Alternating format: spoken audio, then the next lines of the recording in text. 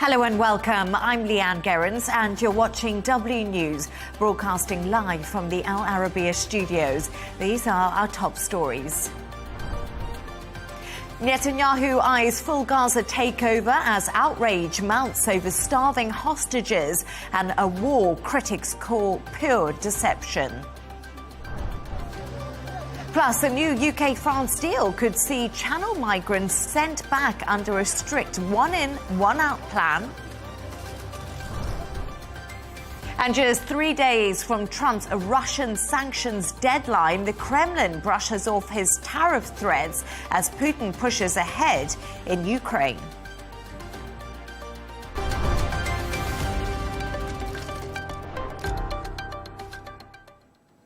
Israeli media says Prime Minister Benjamin Netanyahu has decided to fully occupy Gaza and is calling on his security cabinet to convene for approval. Critics at home are accusing him of dragging out the war for personal survival, with former Prime Minister Ehud Barak calling it a war of deception. Meanwhile, aid groups warn conditions in Gaza are dire and families of captives are slamming Netanyahu for rejecting a potential ceasefire deal. For more on this, I'm joined by former Palestinian Minister, Dr. Hassan Al-Khatib. Thank you so much for joining us, Doctor. Israel always said its aim is to destroy Hamas and remove them from power. Is full occupation of the Strip the only option for Israel to guarantee its security and its safety? Well, I thought that Gaza has been already under Israeli military control for a while, isn't it? In fact, Israel militarily is occupying most of Gaza. Probably they are intending to complete this occupation and control and make it permanent. And I expect that this is what they are planning to do, specifically because they don't have an alternative and because they have a political crisis in Israel. They failed in achieving their declared objectives, and therefore they are intending to double the pressure on Gaza, hoping that this might solve their problems not only in Gaza, but also within the Israeli political system that is facing a lot of growing content and opposition in Israel. I also believe that Israel is doomed in this regard because any retreat or withdrawal from Gaza will bring back the situations in Gaza into the October 7th situation, which is something Israel cannot afford to do. So Israel is in front of two options. Either they continue and complete their control, i.e. occupation over Gaza, or otherwise things will go back into pre-7 of October situations, and this is something Israel cannot afford. Doctor, in a letter to President Trump, 600 retired Israeli security officials said it is our professional judgment that Hamas no longer poses a strategic threat to Israel. Do you believe that this statement is accurate, or is there growing ideology, Hamas ideology, when we look at Gaza and Israel's war with Gaza? Hamas is not the real problem for Israel in Gaza. It is the Israeli occupation that is bringing about all kind of resistance to that occupation. This time it's called Hamas. Tomorrow it might be called something else. Yesterday it was called another thing. So this is only a way to deceive the public opinion. The essence of the problem is the continued Israeli occupation to the West Bank and Gaza. And as long as this occupation continues, there will be this form of the resistance or that. So without looking into the political reasons of this conflict, there can be no security solution to it. It's clear that there are deep divisions inside Israel and the country's military leadership who don't think full occupation of Gaza or Palestine is a good idea. What will this mean for Benjamin Netanyahu's position in power? You already mentioned it to me at the beginning of the interview, that there is a form of fragility as he tries to hang on to the position of Prime Minister within Israel. That's why I said from the beginning that there is a serious political crisis in Israel.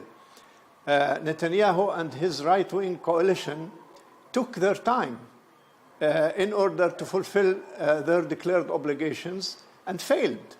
And that's why there has been a growing opposition in Israel, a growing protests in Israel against this government.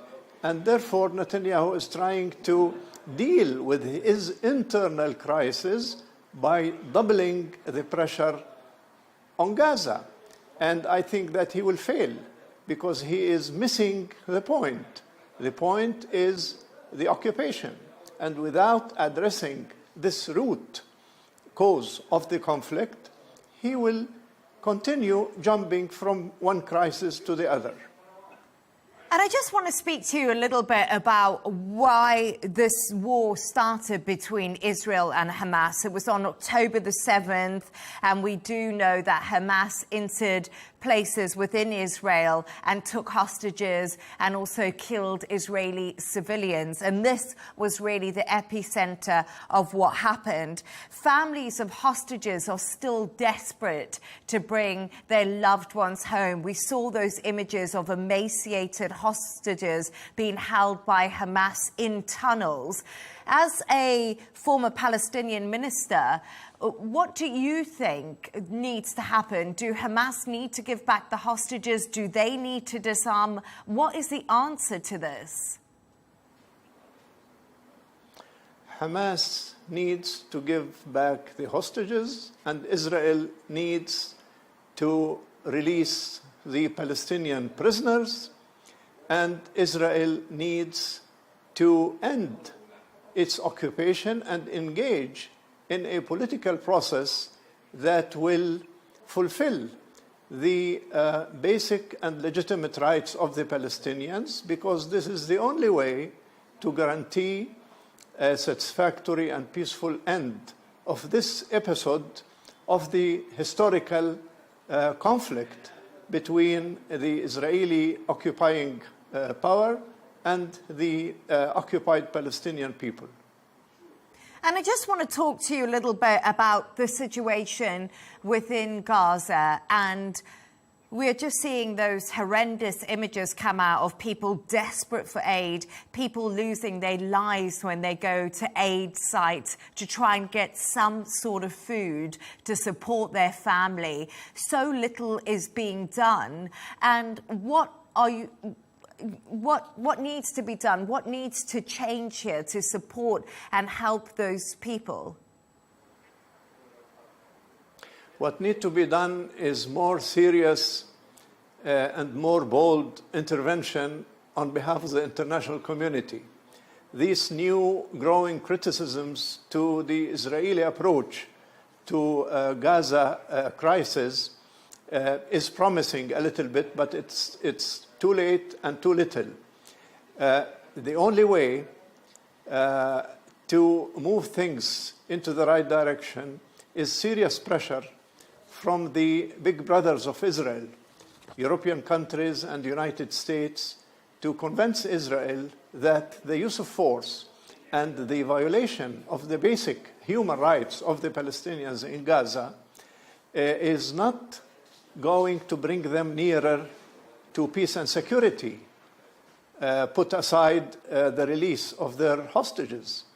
The way to achieve the declared Israeli objectives of peace and security and release of hostages is to respect the basic rights of the Palestinians, is to end this genocide process that has been going on for 2 years and try to engage in a political process that can promise the end of the Israeli illegal occupation, because this is the shortcut to achieving the declared Israeli objectives of peace and security.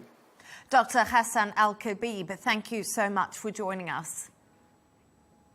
For more on this, I'm joined from Berlin by Ruby Hen, father of an Israeli hostage. Ruby, thank you so much for joining us this evening. Your son Itai was a 19-year-old American serving with Israeli forces on the Gaza border when he went missing on October the 7th. It's now been 669 days since you last saw him. Can you share what those days have been like for you, and how have you been coping? Well, first, thanks for having me. We are here in Berlin because Itai is also a German citizen. The feeling of myself and my wife, it feels like we have been beamed up to a suspended alternative universe where we see and feel things differently and are not part of the normal course of daily activities, as all of our time is dedicated to bringing our son back home.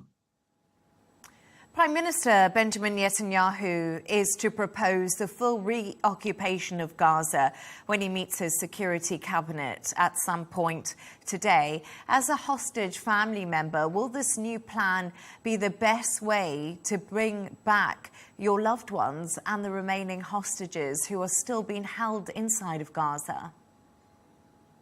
So, we are family members. Some people would even say that we are collateral damage of a bigger issue.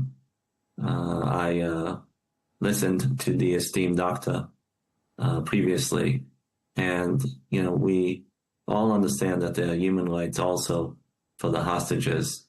But just to say, we are all children of God. We all walk this planet together, and I don't think that there should be competition on pain. We are all suffering, including the Palestinian people in Gaza that have been used as human shields from a terrorist organization that are using them and see benefit even by seeing the suffering and the starvation. Because there is food in Gaza. It just doesn't get to who it needs to get to. And we have to say that we are a bit surprised, at least my family. We met Mr. Steve Witkoff on Saturday that shared with us that his plan is based on two components: ceasefire and getting all the hostages out in one shot. And yesterday we had the Prime Minister saying what his plan is. So I have to say it is a bit confusing because we understood that the United States and Israel are on the same page. So we are also waiting to understand if the Prime Minister is just using the media, or if there's substance behind those statements. And your meeting with Steve Witkoff that you said that you had, how supportive has Steve Witkoff and the US Republican Party been for you during this, as you say, collateral damage that you've had to deal with? So I have to say, we as US citizens have always kept this a bipartisan issue and never wanted to get into politics. With the previous administration, we had a very unique relationship where we also met Mr. Jake Sullivan, former National Security Advisor, more than 20 times. And when this administration changed, we also were able to build a very positive relationship with them. I think Mr. Steve Witkoff on Saturday spending almost 3 hours of his time is, we need to admire the fact that he did that, and he answered almost all the questions that the families had. And you feel that he feels a part of our family, as he also lost a child in his past. And we see the dedication from the President of the United States to Mr. Steve Witkoff that spends a lot of time on this. and having the support of the United States to put an end to this. But I do agree with the esteemed doctor, and I also believe that we need to see the international community intervene here, as it has taken 22 months, and it does not seem that we have the horizon for the last hostage coming out, as well as the humanitarian aid and the rehabilitation of Gaza. And I would call the international community, both in the EU and the United States, to be more involved, bring the parties together to a summit that basically says nobody leaves until we have a deal done and we end this conflict that has been going on for too long. And as you said to me earlier, Steve Witkoff had a very different conversation about their future plan when it comes to getting the hostages out and when it comes to Gaza. I just want to know what your message is right now to hostage families, people of loved ones, and the US and Israeli government about what should happen next and what you hope the future will hold. So we have 50 hostages, male and female, that have been in this fight and this journey for too long. And we just need to find a way to end this, the suffering of the people, of the hostages, as well as the people that are there in Gaza. That I also believe, there's hunger in Gaza. I don't think anyone could dispute that. But what we do know is that also the hostages have been dealt very inhumane. The International Red Cross have not been provided any access to the hostages, not provide any type of medical attention. I have no acknowledgement from Hamas to this day about the fact that is he in their possession, and B, what his physical status is. And I hope that you agree with me, and I'm sure all the viewers would say that is the lowest type of psychological terrorism that any parent can endure. And that should be unacceptable by the international community. And the fact that Hamas, are able to get by with that, I think is unacceptable. And I would just finish by saying that the Palestinian Authority legally is the representative of all the Palestinian people, including Hamas. So I would also argue and say that also the Palestinian Authority has that responsibility as well to take the. Ruby Shen, I am sorry, we appear to have lost your line there, but I just wanted to say thank you so much for joining us. That was Ruby Shen. I'm not sure if you can hear me. I do apologize. We did lose connection, but once again, thank you so much for speaking to us this evening.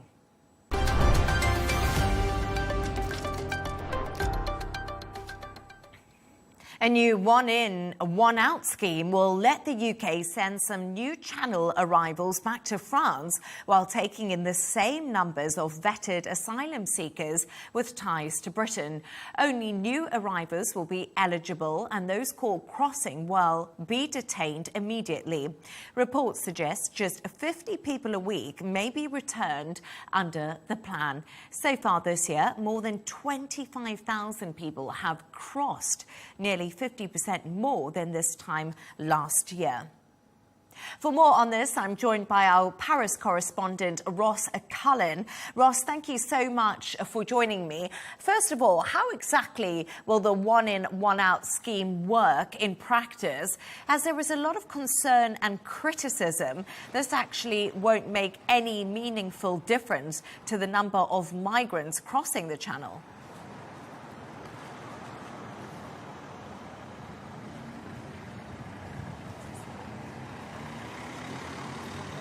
Yeah, that's certainly what the leader of the British Conservative Party has been saying, that it won't work in practice, won't make any meaningful impact on the issue. But we have heard also from the British Interior Minister today. She's been speaking, Yvette Cooper, saying that we don't have a fixed final number on how many people will be sent back to France and how many people will be accepted into the UK immigration system, saying that she doesn't want to give operational information to criminal gangs. But certainly the way it will work is that if there is a legal asylum seeker here in France who passes UK eligibility checks and security checks, has a legal right to travel to the UK and hasn't previously attempted one of the most dangerous maritime crossings in the world, attempts to traverse the English Channel, then they might be allowed into the UK to continue to process that claim. That's the one in. And then the one out would be that any undocumented migrants who make the crossing of the Channel, successfully reach British shores, would then be sent back to France, and France would accept those people back here. The situation is deadly. There have been at least 18 deaths already this year, more than 200 since 2018, of people trying to cross the Channel in what are often very poorly equipped dinghies with engines or engines that don't work, overcrowded, not enough life jackets in some of the busiest shipping routes in the world, very cold water as well, very strong currents, but people are determined to try to leave northern France and reach the southern UK. So, Ross, I know the UK and France are trialling this one-in, one-out scheme at the moment. It seems to be the first time they've ever done it. How successful is this partnership between the UK and France, and what are the finances involved?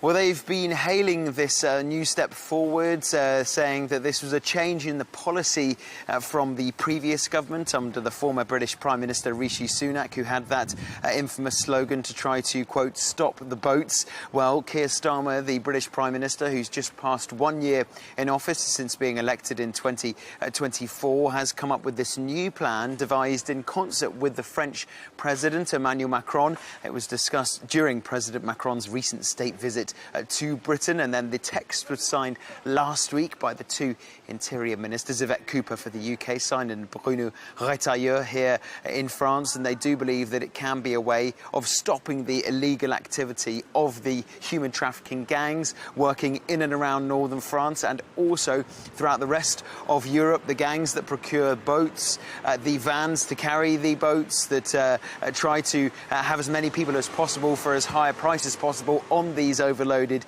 dinghies. Both sides would like to stop that. There has been an increased enforcement. The UK is paying hundreds of millions of pounds to France for France to step up and increase police patrols on the beaches in and around the Channel coasts of that part of France, not far from the port city of Calais. There are expectations this will make a difference. That's certainly what the UK and France government hopes, but we will have to see in practice as this policy is implemented if it can make any indentation on the numbers.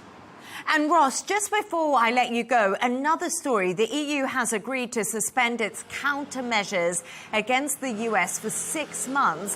What's behind the timing of this move, and how solid is the broader trade agreement between Brussels and Washington, as we do know about Donald Trump and his tariff plans?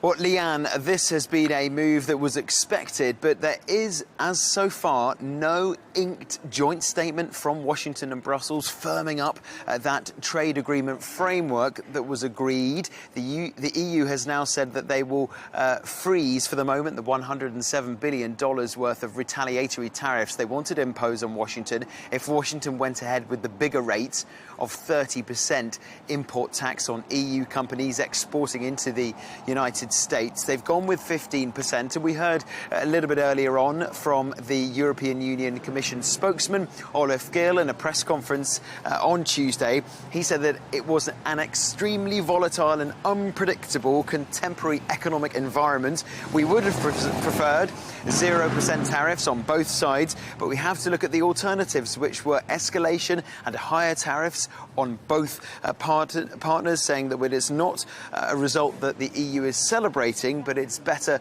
than it could have been. So we do have that baseline tariff rate, 15% on EU goods going to the United States, but the EU is still hoping for some tariff exemptions on certain products. Leigh Ann? Ross Cullen in Paris, thank you so much for joining us.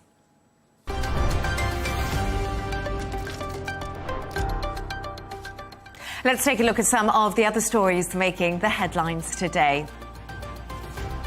A 21-year-old man has been charged with the murder of a Saudi student in Cambridge in what police described as an unprovoked stabbing. The victim, 20-year-old Mohammed Al-Ghamizm, was on a 10-week study placement in the city when he was attacked while walking to his dormitory. A second man, aged 50, has been arrested on suspicion of assisting an offender. Authorities in Mexico's Guanajuato state say 32 bodies have been recovered from secret graves, with nearly half already identified. The region has seen relentless cartel violence as the Jalisco New Generation cartel fights the local Santa Rosa de Lima gang.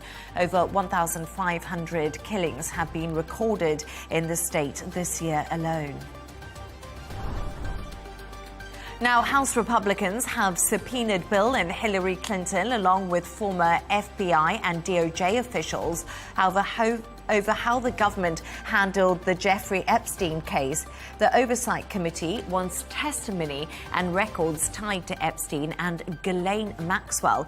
It comes after a DOJ memo denied any Epstein client list and confirmed his death was a suicide.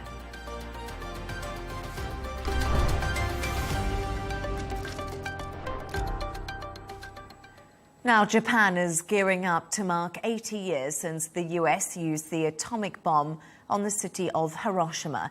It was the first time that a nuclear weapon was used against a civilian population. Those marking the anniversary of the tragedy are warning, do not forget the lessons of the past. Camille Nedelec has the story. Death dealt out on an industrial scale. That's the heavy legacy of Hiroshima. It's horrible to see all those people were bombed and hear all those stories, and we have to do something about it.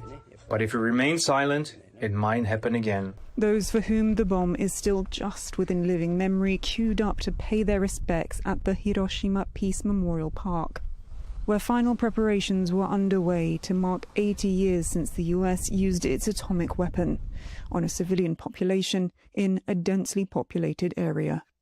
Around 140,000 people died as a result.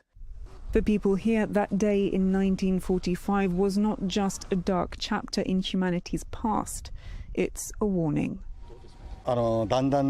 It feels more and more like history is repeating itself. Terrible things are happening in Europe. It looks like it could escalate. I've got grandchildren, and I want peace so that they can live their lives happily. But while the country is gearing up for its day of commemorations, Rebon Kayo has been carrying out his own years-long remembrance. Around 10,000 victims were brought to Ninoshima, an island a few kilometers away from where the bomb was dropped. Cremations could not keep up with the number of dead. They were buried in mass graves. I was told there were transport ships. Boats piled with bodies came to the shore here. Then the soldiers dug a hole and buried them here, one after the other. Kayo visits several times a year, painstakingly going through the dirt, picking out fragments of bone. The bones in here, they haven't been treated humanely for 80 years. It'll be 80 years this year. They've been buried in the earth like they're objects. Normally when humans die, we're buried respectfully somewhere, like at a temple or a church. He says his work is a way of ensuring victims of the blast are not forgotten. Victims like Harune Kitano's mother and grandfather. She was a little girl at the time and still remembers the moment of the explosion. First, there was a flash of light, then a little after that was the boom. Everyone said, "It's an air raid, it's an air raid," and went into the school building. Japan is still the only country in the world to have suffered an atomic attack and has gone on to lead global efforts on disarmament and non-proliferation in the hopes of ensuring that never again truly does mean never. Camille Nedelec and Arabiya English.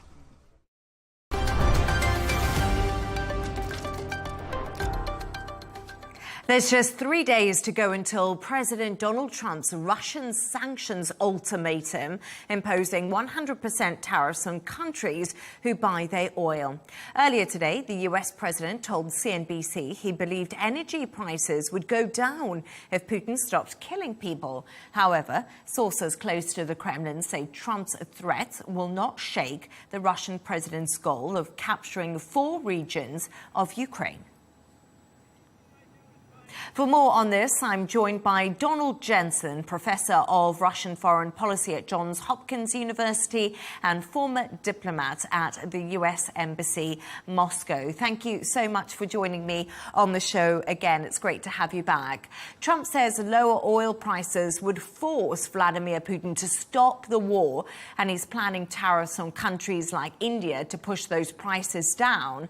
How realistic is it that oil prices alone could really change Putin's actions in Ukraine?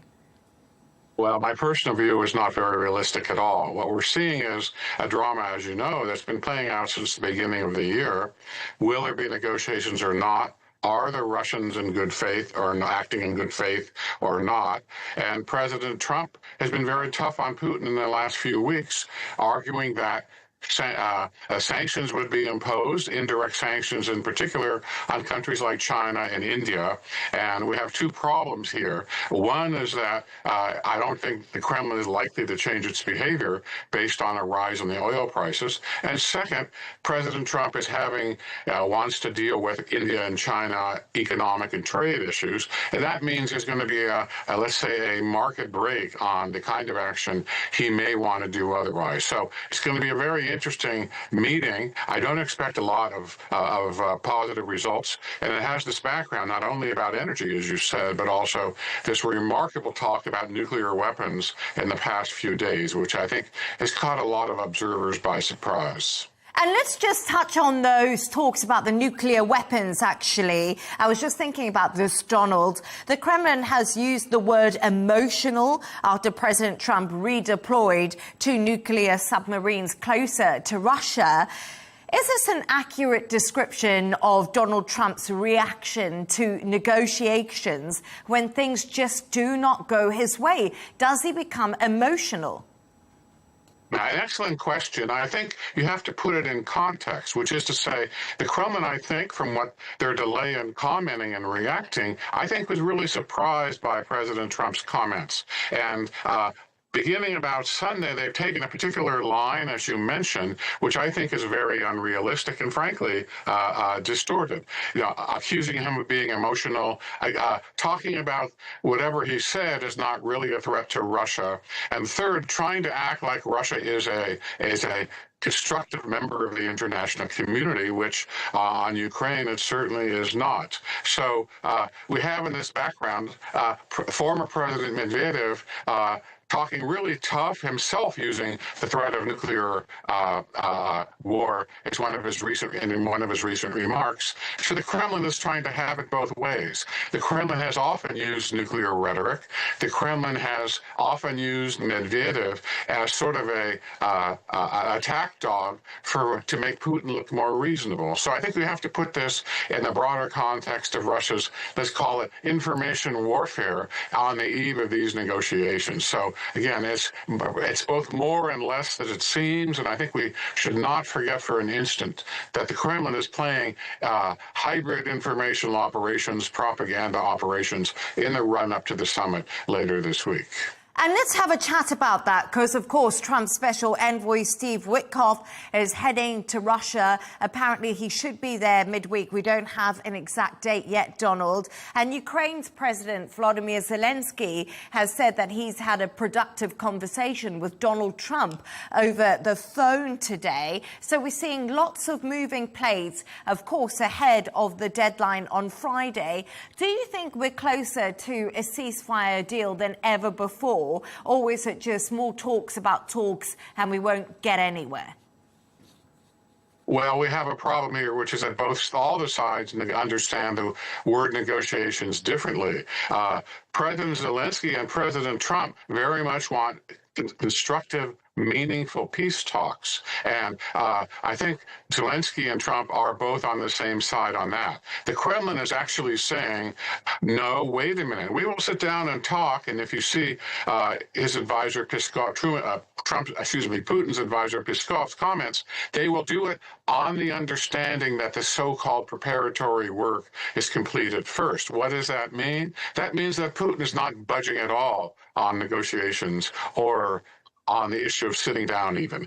Putin wants what he's wanted from the beginning of the war, which is to say the dominance in Ukraine. And he's looking reasonable. He's trying to talk about, well, maybe we'll sit down and talk as a way to make himself and the Russian position more moderate, which it most certainly is not. And I think that realization, that's just my opinion, that realization in the White House, in Washington, has really caused the apparent shift in the White House position on Zelensky and on Moscow in recent weeks. President Trump knows that this is to some extent a propaganda ploy by the Kremlin. He doesn't want to get caught into it. You saw yesterday he talked about these guys in Russia are wily. And both President and Zelensky and President Trump want negotiations to go someplace, which is to end the war and get a peaceful settlement.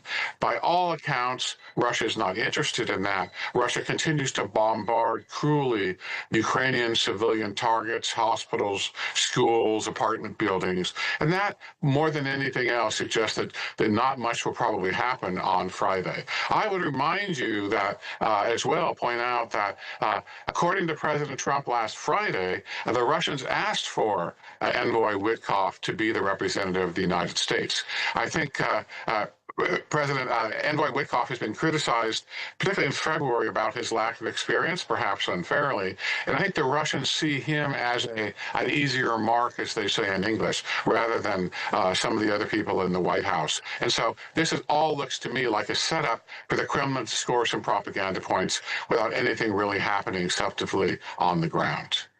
Donald Jensen, it's always a pleasure to have your insights and analysis. Thank you for joining us.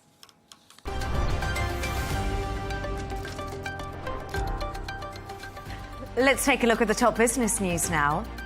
British energy giant BP says it has made its largest oil and gas discovery in 25 years at a deep water site in Brazil. The development comes as the firm shifts its focus away from renewable energy and back to fossil fuels.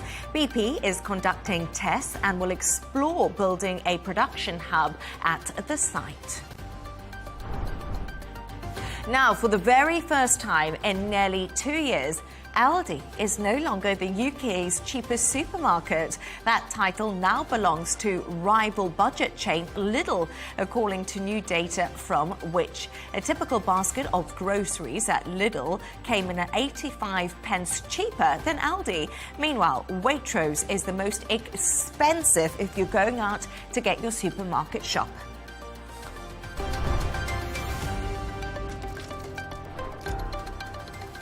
A reminder of our top stories. Netanyahu eyes full Gaza takeover as outrage mounts over starving hostages, and a war critics call pure deception. Plus, a new UK-France deal could see Channel migrants sent back under a strict one-in, one-out plan. And just 3 days from Trump's Russian sanctions deadline, the Kremlin brushes off his tariff threats as Putin pushes ahead in Ukraine. And that's all from us on W News. Don't forget to subscribe to our YouTube channel and, of course, follow us on X. Counterpoints with Melinda Nucifora is coming up next. Plus, we'll be back in a couple of hours with W News Extra. Goodbye and thank you for joining us.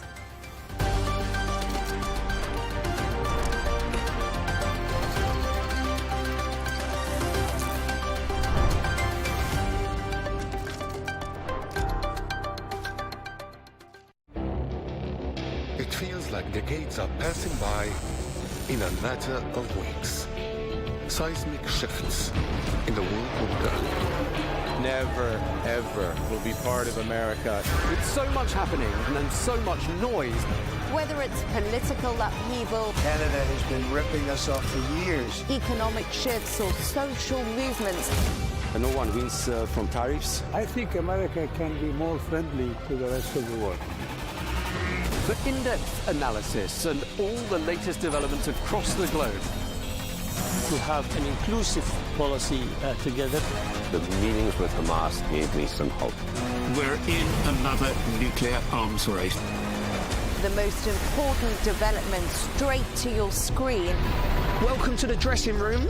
I'm on my own. I need backup. And an insightful look at the issues shaping our world today. It was not going to happen, that war, and it happened. Join us on Arabiya News, where the world talks.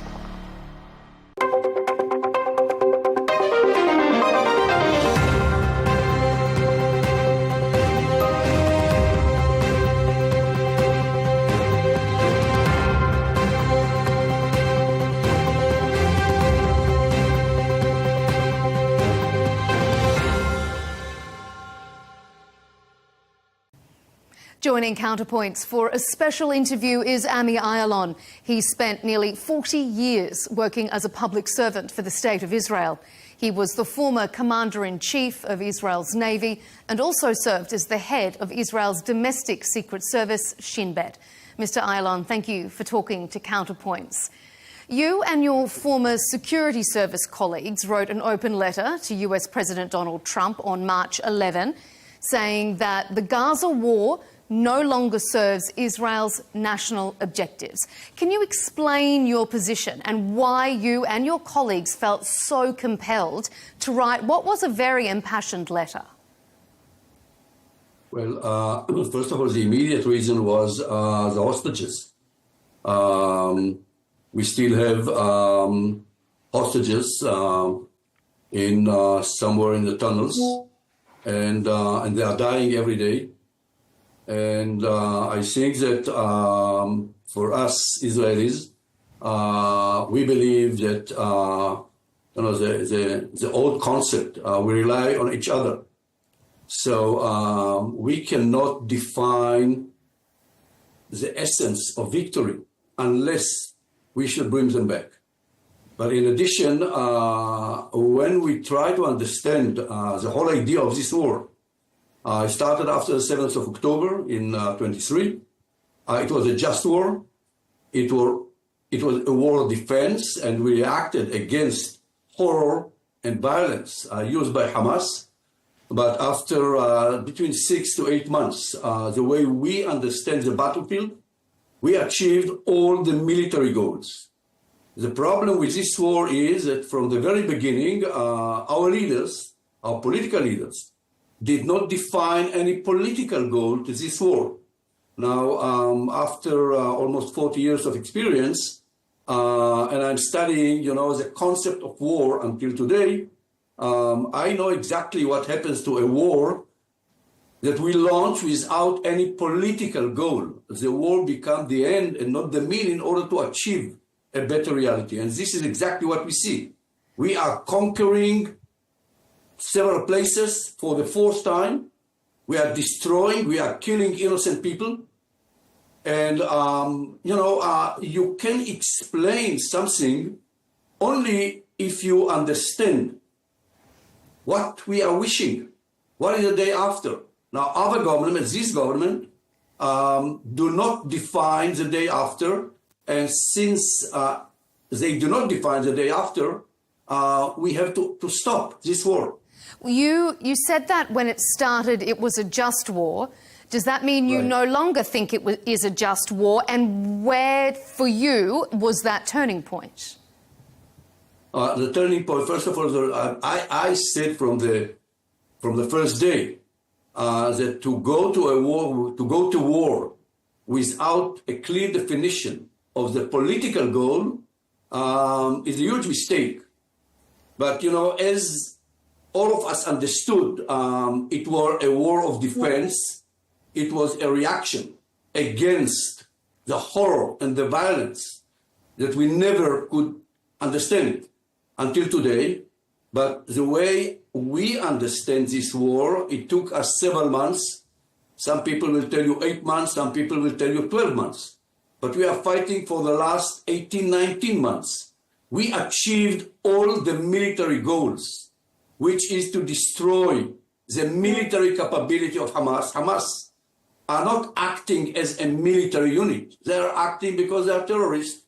But there is no way to eliminate all Hamas activists. We have to understand what we are facing is a very, very violent ideology. So do you believe then that effectively... we shall kill? Sorry? Do you believe effectively then that Hamas has been defeated in Gaza? From the military point of view, yes. We can measure it. And they do not act as an organization.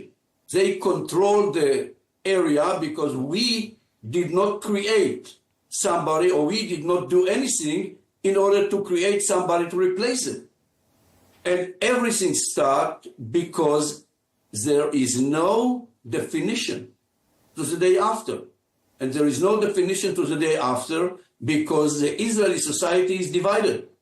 Because in order to decide on the day after, some people in this government will tell you, unless we shall occupy Gaza and we shall build settlements in Gaza, we do not have the right to end this war.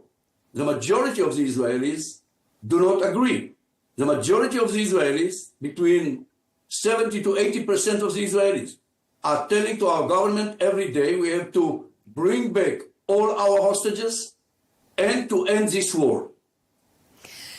You mentioned there the day after. There was no plan for the day after. You are a career military man. You've worked under 3 different prime ministers, I believe. Have you ever worked under a commander-in-chief, so to speak, who went into a conflict without a day after plan? Yes, unfortunately, it happened exactly during the first Intifada and the second Intifada. Many people in Israel will tell you that we are still fighting the 6-day war.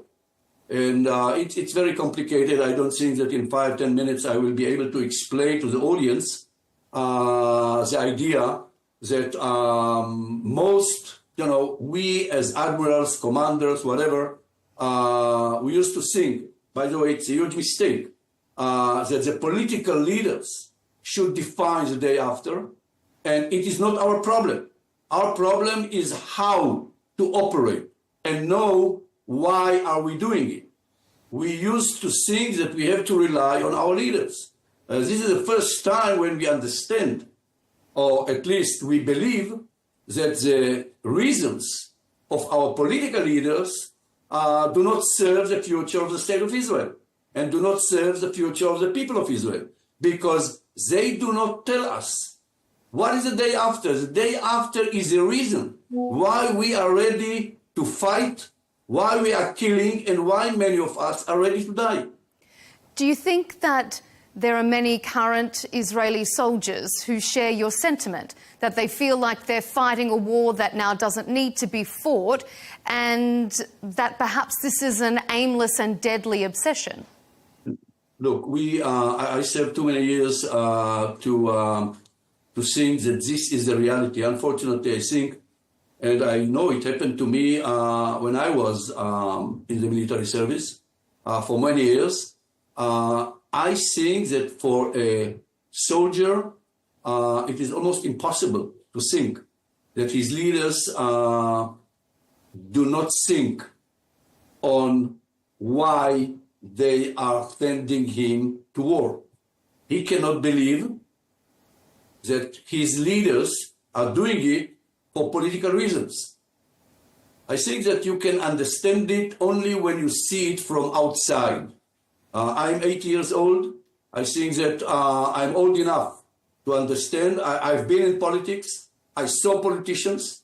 It happened not only in Israel. I think that politicians are sometimes sacrificing the future of the state in order to make sure that they will stay in power. Do you think then that there are going to be some very disappointed and very disillusioned soldiers when they do come out of this and they do get some perspective?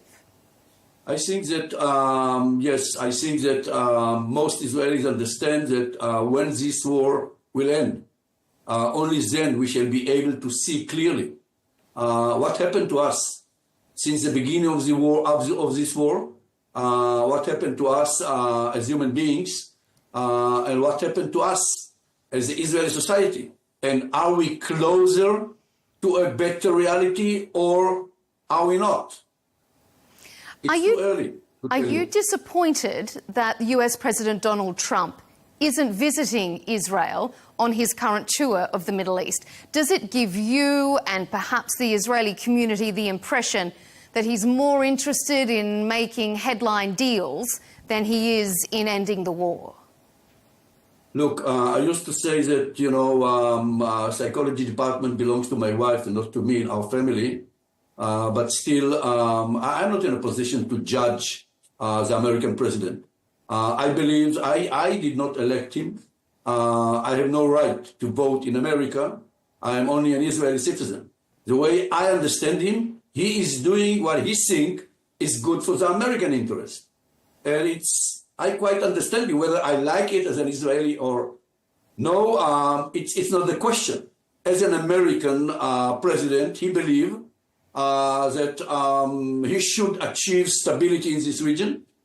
I think that the only to do it is to fly to Saudi Arabia and to try to persuade Saudis to go forward and to try to achieve a nuclear deal with Iran instead of going into a new war.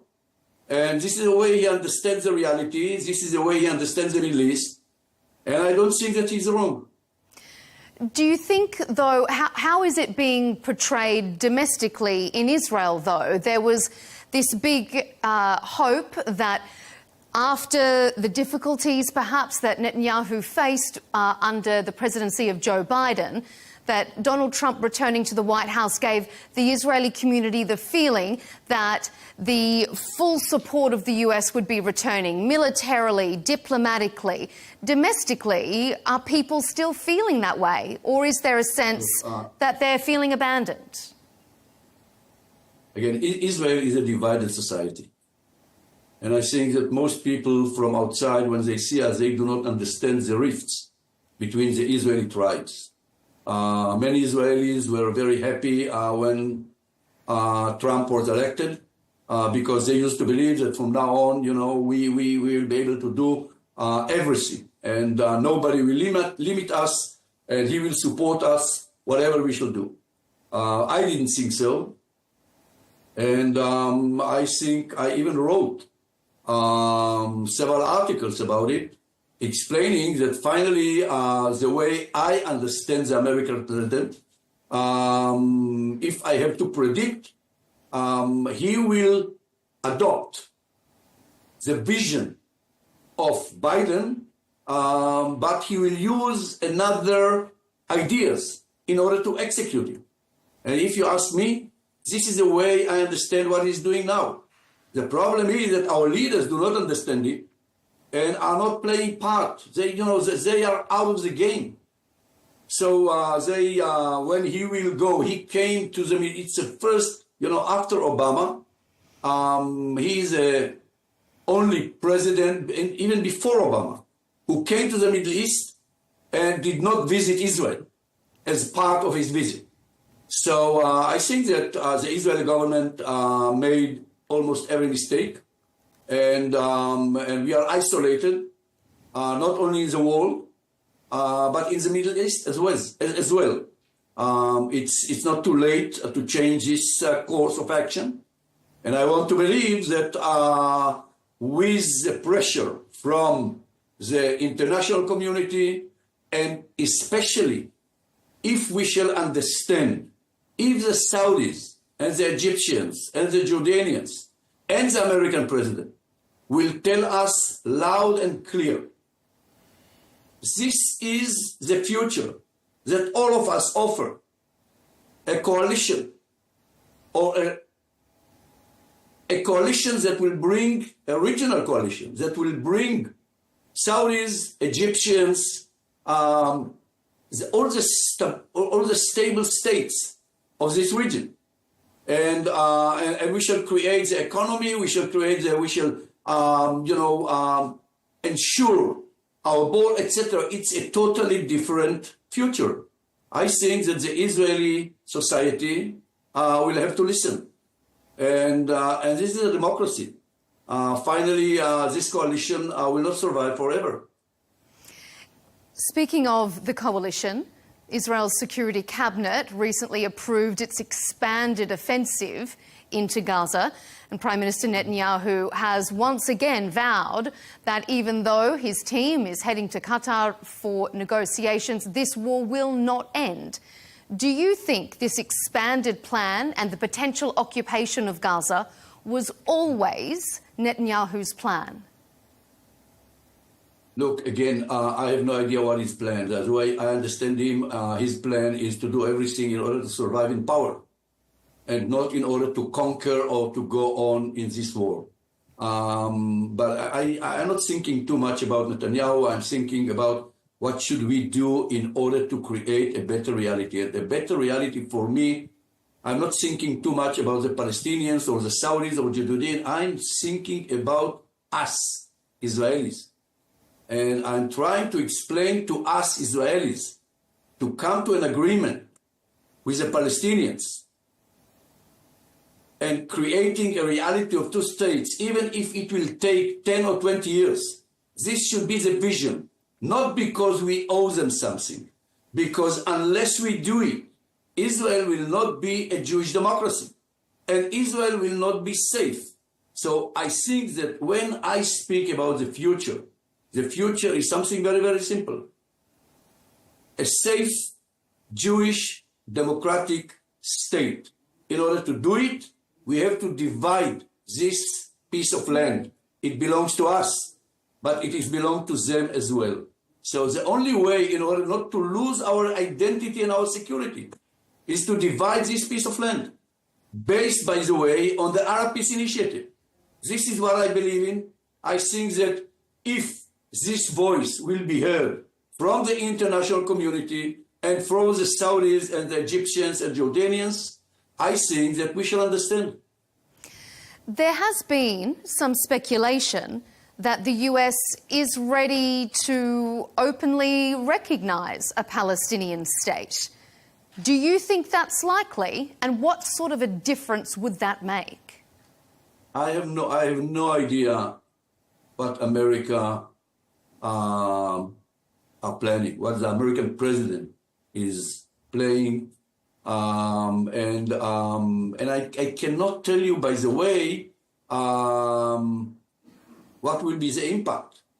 Would that sort of leadership, though, from the US create more momentum? Look, I remember that when he was elected for the first time, he said, I have no idea, both sides will have to decide. When he ended, after achieving a great achievement, the Abraham Accord, he came with the Abraham Accord. We tend to forget that was achieved only in order to stop annexation. Now, what happened, we achieved peace with the Emirates, but we did not stop the annexation. So I think that when he left, when he finished his first term, he spoke about two states. Whether it was exactly the way Palestinians or we saw it, when he decided that the Jerusalem is the Israeli capital, the Jewish capital, I said, if in addition he could say that if and when we shall achieve peace with the Palestinians, they will have the Arab neighborhoods of East Jerusalem as the Palestinian capital. So, but he didn't do it. I think that today he understands that without discussing the Palestinian conflict on the table, Palestinians exist not because we love it or not. It is a real factor in the Middle East. And we have to understand, if we want to create stability in the Middle East, this is what we have to do. We have to sit and to negotiate on a future that will give a political horizon to us and to the Palestinians. If there is a situation, your letter that you wrote criticised the occupation of the West Bank as exacerbating the situation. If there is occupation in Gaza as well, in a security setting, do you think there will ever be any end to the infighting? I don't think so. I think that we, by the Middle East, but especially us, we are facing a T-junction. There are only two exits. One is to ignite a process, to create normalization and this regional coalition on the condition that we shall ignite a process of the negotiations with the Palestinians on a future reality of two states based on the Arab Peace Initiative. The other exit is that we shall not do it, and I think that this war will not end.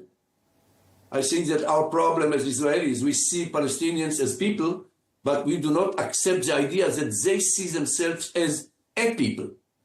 And many of them in the West Bank are fighting not in order to bring bread to their children, but in order to achieve freedom and end of occupation. So I think that the other exit will bring us more violence and never-ending war.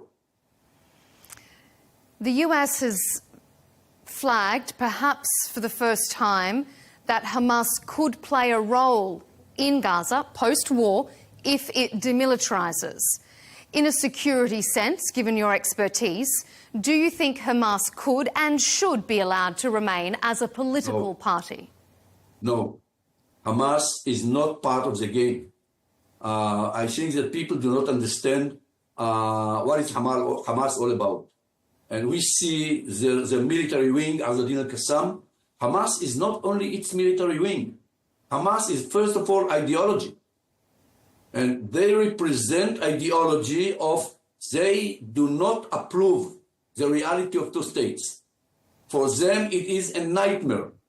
And they are fighting in order to create a reality of a Palestinian state, a Muslim Palestinian state, ruled by Sharia from the Jordan to the sea. By the way, most Palestinians do not agree. Most Palestinians are supporting Hamas not because they accept Sharia as a constitution, only because they see Hamas as the only organization who fight to end the occupation, which is probably, this is the way they understand the reality. I don't blame them. But for me, Hamas should be eliminated from all its military capabilities. Later, if they want to play a role as a political party, I cannot dictate to the Palestinians what they should do. But as a military organization, no way. Before we wrap up, I just want to ask, do you think Israel's actions in Gaza since the October 7 attack could happen again in the future? Sorry, what I'm asking is, do you think Israel's actions have made their community more or less safe? They may have dismantled the bulk of Hamas's military, but have they galvanized an ideology against Israel? Both. If you ask about the present security, Israel is much more secure than Israel was on the 7th of October. But we should not measure, our achievements by trying to seize the present. If we shall not change the course of our actions, our policy, we shall face more violence and more horror. and we shall create more enemies. I used to, when I speak about it with Israeli youngsters, I tell them, look, Hamas is first of all an ideology. We cannot eliminate, we cannot destroy ideology with the use of military power. The only way to destroy Hamas is to present a better ideology, because this will be the only way for all of us to believe in a better future. Unless we do it, if we shall go on killing all Hamas activists, on the day after, 2 children that we killed their parents will do everything in order to achieve a knife and to do everything in order to kill an Israeli. So this is not a better reality for us. Although we had all the military achievement that we can achieve, military power cannot achieve victory in this type of war. And just finally, if you put yourself in the position of those 2 Palestinian children, can you understand why they might pick up that knife and try and enact revenge? If I understand, yes, I understand. I do not approve it. I think that we, as much as the Palestinians, we have to understand not all the Palestinians are Hamas, and they have to understand not all the Israelis are Smotrich and Ben Gvir and the extreme right. So unless today this is the opposite. Most Palestinians believe that all of us support the Israeli government, and most Israelis believe that all the Palestinians support Hamas, which is totally wrong. And we will be able to see it only if we should present a better political horizon for both people. This is exactly what happened to us when Sadat came to visit Israel, and he spoke to us. He recognized us. This is the only way to change immediately, by the way we understand the reality around us. We Israelis, we do not believe that we have friends. We do not believe that people accept us as a legitimate state in the Middle East. Although in 2002 in Beirut, the Arab League accepted us. Israelis do not understand and do not read what is written in the Arab League peace plan. It has been a very interesting conversation. I really appreciate your insight. Ami Ayalon, former Shin Bet head in Israel. We appreciate your time here on Counterpoints. Thank you very much.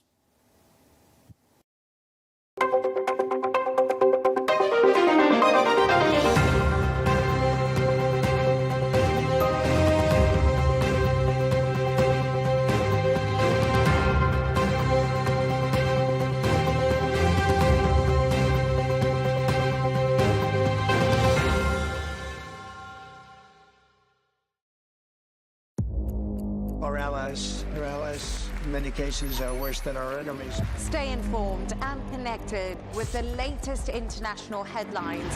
There obviously is a risk.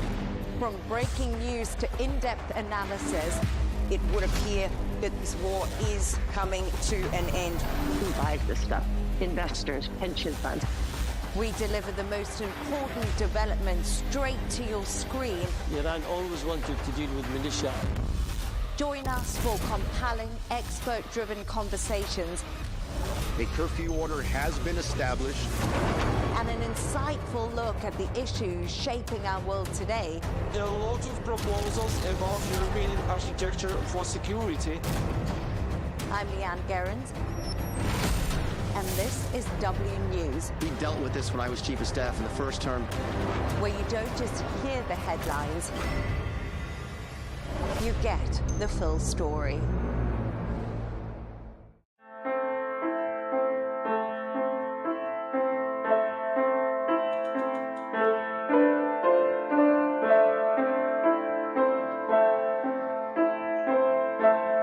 I wish reality were as easy as talking.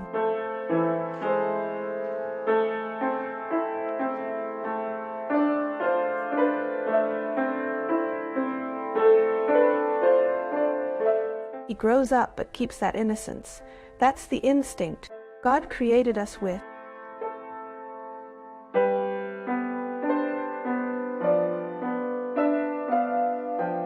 Mahmoud's dream is to become a pianist. Is speech the only way to express thoughts and feelings? Descartes, the father of modern philosophy, said, "I think, therefore I am." He didn't say, "I speak, therefore I am." There are many means of communication around us: drawing, music, singing, writing, sports. Even eyes have a language. Each one of us is different. We share many things and differ in many others. The same applies to autistic people who can be similar or different. Since medicine discovered autism 8 decades ago, half of people around us still see it as a mystery. And such people do not try to know anything about autism. Even scientists disagree over it. Some see it as a psychological or neurological disorder, while others consider it a genetic biological problem. Why don't we know a lot about autism? Today, we try to reach them. We are not looking for a cause, a doctor, or a cure. This will be a special mission in which we go to them to find out their thoughts and feelings. Do they live in the moment only? Or do they dream and wish? Do they understand adolescence? What is lying? Or politeness to them? Do they know they are different? We thought it would be enough to get answers even to some of those questions. It's impossible to reach everyone, but it led us to a few of them. A young man living in his 20s, and in his story, a message for every human.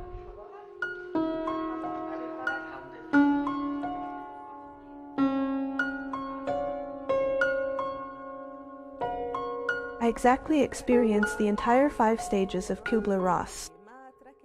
I experienced every single stage.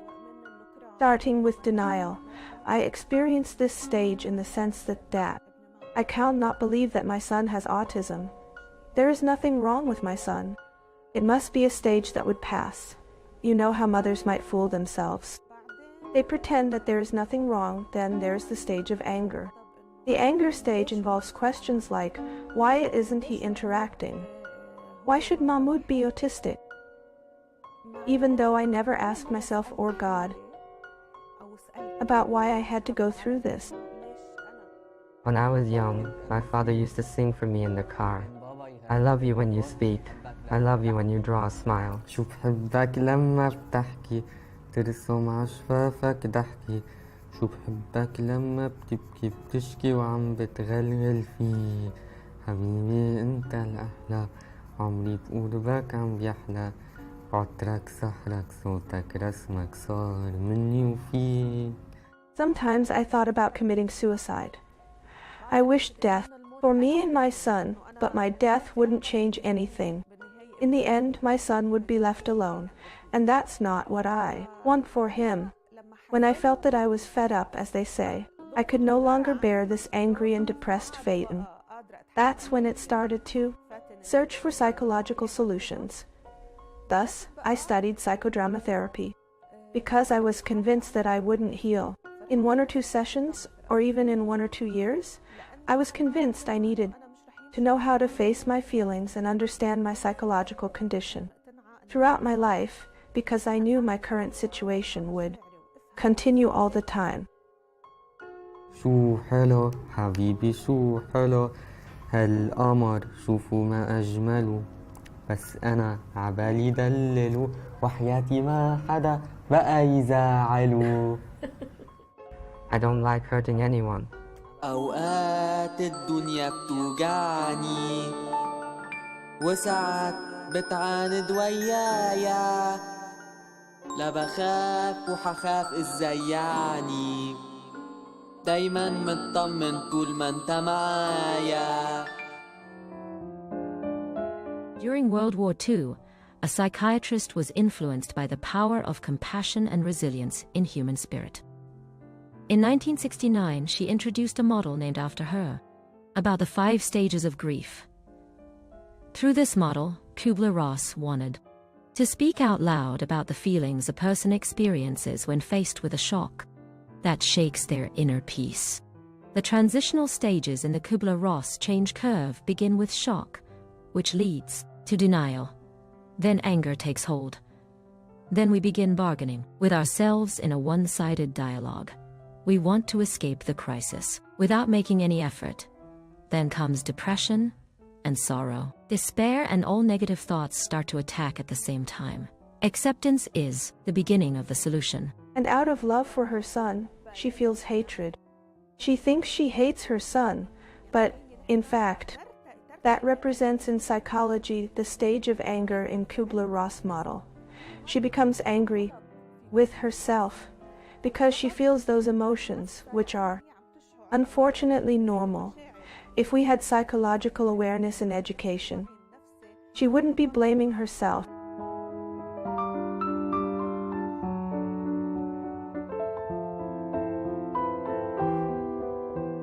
Once I reached the stage of acceptance, he started to show results that I had been waiting for years of effort. He started to show me those results. I reached a state of acceptance that it's over. I accepted him however he is, whatever progress he makes or doesn't make. That's it. This is my son, and I want to love him just the way he is. And that is the golden key. I accepted Mahmoud as he is, like any mother who wanted him to lean on her. But what happened was the opposite. Fatin's dreams of Mahmoud graduating from university with a postgraduate degree did not come true. Mahmoud opened a door to his world for her, and he amazed her and made her forget the routine life and the struggle, competition, and racing against time in everything. I used to be afraid that something might happen to me. And how would Mahmoud eat? He doesn't know how to say, "I want to eat." He wouldn't say, "I'm thirsty. I have to bring him water." But what worries me is his perseverance. Mahmoud has overcome it, thankfully. Thank God, you could say. Do you consider that the great achievement was by Mahmoud or Fatin? It was definitely by Mahmoud. We honor mothers in our society, and we see the efforts made. But, unfortunately, we don't understand the value of that effort because they struggle just like we do. They struggle with themselves. It's not something easy for them from the start. It's not easy for them because we are breaking their nature. In fact, I'll tell you more. We are distorting them. We are distorting their nature so that they become like us.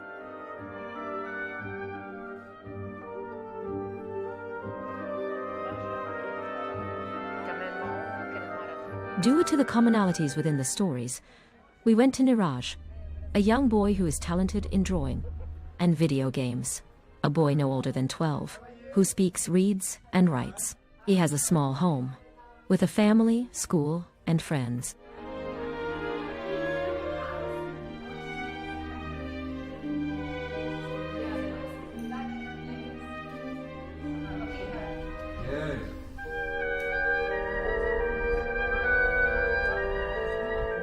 At this time, I don't know nothing about the autism, so I was just thinking why he don't talk. Why he don't talk? Because he was speaking, he's eating good, sleeping good. I think when I call him, he don't come. I say, Niraj, he don't look at us, don't come. So one day, when he was 3 years old, with nothing, no speak, he just making sounds like. At this time, I don't know nothing about autism. I know autism only. I know some children with development problem have autism. So when I come back home and I went to the internet, this is something wrong. You never have to go to the internet to check and solve your problem. Oh my God, what only bad things about autism only. But there I see a picture of my son.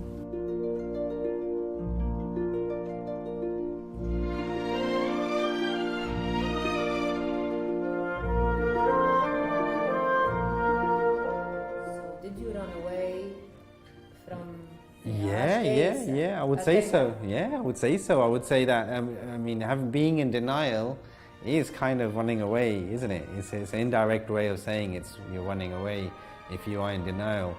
You know, maybe you're in denial because subconsciously you know it's true, but maybe you're in denial because maybe you don't know what to do, so you panic, and it's definitely Artemia is what woke me up. Kind of she would bring me back down to earth, saying, this is not going to go away. He's not going to snap out of it. It's not something that there's no medicine that we can just give him and he's going to be okay. And then I would see what she's doing, and that's then that was like kind of the inspiration to I want to be part of this journey and help where I can. That's basically how I transitioned from not doing anything into trying to do something. I see myself as a father to Niraj, not as an autistic child, but as a normal child, which gives me an over-sensing comfort. So it's not I should do more with Niraj because he's autistic. It's more I should just do more with him just because he's just another child. So I think now I'm not beating myself up because he's autistic, and I think that's a testament on how far he's come.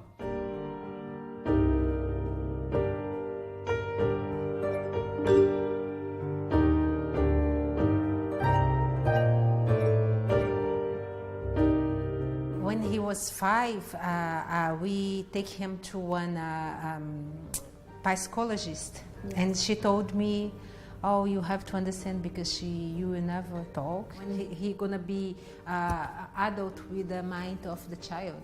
He just told me like this, my son is talking now. If you say that for one mother, you take her hope. Yeah, your hope.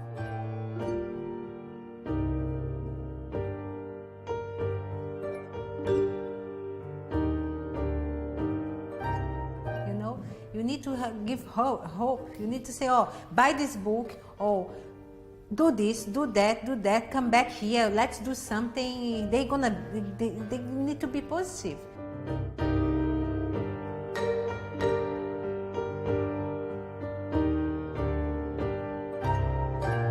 I've never had pets. I'm not a huge pet lover, but I did try, and whenever we take him to the park, try and push him towards the dogs in the park. And yeah, he liked them a lot, and now we have cats, so he's plays with them as much as he wants. I did try to play football with him. He doesn't want to play, so then I just kind of revert back to what he's interested in, and because at the end of the day, that's how you maximize engagement with anyone.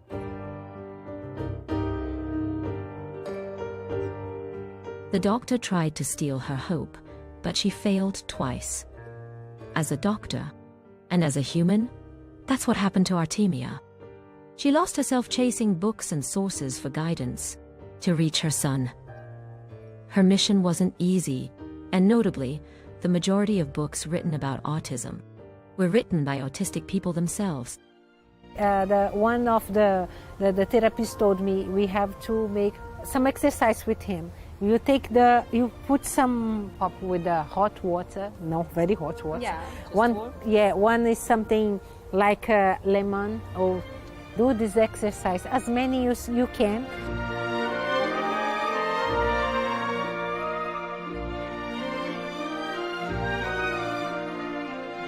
Okay, show me phone. Good work. Show me cooking. Good work, Niraj. Show me jumping. Good work. Coloring pencil. Good work, Niraj. She pulled hope out of pain to get her son to read, write, and draw, and express himself, even participate in competitions with others. They are not in their own world. They are in ours. How did they help Niraj? Oh yeah, definitely. So when we have games that involve, but mainly those kind of group games, is definitely you bring them in, and the kids don't know they're doing it. The kids don't know they're helping. For them, they're just playing. Was very difficult, was very depressed in the beginning. And now I see my son, he can talk, He can ask what he wants. He have good behavior outside. He learning many, many, many things. I like my son like this. I want him like this. I don't want another son. I don't want a perfect Niraj. He's perfect for me. They don't know they are different. We are the ones who create the difference. Many realize this truth. Nahed, the mother who wants to help them reach their fullest potential, to discover their skills without differences and bullying.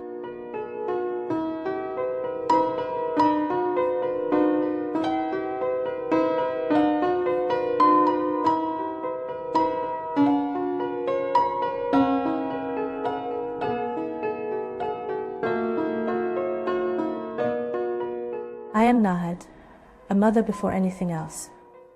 I built this entire place, dreaming of a space where Ahmed could live, where I could watch him grow. My dreams, like any mother, were very big.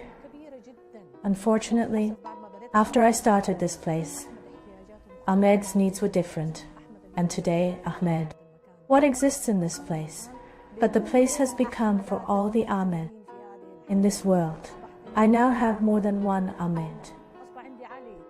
I have Ali, I have Khaled. They call me Mom, and my son does not talk.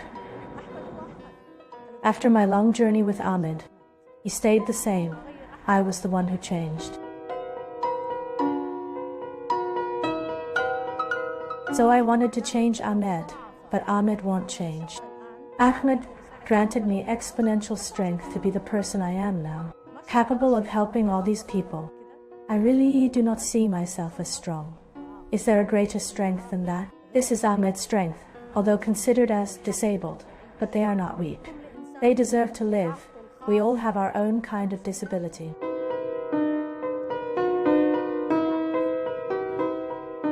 The only thing these children fear is losing their parents. They fear because we have become their safety, not the society. The community as a whole must change so that children feel safe. Then comes competition, and then comes desire to achieve self-worth. Children do not feel safe. Their safety is us. So we must give our children safety before we ask society to give them safety.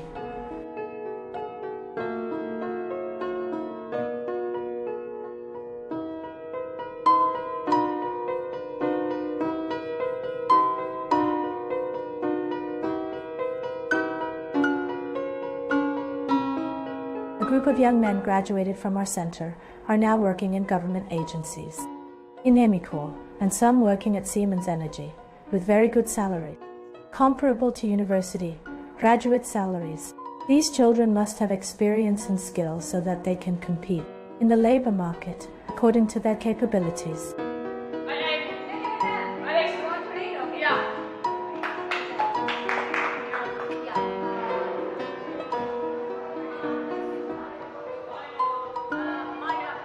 My name is Andrea, and I'm 18 years old.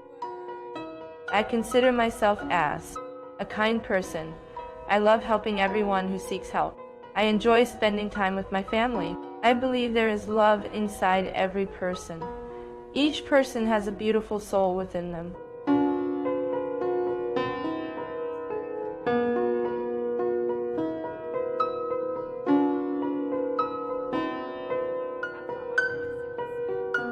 How would you describe Mahmoud? He is a kind person and musically talented. He plays the piano and sings, and he is also handsome. How do you describe Andrea? She is my friend. I love her very much. She plays the piano and the guitar.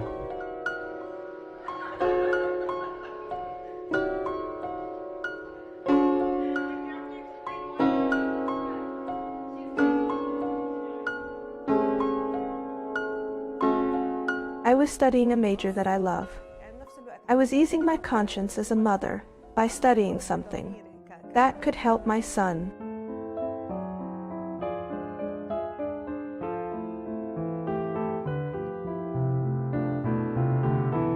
We can manage behavior either with reinforcement or punishment. When we know which reinforcement is best for the child, we can use it to teach the child to ask and express themselves. It is not necessary to express by talking, because many autistic do not speak. So we can use pictures, or we can use an iPad, to be able to communicate with them, and they can communicate with us. This skill is one of the most important things we teach a child. It's one of the foundational skills we begin with for a child. Honestly, the early stages were the hardest for me. I used to repeat sessions that he learned with the specialist every day. I would reapply the speech sessions with him 4 times a day. I used to repeat them on the same day. At the times when I could not do these sessions, I would repeat them through activities I would do with him at home. So when he became responsive, when he was ready, when he became ready to expose him, experiments to find out what does he like, so we tried. 2 experiments and discover what he liked. We began teaching him the field of computer and software, and we tried exposing him to all fields until we discovered that Mahmoud was excellent at playing piano. He can express himself, his anger, his joy through playing the piano.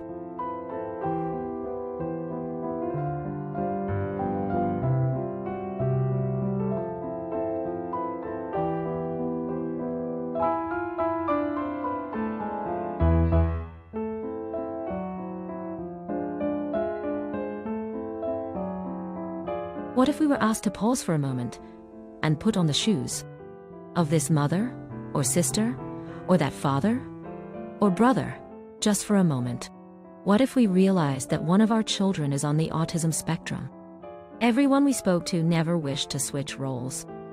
Instead, they asked of those around them or those they encountered on the street or in the store or the cinema or school.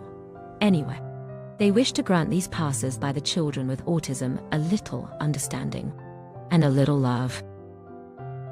It pains me to see him grow up, still with that same innocence and childlike nature. Maybe because I'm afraid for him, afraid of his innocence, the purity of his thinking, his unconditional love for people, and his lack of awareness of the evil in this world. The initial phase is exceptionally challenging, initiating them with their first word, the first letter. It's a very challenging stage. It's one of the most challenging stages. The challenge of adulthood is also affected.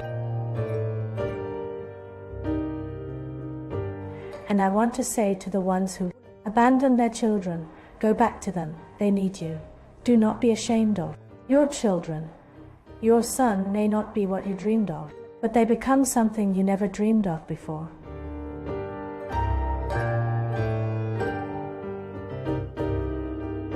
I am really grateful for his presence, no matter what he is.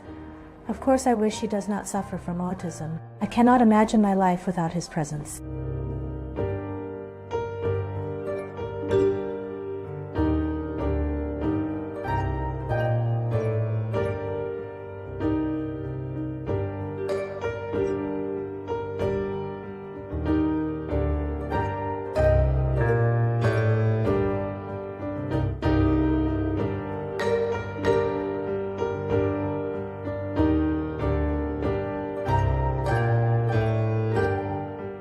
What do you want to say to Dad? I played the piano. If you want to talk to him but he is away, I call him. what do you tell him? Come. I love playing piano and drawing and sports and swimming. What do you do in the kitchen? I make a labneh sandwich.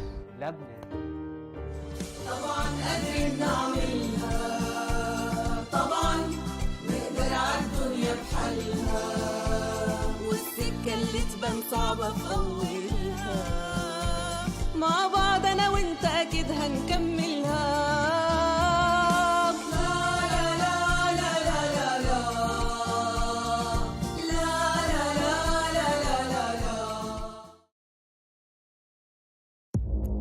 Our allies, in many cases, are worse than our enemies. Stay informed and connected with the latest international headlines. There obviously is a risk. From breaking news to in-depth analysis, it would appear that this war is coming to an end. Who buys this stuff? Investors, pension funds. We deliver the most important developments straight to your screen. Iran always wanted to deal with militia. Join us for compelling, expert-driven conversations. A curfew order has been established. And an insightful look at the issues shaping our world today. There are a lot of proposals about European architecture for security. I'm Leigh Ann Gerrans, and this is W News. We dealt with this when I was Chief of Staff in the first term. Where you don't just hear the headlines, you get the full story. We have to take care of our people, and we're going to take care of our people first. For in-depth analysis and all the latest developments across the globe, make sure you join us every weekday. President Trump is trying to negotiate a ceasefire. With so much happening, so much information, and so much noise, international law will have no part in his administration. It can be hard to keep track. Tariffs will just fuel inflation. We're going to fight these tariffs. But you can count on us to tell you what you need to know. We stand by your side. Join me, Tom Burges Watson, for Global News Today, right here on Arabiya News.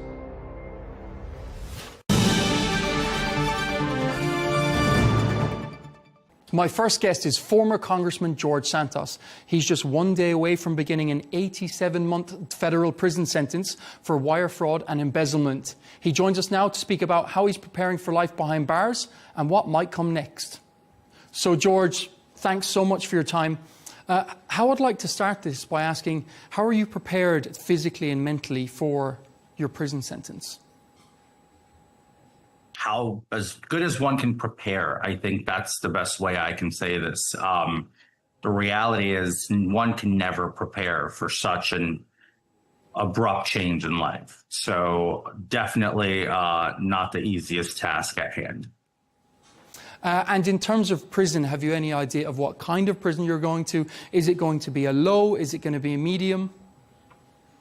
So the facility I'm going to has been redesignated as a camp, which is, I guess, the easiest you can go to. And I was made aware of that a week ago.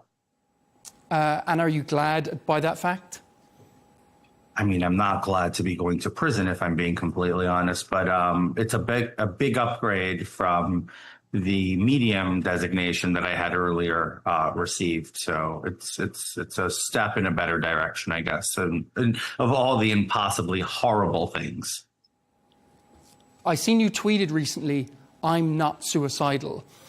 What prompted you to make such a public statement like that? Well, there's a very large track record of gay men only having a 40% survivability rate in federal custody due to the poor management of BOP keeping inmates safe. So I just wanted that to be very clear. And then there's also the political nature of that, which people that don't shut up, if for the lack of a better term, we tend to be silenced. So I wanted to draw a line for the American people and for the whole world, quite frankly, to know. And I'm glad that folks across the world are paying attention and they get to see this, because you just never know in the world we live in. And how are your friends and family taking it at the moment? At your parents, at your siblings? Oh, it's rough because I'm being incarcerated for something that no other member of Congress has been incarcerated for, which are FEC violations that were spun up and souped up by the Biden DOJ and Merrick Garland, designed to quite literally step on my neck. So it's frustrating. It's a mixture of angry, sad. It's just an entire disrupted family at this point. And I understand I put myself in this predicament, but I think there's no equal application of justice at the moment. Are you remorseful? That's an understatement, right? A lot of people keep saying, oh, he's not remorseful. Remorse, yes, I have tons of remorse. I'm remorseful I ever got involved in politics. I'm remorseful that I got involved and caught up with the wrong people. I'm remorseful for some of the insanely irresponsible decisions I made and actions I condoned. So yes, I'm terribly remorseful. Am I going to silence myself and not share my opinion? Absolutely not. So the two things can be true at the same time, but it seems that a remorseful person should essentially go away and be silent. And I disagree on that. And say after the sentence, how do you view your life? I believe you're sentenced to 87 months. Of course, with good behavior, you should be out in 3.5 years or so. How do you see life after prison? You know, that's a question I keep asking myself quite regularly. I'm having a hard time seeing past it. There's just a very dark sense that this is kind of the end of the road. But in a hypothetical here, and I'll indulge you, if there were to be, life after prison, I would say I look at it as an opportunity for growth. I want to engage, and I've already had tons of discussions around the subject. I want to engage in government transparency and really build a life and a legacy of exposing fraud, corruption, abuse inside of the federal government, specifically with elected officials, so the House of Representatives and the United States Senate. And I'm going to dedicate the rest of my life, if given the opportunity to do that, because I think it's become too partisan, the watchdog groups. I think it should be equally applied across the board, not in a partisan fashion. In much the same way as in Catch Me If You Can, there was a con man that was very successful, was arrested and imprisoned, and afterwards actually worked for the FBI. So you're saying that you would like to have a similar career path once you're out? I wouldn't. Believe it or not, I've never watched Catch Me If You Can. But that being said, I'm sure Leonardo DiCaprio did a great job there. But I will say that in a similar sense, I just want to focus on transparency. I believe the truth will set us free as a whole, as human beings. And I think that that's a great priority for me to make up for some of my poor choices in the past. And are you going to write a book after prison? Is that something that you'd like to do? If given the opportunity, I'd love to write a book. I have so many stories to tell. I have so many experiences to share. And I have really a guide and a manual mindset of do's and don'ts for aspiring young politicians. Hey, how not to go to prison but still run for Congress. How to make a difference while running for Congress and create a people-oriented campaign versus a generic establishment campaign that you see so many others engage in. So there's a lot of opportunities, trials and tribulations, personal life stories, experiences in Congresses, and how to run for office. I don't even know if I can just do it in one book. Turning back to the prison sentence itself, how afraid are you of the potential consequences inside for your personal safety? It's a great question, because it's something that I've taken very serious. We made a motion to the United States District Court Judge Joanna Seibert during sentencing that we would like protected custody, just for the fact that I'm a polarizing figure. I'm a former congressman who voted on hard-hitting bills, specifically bills who have landed some folks in the predicament of being my cellmates or, my fellow prison guard companions or whatever you call them. And that creates a severe, opportunity for reprisal. And it's something we've asked, but it's been denied. The system has been gung-ho on just really making it as difficult and uncomfortable for me. There's really no difference between the Merrick Garland DOJ and the Pamela Bondi DOJ at this point, to respects in my case. It's been rubber stamped from one DOJ to the other. Same prosecutor, same people, no difference. Of course, I have to go back on you there, George, as well. Obviously, you did commit wire fraud. You did commit embezzlement. How about for the victims? What are your words for them? I've squared this away in my brain, and I've just put out there a sincere apology. I know there's a lot of sensational reporting around the amounts involved here from my campaign and the amounts of losses. I reckon, to say this, this entire prosecution stems from $55,000 of misuse of campaign funds, which is, I'm not saying common, but not atypical, specifically for first-time candidates. But then to add insult to injury, for 2 checks, too many, of $564 each of unemployment during the pandemic. So essentially, they built an entire case, forced me to give money back to the National Party. There's a victim, the National Republican Congressional Committee, who, to their own statement, says they were not victims of mine, that the money they spent on my campaign was essentially quite standard for a candidate who was polling like I was, $230-somewhat thousand. I'm forced to pay that back. So I know that the sensational nature of the entire case and the way it was reported in the media and the way the DOJ meticulously, presented it makes people believe that I fleeced people for hundreds of thousands of dollars, when in reality it was really campaign finance misuse. There's no instance of me taking a person's credit card and going shopping. That is also a falsehood that's been perpetrated as truth, and quite easily explained if the entirety of the case is to be read. But I do apologize for those supporters and those donors and everybody who I hurt, who I betrayed and felt betrayed by me. Not a day goes by that I do not regret my actions, regret my behavior, and that I sit at home and don't contemplate and ponder, what the hell have I done to me and to everyone else? Yes, and you do admit, even though, as you said, it may have been $56,000, or even if it was $500, it's still a crime. So you are remorseful. Of course. Absolutely. Look, the best thing for a person to do is to self-reflect, look in the mirror, and understand you've done wrong. My entire issue, and I bring great issue, is the application of justice is just not equal. It's heavy-handed. Just easily look back in history, and you'll see that comparing what they alleged against me versus other people is similar statute and stature have not come close to a 7-year sentence. Will you ask President Trump for a pardon? I have already done that. What was his response?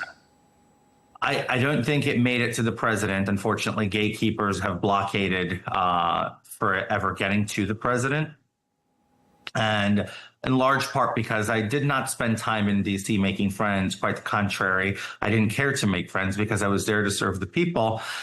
And it led to me rubbing a lot of people off the wrong way. And now they're, as they say, the chickens are coming home to roost, and they're taking advantage of my predicament to settle petty scores. And I never made it to the president. I got stonewalled by the gatekeepers. And what did you write to him? You know, I would be very, very inclined and keen to share with you guys the full pardon application so you guys are able to report on it. But it's essentially outlining the discrepancies in my case, the overly charged case, the overzealous political sentence, which in most cases would result in maybe a probationary sentence or, 18-month incarceratory sentence. But instead, they souped up and ignored Supreme Court rulings such as the Dubin decision to make a stretch on identity theft, which is quite laughable the way they go about it, and ignore precedent by the Supreme Court. But at the end, I just outlined the merits of the case. It doesn't come down to loyalty or politics. It really comes down to the merits of the case and the violations of the DOJ throughout the case. So what day exactly are you going to prison? That's Friday, tomorrow, Friday the 25th of July. I have to surrender by the 2 p.m. mark at the facility I've been designated to. And I've heard you say online as well that 30% of your face is filler. Now, I know a lot of these aesthetic kind of medicine, if you will, it needs to be topped up. It needs to be kind of looked after and manicured. How do you think that's going to affect your face in 4 years when you come out of prison? Let me put it this way. My aesthetics are the least of my worry. That's something so easily fixed within a day after being out. So I'm not worried about that. I'm more worried about my mental health. We can fix the outside if it's broken. Modern medicine has afforded us that. But the inside, the spiritual, the mental, the psyche is what I'm most concerned about. I could care less about everything else. George Santos, former congressman, thank you for your time. Thank you for having me.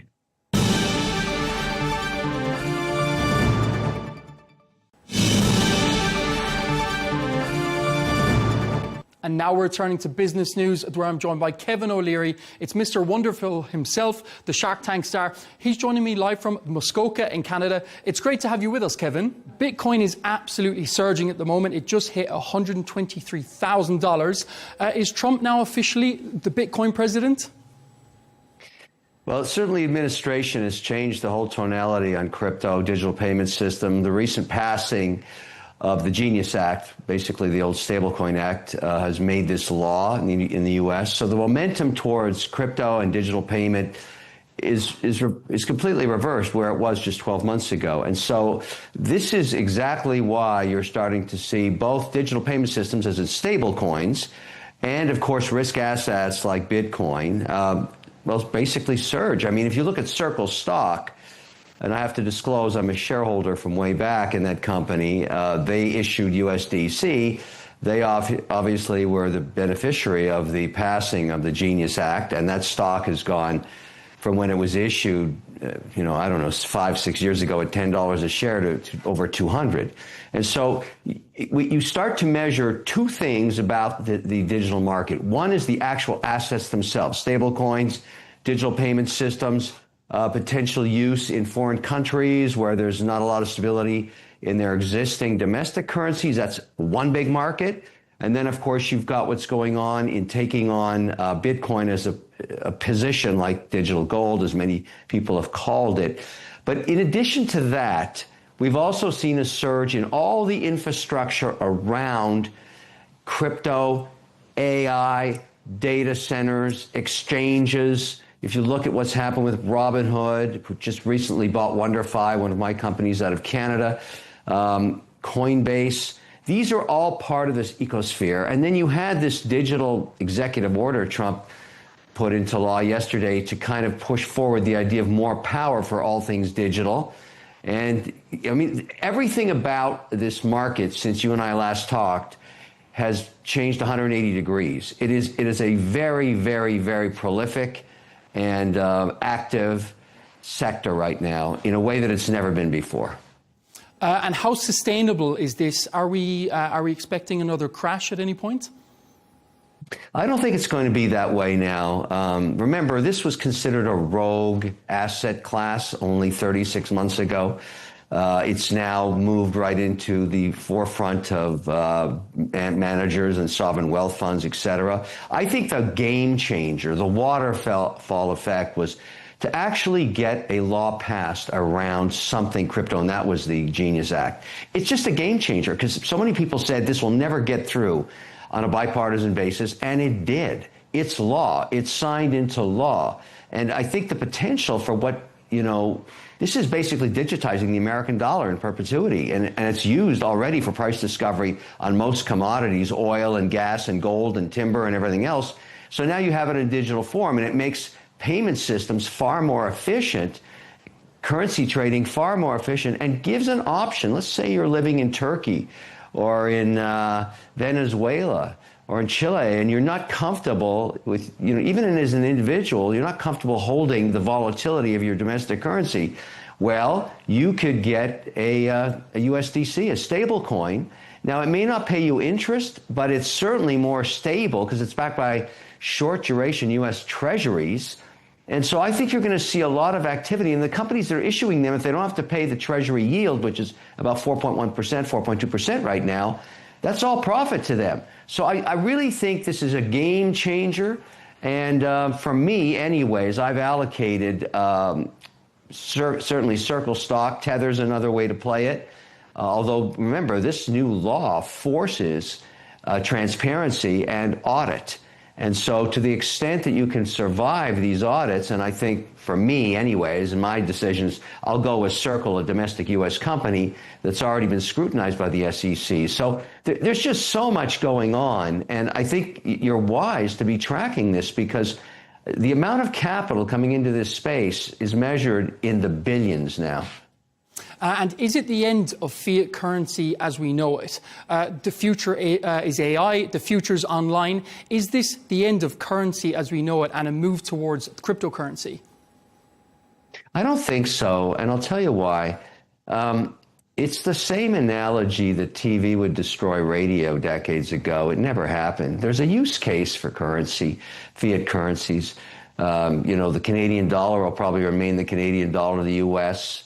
Dollar remain exactly that, but just take those two nations, the amount of currency trading between them is trillions. And it's expensive to move the money back and forth, but if you have USDC on both sides of the border, as I'm going to, that's how I'm going to move money. I'm not going to wait for a 3-day Fed wire anymore. It takes too long, or a transfer for the bank. I can do it in a nanosecond from one exchange account to another with full transparency, total compliance with regulators on both sides of the border, and speed and efficiency. That really matters. And so, we're in the first inning here. We're so early. But again, I go back to, it's now law. And that is really a game changer. A lot of that of it becoming law, they have you to thank. I know that you were at countless times at Congress lobbying them. There's been a lot of speculation about meme coins at the moment. You've got the likes of Krispy Kreme, you've got the likes of GoPro. They're absolutely surging. What's been your thoughts on that? Well, that's part of what occurred years ago with various platforms like Reddit, et cetera. If the stock is heavily shorted, these kinds of, to me, those are just speculations. They're not investments. I'm not saying it's good or bad. It's no different than going to Vegas and putting all your chips on black or red and hoping it works out. Sometimes it's entertainment for these investors. But, I tend to work more in the field of strategic investing. And that meme coins are part of that. They're too volatile in terms of price discovery. But I think, some people use them as a froth index. The idea that when you start to see this kind of activity, it signals a top in equities. And I'm not sure that's correct. I think it's more policy-driven excitement that's occurring right now. And because of this change in policy and the support of a new digital economy, a lot of trade policy also, obviously, tariffs are coming and being more understood. All of this is coming together at the same time. So here we are at the indices at all-time highs or close to them. And I think that for investors, many have been caught offside. They don't have enough exposure to some of these categories. But I don't think meme coins is a way to catch up. Just high, it's so risky. I mean, you can have volatility of 20, 30% in a morning trading session. That's Las Vegas to me. And even some of the coins, have you ever bought a Doge coin, for example? It's funny you bring that up. I've had a little Doge in my portfolio for years now, but it's not one of my major positions. I tend to have Ethereum. I'm looking at my larger positions. Actually, this morning we did a mark-to-market because our crypto holdings are actually close to 20% of the portfolio, which is a full allocation sectorally. But it's HBAR, one of our big positions, because we see a big use case for supply chain management with that, Ethereum, Bitcoin. Algorand, it's Avalanche. These are just some of the positions, and we have a portfolio approach. But in my case, I always ask, what is the use case of this? Doge is there's no use case for Dogecoin. I'm not saying it's good or bad. It's not a major holding. It's probably a fraction of half of 1%. And we're going to turn back to President Trump and his favorite word, which is tariffs, as I'm sure you're well aware. The EU and the US have agreed, or they're on the cusp of agreeing, a 15% tariff. What's your take on that? So I think here's the way I look at it, and I've come to believe this is the way the market's looking at it. These trade deals, as they get announced and they get hyped and then they come to reality. Go back to one of Trump's major issues 6 months ago when he started his current term. He talked a lot about value-added taxes in various countries, whether it be Switzerland, England, the EU, Canada, other countries. When you go over and buy an American product in Europe, I don't care what it is, they slap on a value-added tax, a VAT tax. So let's just take a country where it has a lot, it's it's contiguous to the U.S., Canada. Their VAT tax is 13% in a province like Ontario. It's a combination of a federal 5 plus 7 for the province. Alberta, a very energy-rich province, which has been in the news lately because they've already cut a deal on tariffs, they're at 5% VAT tax. So the blended rate for Canada is just under 12%. And so if you're Trump, you're saying to yourself, well, wait a second, my products go up there and they slap on this tax and the government keeps it. I'm going to do the same thing, except he doesn't call his a consumption tax. He doesn't call his a VAT tax. He calls it a tariff because he can't get a consumption tax through Congress, but he successfully got through tariffs. So my anticipation about where we end up in these trade deals, whether it's Japan, Indonesia, India, EU, Canada, is reciprocal to VAT. So if you're slapping on 13% in Canada, look for a 10 to 13%, or maybe as high as 15 reciprocal tax. And that makes some kind of sense if you think about it. And the market can live with that because you just saw GM report its numbers 2 days ago, and they said, look, our margins are down 45% specifically to tariffs on automotive parts and steel and whatever. But we think as a company, we can eat a third of that. We can pass a third of it on to the consumer, and we can pass, we can actually solve for a third of it through AI productivity in supply chain management. So supply chain management. And so now the market's buying into that. They're saying, okay, that makes sense. And that's tolerable. And that's why you've seen that the indices, even though the GM stock's down maybe 6 or 7%, on a show-me basis. But sector by sector, if that's where we end up with these reciprocal tariffs based on VAT, because the Canadians are not going to eliminate their VAT taxes. It's too much of what the government's revenue is. So they're going to pay for it in the sense of a reciprocal tariff in the U.S., and that'll get resolved over time. The rest of the actual deals, so what the headlines are is the reciprocal percentage tax. But the deals themselves could take 2 years to paper, but the market doesn't give a damn about that. They just want to know, what's the headline? Is it 15% for Japan?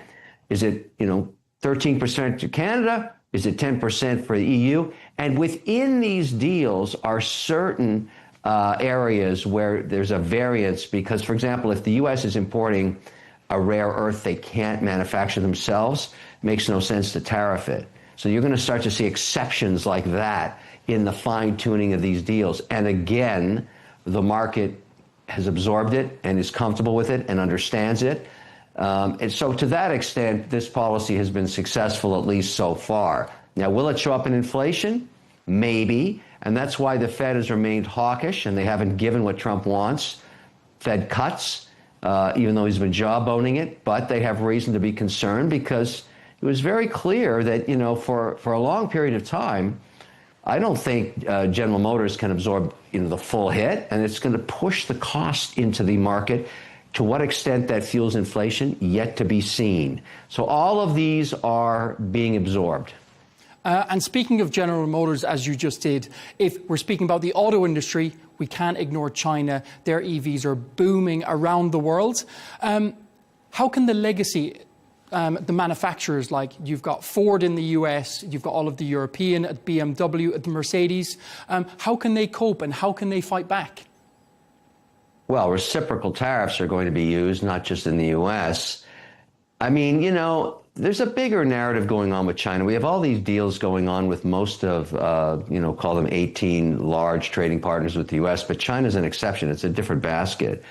There's issues around IP theft, access to markets, complying with the World Trade Organization, resolving trade disputes, the TikTok thing that's unresolved as well. I mean, there's so many moving parts with China. And part of it is this whole thing around EVs, because if they're using predatory pricing to gain share in the US or in Europe, which they may be, there's going to be a pushback. But I think China wants to come into the world as a true compliant trading partner over time, and I think that's going to be reflected in whatever the China-U.S. deal is that's being negotiated now, and I think it'll be kind of worked out before the midterms. But you just saw the numbers coming out of Tesla. Their basic EV business, it looks like they lost some share there, but they have so much potential in robo-taxis and robots themselves and other technology. The market didn't punish them too much, and no one, I believe, should ever count Elon Musk out. The guy has incredible executional skills. So if you just looked at what they've been announcing around robo-taxis and what they think they can do in terms of just unit sales in the next 24 months, I mean, it's extraordinary if even they're half right. And so, and we've seen, if you go to Los Angeles now, as I was just a couple of weeks ago shooting Shark Tank, there's plenty of robo-taxis. I pulled up to a light on the way to the studio, and 3 of them were beside me, driverless, 2 with passengers, 1 empty. And I said to my driver, my human driver, what is that? And he said, oh, these things are all over the place. So it's being adopted in cities. Obviously, they don't have a big winter in Los Angeles, so that makes more sense there. But I think in the South, Southwest, Florida, these things are going to become commonplace, and a whole new market emerges. And the beneficiary looks like it may be Tesla. And speaking of Elon Musk, it was the great and late Charlie Munger who said, beware of ever underestimating Elon Musk. How true is that?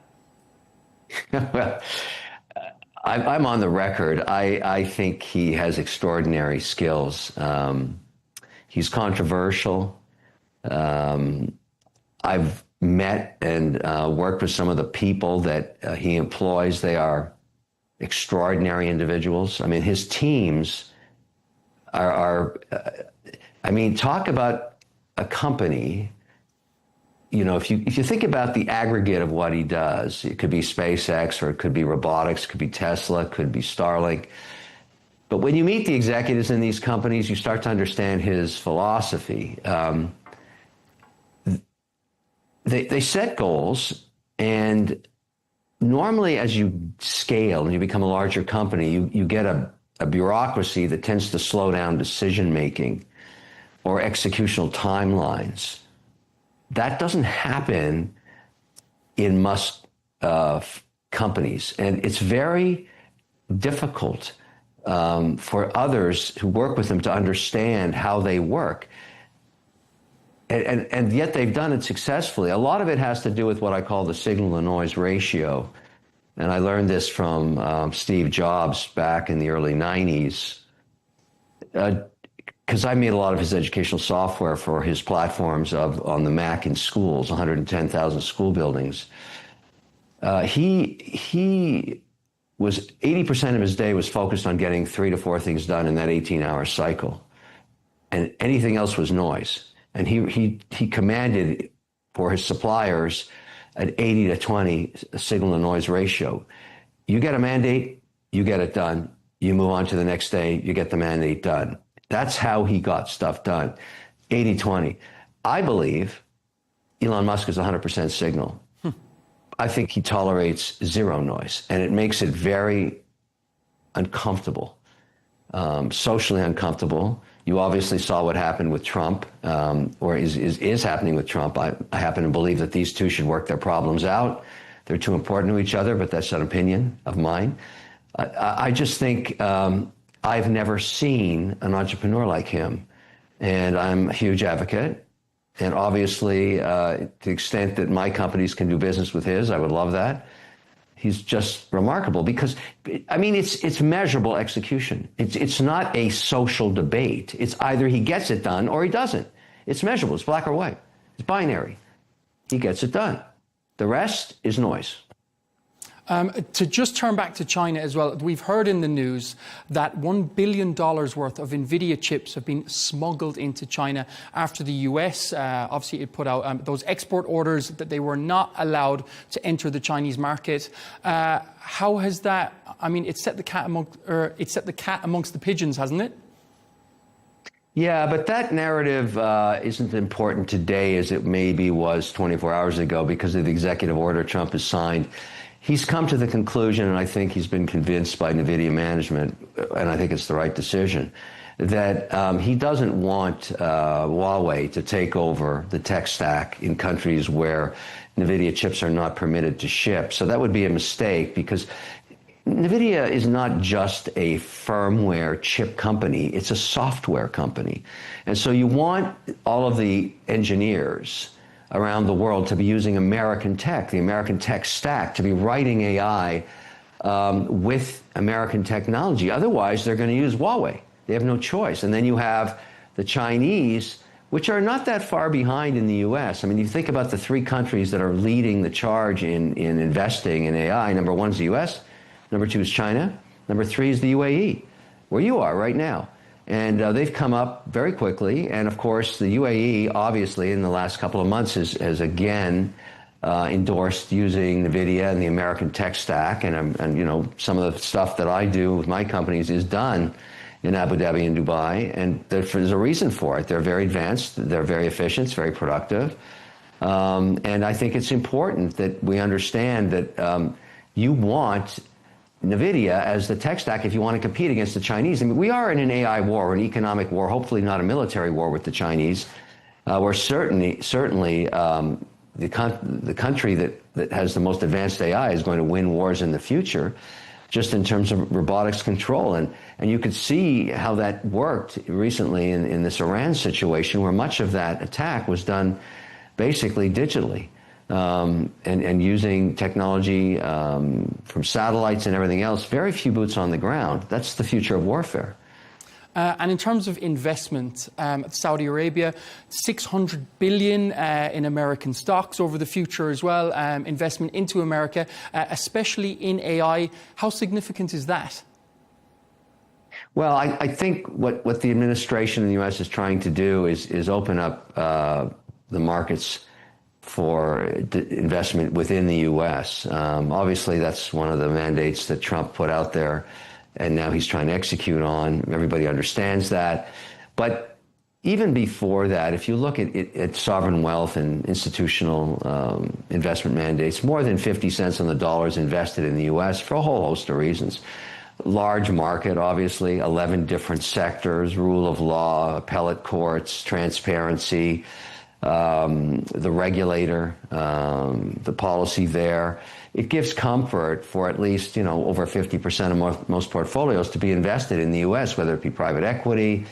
Right now, there's billions in fund flows going into AI data centers, and they are very complex investments because they require multiple aspects to be in alignment, not only the land, but the permits and the water for cooling and the fiber, and the location has to be near pools of highly trained individuals, and above all, affordable power, which has really been a huge issue. And what we saw yesterday with Trump's executive order was really to unleash every form of power possible, because you can't build a gigawatt data center beside a population and take it off the grid, because their utility bills on electricity are going to go up 15, 20, 30% overnight. And so there's a lack of power in the U.S., and the administration's trying to fix that. And there's a lot of talk of small nukes and all that, but that's 15 years away. It looks like the solution's going to be nat gas. So converting stranded nat gas through turbines into electricity looks like it will solve for the immediate need of AI data centers. And remarkably, and I expect to see some of this in the policy that's worked out with Canada, in North America, the cheapest energy is actually in Canada, because they have the largest amount of stranded natural gas, hydropower, than any other jurisdiction. And so I tend to think some of the trade deals are going to involve power coming either into the eastern seaboard or from Alberta, which has 6 times, that one location has 6x the stranded gas of the entire United States. So, and oil as well. So those deals are being worked out, and I think this will be part of the long-term trade negotiation between those two geographies. It's definitely one to watch. I just have time for one brief last question. So the last time you were on, it's something that went viral online. People absolutely love it. They love to see what's on your wrist. So I have to ask you again, Kevin, what's on your wrist today? Well, I'm wearing a Peace Unique Moser, and I'm going to take it up to the camera and get you a good shot of it because it's made of stone. This is jade, a dark jade and a turquoise jade. Let's just have a look if I can get this in focus. Yeah, I think so. Look at that. Isn't that spectacular? It's and stunning. I paired it today. It's unbelievable. You can tell that's a Moser. It's just beautiful. And I paired it today with a Siddiqui, also stone dial. And you can see the similarity there. And so this is tantalum, this metal, the Siddiqui, and this is steel, but they pair beautifully. And I'm a huge Siddiqui fan, and I'll tell you why I wear Siddiqui every time you and I are talking. First of all, I want to honor the region, no question about that. But also Siddiqui's a unique entity in terms of their support of up-and-coming watchmakers. And you'll see a lot of this in November this year at Watch Week. Hind, the daughter, kind of runs that, and I will be there, and I'm really looking forward to it. And a little sneak peek, I'm working with Siddiqui to make a Peace Unique Mr. Wonderful, and of course, it will be tantalum, but it will have a red dial, made of stone.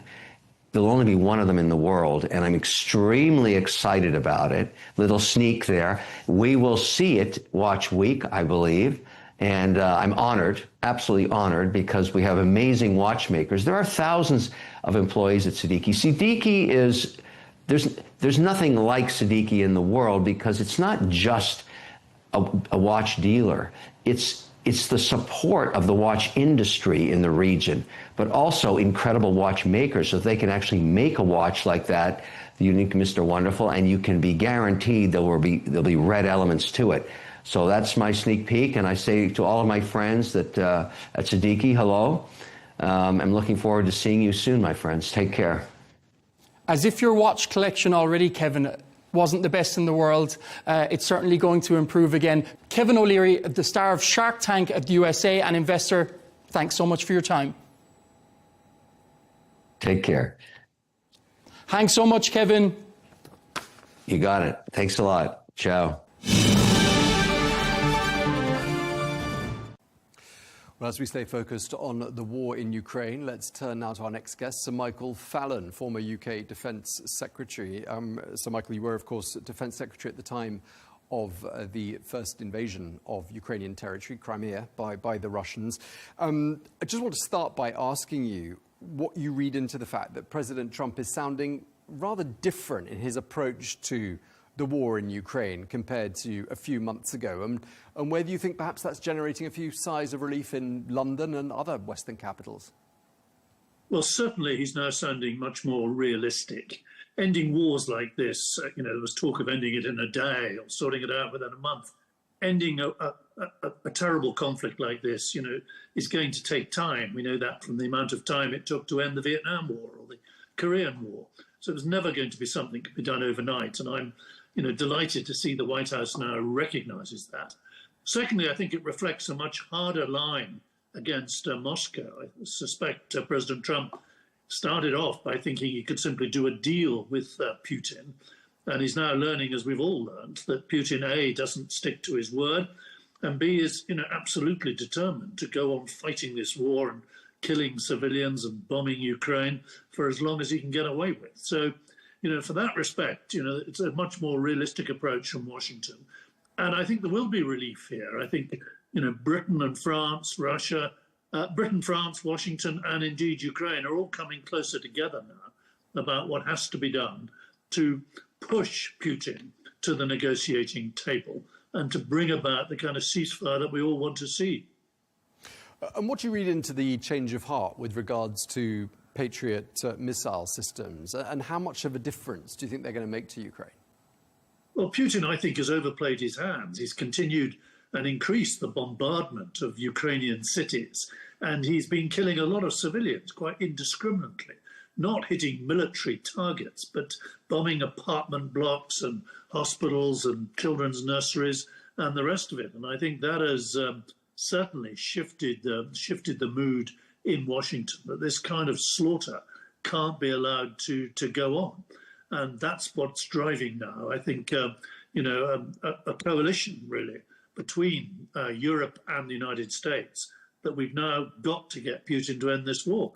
And you notice behind the president's statement now lies the very serious threat of much bigger sanctions involving, total embargo on any companies involved on the American side in any kind of supply to Russia, and that could involve China and India as well, and also the possibility that many more weapons can be sent on top of the Patriot missiles that he's now going to send. Patriot missiles that will be paid for by NATO member states, particularly European member states. Do you think that's fair? Yes, I mean, the money is not really the problem here. These things are very, very expensive, but NATO countries are fully prepared now to help Ukraine. You've seen countries like very small countries like Norway already stepping forward and offering to pay. And I think now there will be a rallying round across Europe, and they will find the money. What has been the problem up to now has been the shortage of these particular missile systems, and the fact the United States has needed all of those to guard bases in the Middle East and elsewhere. So it's very good news that some are now going to be released, and Europe will find the money to pay for them. And do you think that will perhaps dispel this theory amongst some people, particularly in the MAGA base, that the Europeans haven't been paying their share in this war? Well, you saw at the Hague summit recently, the NATO countries come together and agree with the United States that they should now, in total, be spending over 5%. That's, 3.5% straight away and another 1.5% on associated defence spending. So that is matching what the Americans are already spending and what some countries in Europe are already going to spend, like Poland and the Baltic states. So the argument about Europe paying its fair share, I think Trump has won that now. He's got this commitment. Okay, it's spread over a few years and some European countries will have to follow through. But, Trump should never have been underestimated. He's beginning to win that argument. And that means, that, yes, we will have to pick up the bill. But, of course, half of all the aid that's gone to Ukraine hasn't come from Europe. It's come from the United States. So, it's very welcome that that commitment is being restored. And I think personally that this change in approach from Washington is actually likely now to bring peace closer. Do you think the efforts to bring about a ceasefire were essentially a waste of time, Sir Michael? I think that, the Americans tried to get Putin to the table, and he came to the table. He sent his officials to the table, but clearly the demands they were making from the Russian side were never changed. They wanted full control over a large chunk of Ukraine, and they wanted Ukraine to lay down its weapons and not have an army in the future. That simply wouldn't be acceptable, given that Russia has already invaded Ukraine 3 years ago and invaded 8 years ago. So the Russians, weren't serious about negotiating.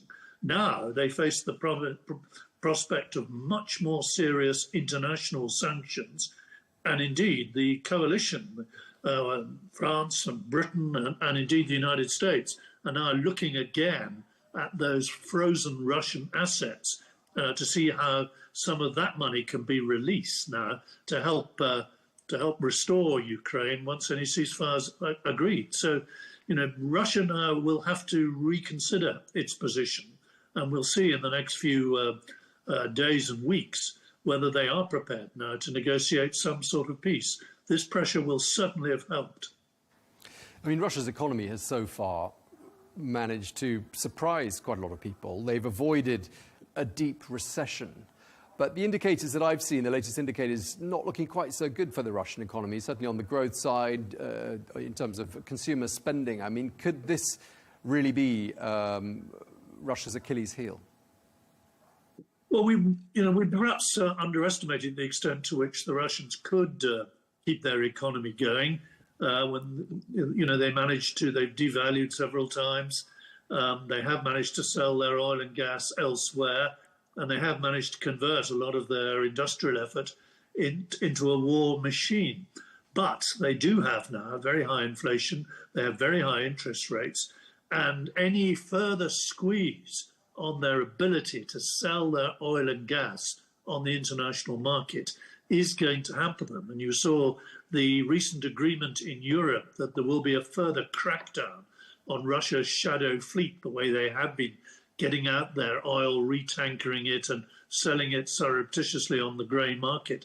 There will be a further clampdown on that. And you have this additional pressure from Washington as well. So slowly but surely, the Russian economy is being squeezed. And key to all this, of course, will be the reaction of China and India. They won't want their own economies to get caught up in any intense tariff embargo between the United States and Russia. So they too, I suspect, will be leaning on Moscow to come to some kind of accommodation. Now, this isn't going to be easy.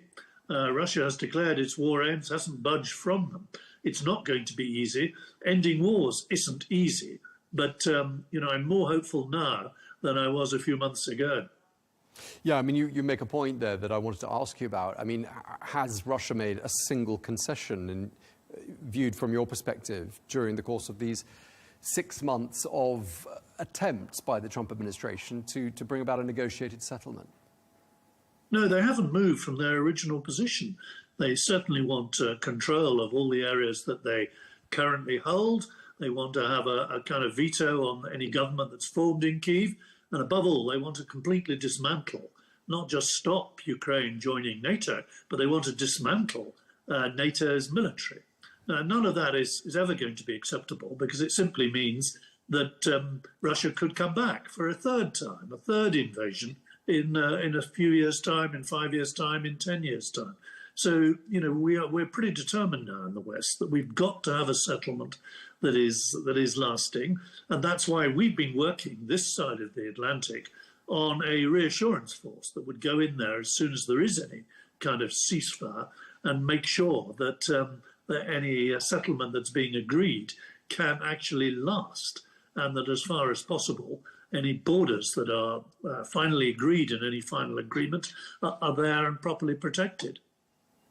I mean, it looks like Ukraine, Europe, NATO allies have done everything that President Trump has asked of them these last 6 months, and Moscow has done none of them. I mean, is that basically why you think President Trump has, had a bit of an about turn on this war? Well, he's asked Europe to do two things. I mean, firstly, to increase its defence spending, and he's winning.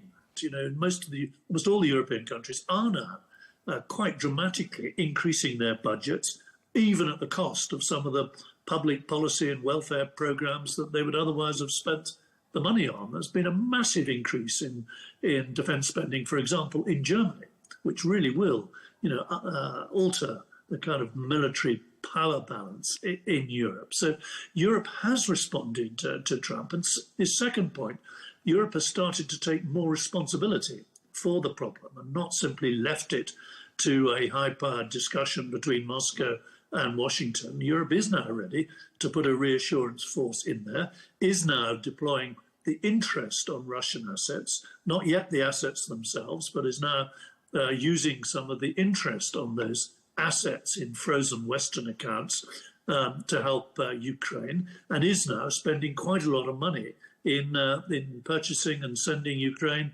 the weapons that it needs. So, there's an alignment now. I think Washington and London and Paris and Berlin are increasingly now, on the same page, and slowly but surely cranking up the pressure on Russia. Now, we may be wrong. We've been optimistic about a settlement before, but there is much more agreement, across the Western allies as to how this settlement has to be brought into being.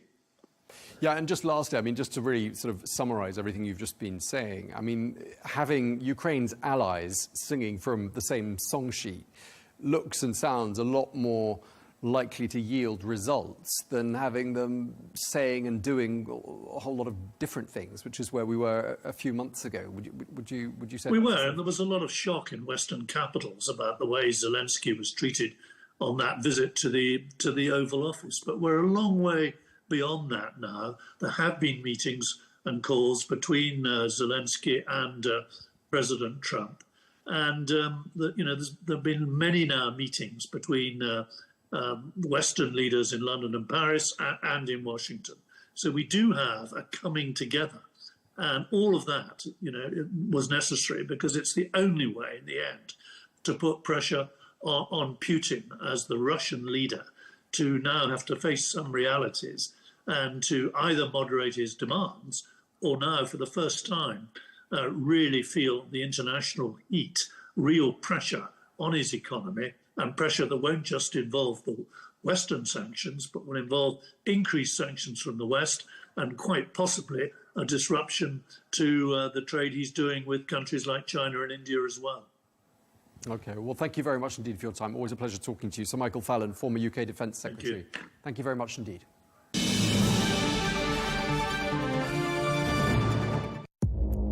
Our allies, in many cases, are worse than our enemies. Stay informed and connected with the latest international headlines. There obviously is a risk.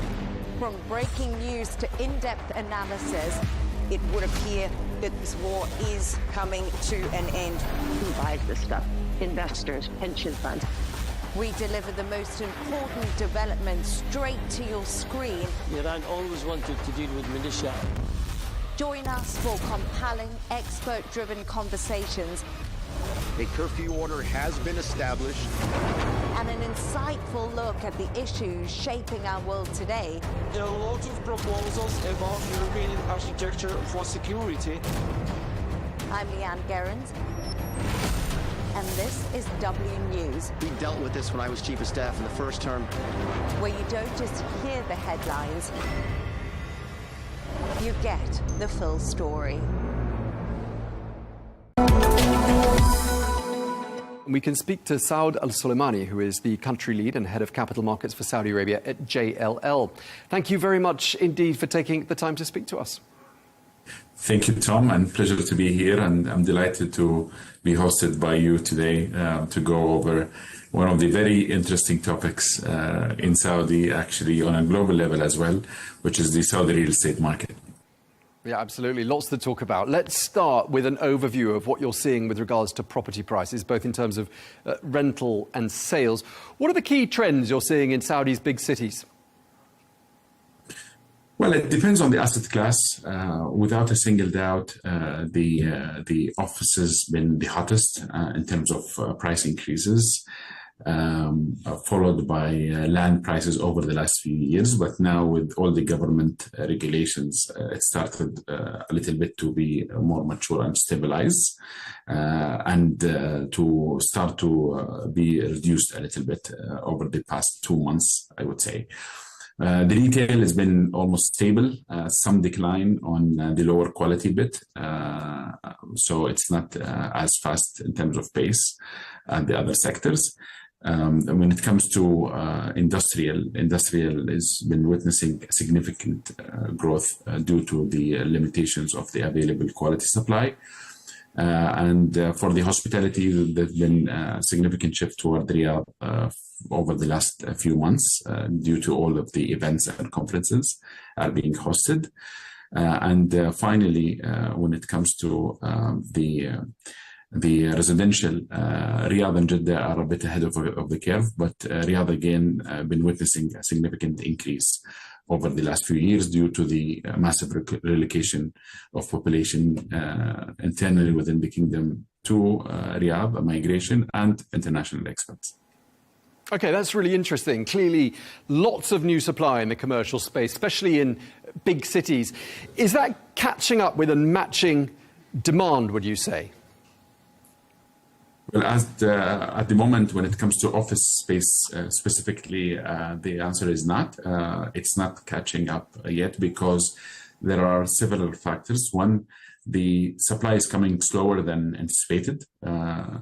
And number two, the demand is increasing significantly internally from the kingdom when it comes to government and local companies, and also the regional headquarters and new international companies. So there is a much higher pace in demand and a bit lower pace of supply.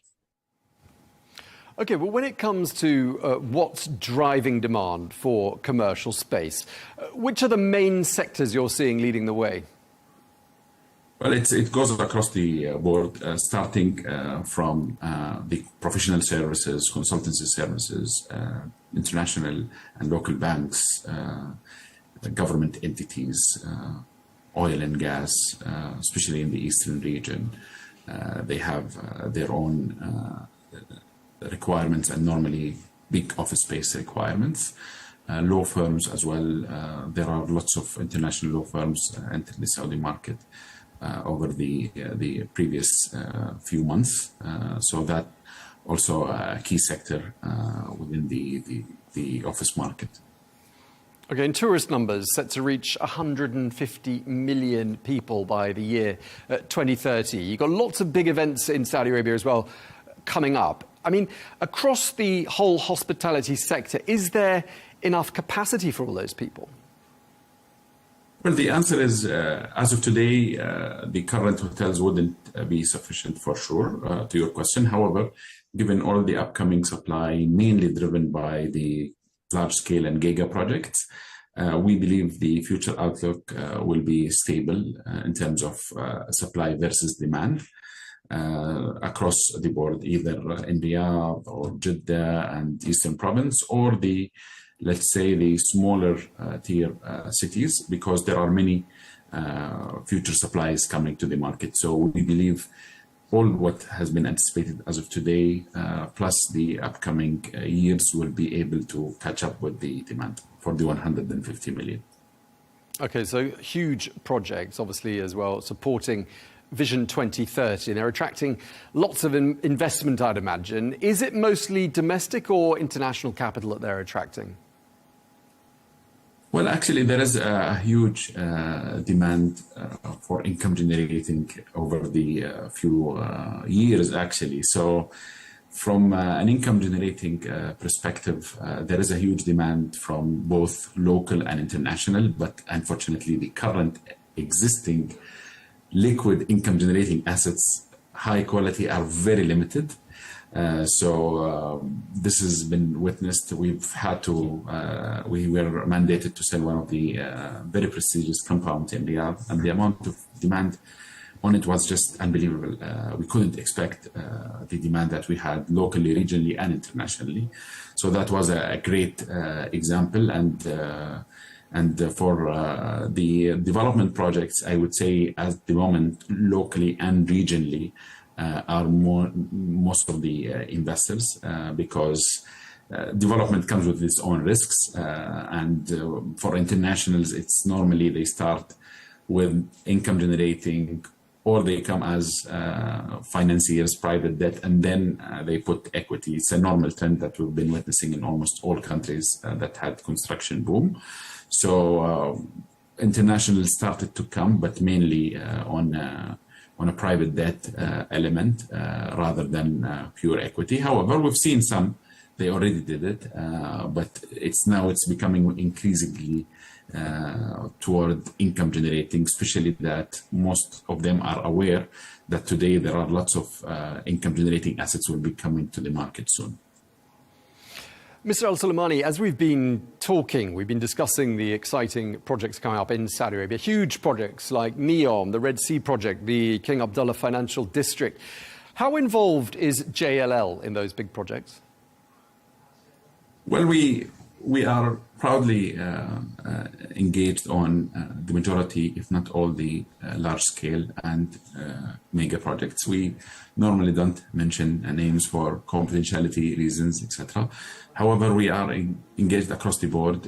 We are one of the only companies across the world that can cover end-to-end services. So we cover the entire development cycle, starting from consultancy, valuation, moving to the execution phase where we do the project management, construction management, until the property management and facilities management. And then we help also with leasing and investment sale or investment management. So that became a competitive edge. We are also proud that we were the first international firm to enter Saudi Arabia. That was in 2007. And that also provided us a competitive edge. And our vision was long-term. Today, we are close to 600 employees in Saudi, covering every single asset class, every single service. And that provided us with a great competitive edge on the projects when it comes to large scale or mega projects. Okay, so one of the things I wanted to ask you just before we finish is about some of the projects that JLL has been putting out, some of the reports, I should say, that JLL has been putting out. One of those reports focuses on demand for warehouse facilities. Just tell us what we can take away from that warehouse report. What does it tell us? Well, I mean, first of all, the demand for quality warehousing have been increasingly witnessed across all the cities. Okay, so it's not just Riyadh or Riyadh and Jeddah. And the players within this sector are also very limited. Okay, so this also, from a development standpoint and investment standpoint, created a huge shortage in the market. So we've witnessed a massive surge in demand, boomed mainly by e-commerce. Okay, so that had a huge contribution to the equation, and all the projections anticipating by 2030 to have 80% contribution by e-commerce to the entire retail sector. The National Industrial Development and Logistics Program, NIDLIB, had a huge element into that demand as well, because there have been many clusters entering to the market. We've witnessed global institutional investors entering the market, including DP World, Gulf Islamic Investments, Maersk. They are making a significant impact in the market when it comes to that, as well as DHL. They acquired recently a major supply chain logistics company, and they had their JV with the Saudi Aramco. So all of these are making a huge impact to the market. Going specifically to what are the things that having a huge demand, I would say grade A for sure when it comes to offices, cold storages, last mile solutions, and as well as quality data centers, which we consider as part of the logistics sector as well. Okay, just before we wrap up, looking ahead, what would you say are the top priority areas that JLL is going to be focusing on in the kingdom? Well, we are focusing again on, we have a very two different strategies we are working. So in terms of the short to mid-term, we are focusing on our key sectors today in the market when it comes to, especially the one that with high potential, like data centers and warehouses and specialized services, entertainment, healthcare, sports, etc. So this is like from a sector's angle. From a services angle, we are betting on two main sectors or services. One of them is the capital markets advisory. We are witnessing lots of PPPs over the last few months. I would say since Q3 2024, this has been the hottest topic in the market, which is engaging the private sector, procuring developers, engaging international developers and investors. It's been a very important element for us that we are focusing on at the moment. The facilities management, we believe, would be one of the very important elements as well in the Saudi market, given the growth of all of these construction and projects that are being delivered over the next few years. It will require very high quality service providers to come and help to manage those. Okay, we're going to have to leave it there. We're out of time, but thank you very much indeed. Really appreciate it. Saad Al-Suleimani, country lead and head of capital markets for Saudi Arabia at JLL. Thanks again. Thank you, Tom. It was a pleasure.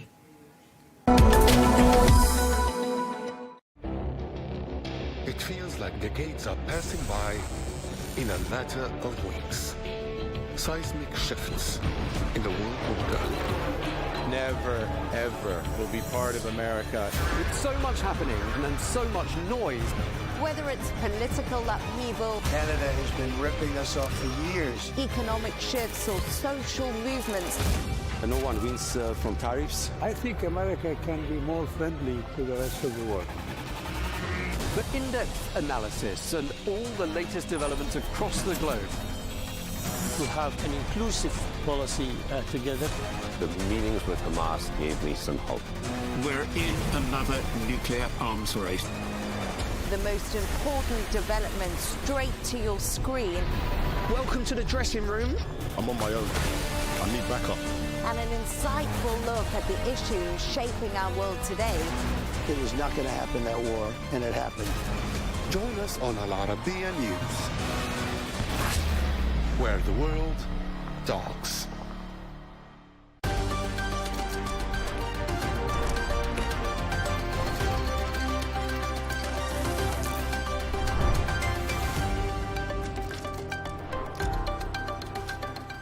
Hello and welcome. I'm Leigh Ann Gerrans and you're watching W News Extra, broadcasting live from the Al Arabiya studios. These are our top stories. Netanyahu eyes a full Gaza takeover as outrage mounts over starving hostages. The migrant deal between the UK and France comes into force today, promising one in, one out. Just 3 days from Trump's Russian sanctions deadline, the Kremlin brushes off his tariff threats as Putin pushes ahead in Ukraine. And greetings from California. Rupert Murdoch's News Corp prepares to introduce a new daily newspaper in Los Angeles, but have papers already had their heyday?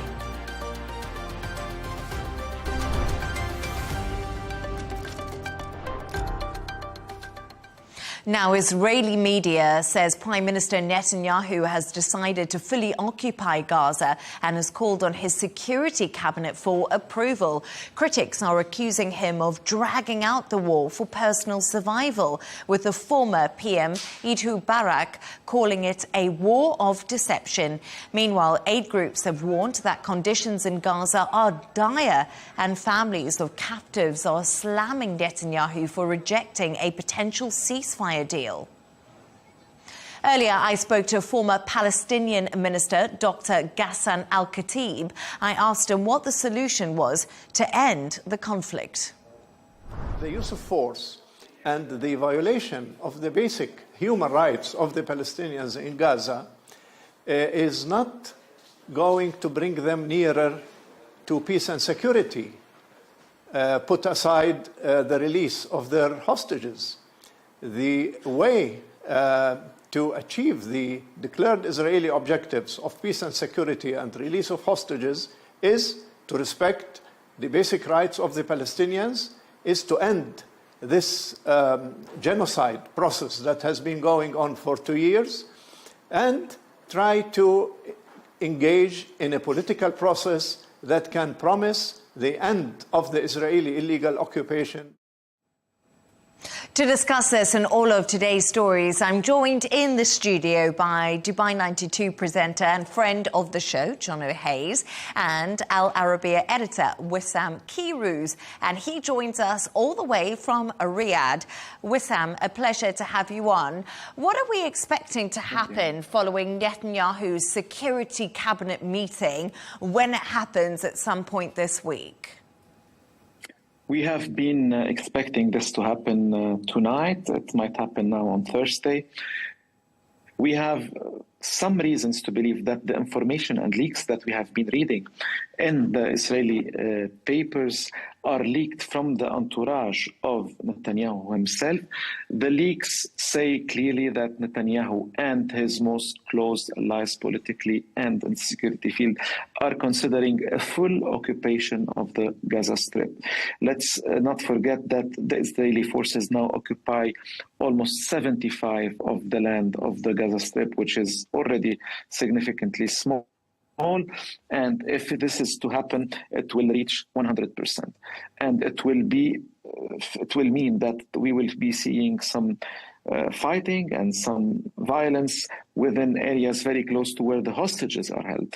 Now, this can be very simply more pressure on Hamas, because if Hamas, people around Netanyahu think if Hamas consider that full occupation is coming on the way, they might change their stance and they might understand that they will have to reach a deal that is closer to the stance and the principles and what the Israeli government needs. But at the same time, if this happens, it's a game changer for a lot of people and parties involved in this process.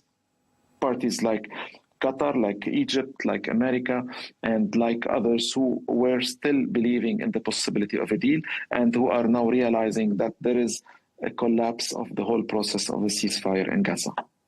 And Jono, we are just hearing there about the leaks that could have possibly come from the entourage, a new plan that Netanyahu has in place for the future of Gaza, this full occupation. But could these new plans really have an effect on the hostage release, as well as the humanitarian crisis inside of Gaza? Because as Wissam said, 75% of it is already occupied by Israel. The short answer is yes. Obviously, both situations could be deeply impacted. And to further on Wissam's point about that this is potentially internally that we've heard this news, that would indicate that there may be some sort of a weakness in Netanyahu's Israeli coalition. And if that is the case, a mention of this, a full on-ground occupation, maybe the powers that be within Israel would like to see international pressure upon Netanyahu to stop this from happening. I don't think anyone in their right mind can see this as a good solution to the problem. A full occupation means obviously the IDF going to deeper operations across Gaza. There are areas in there where we know there are hostages currently held, and even from conversations that you've had with family members of hostages, that's the last thing that any family member would want to potentially happen here.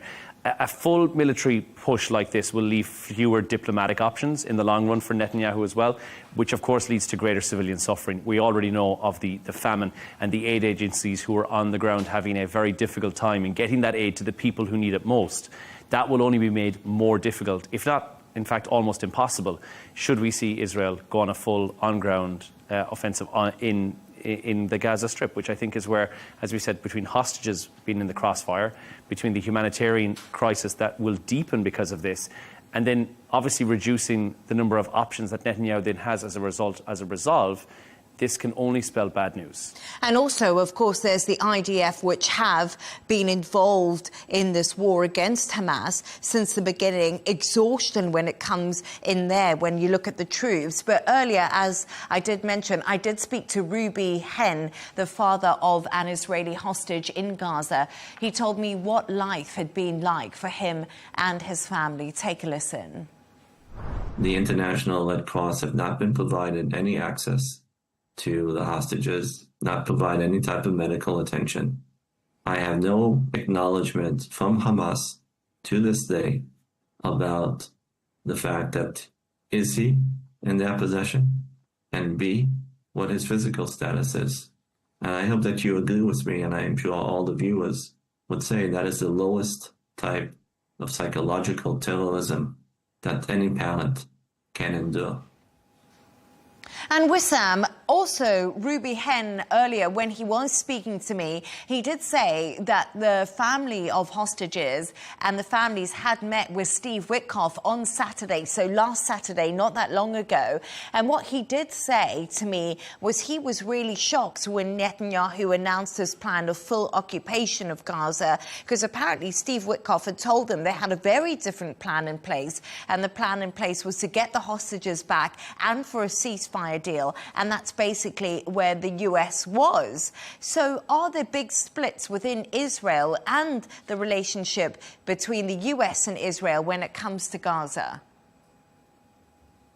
There are differences, of course, but let's not forget that already on the 18th of March, when Israel decided that it will resume the war in Gaza and to resume bombing, most of the security and defense generals in Israel were against this resuming of the war, and they were for extending the ceasefire.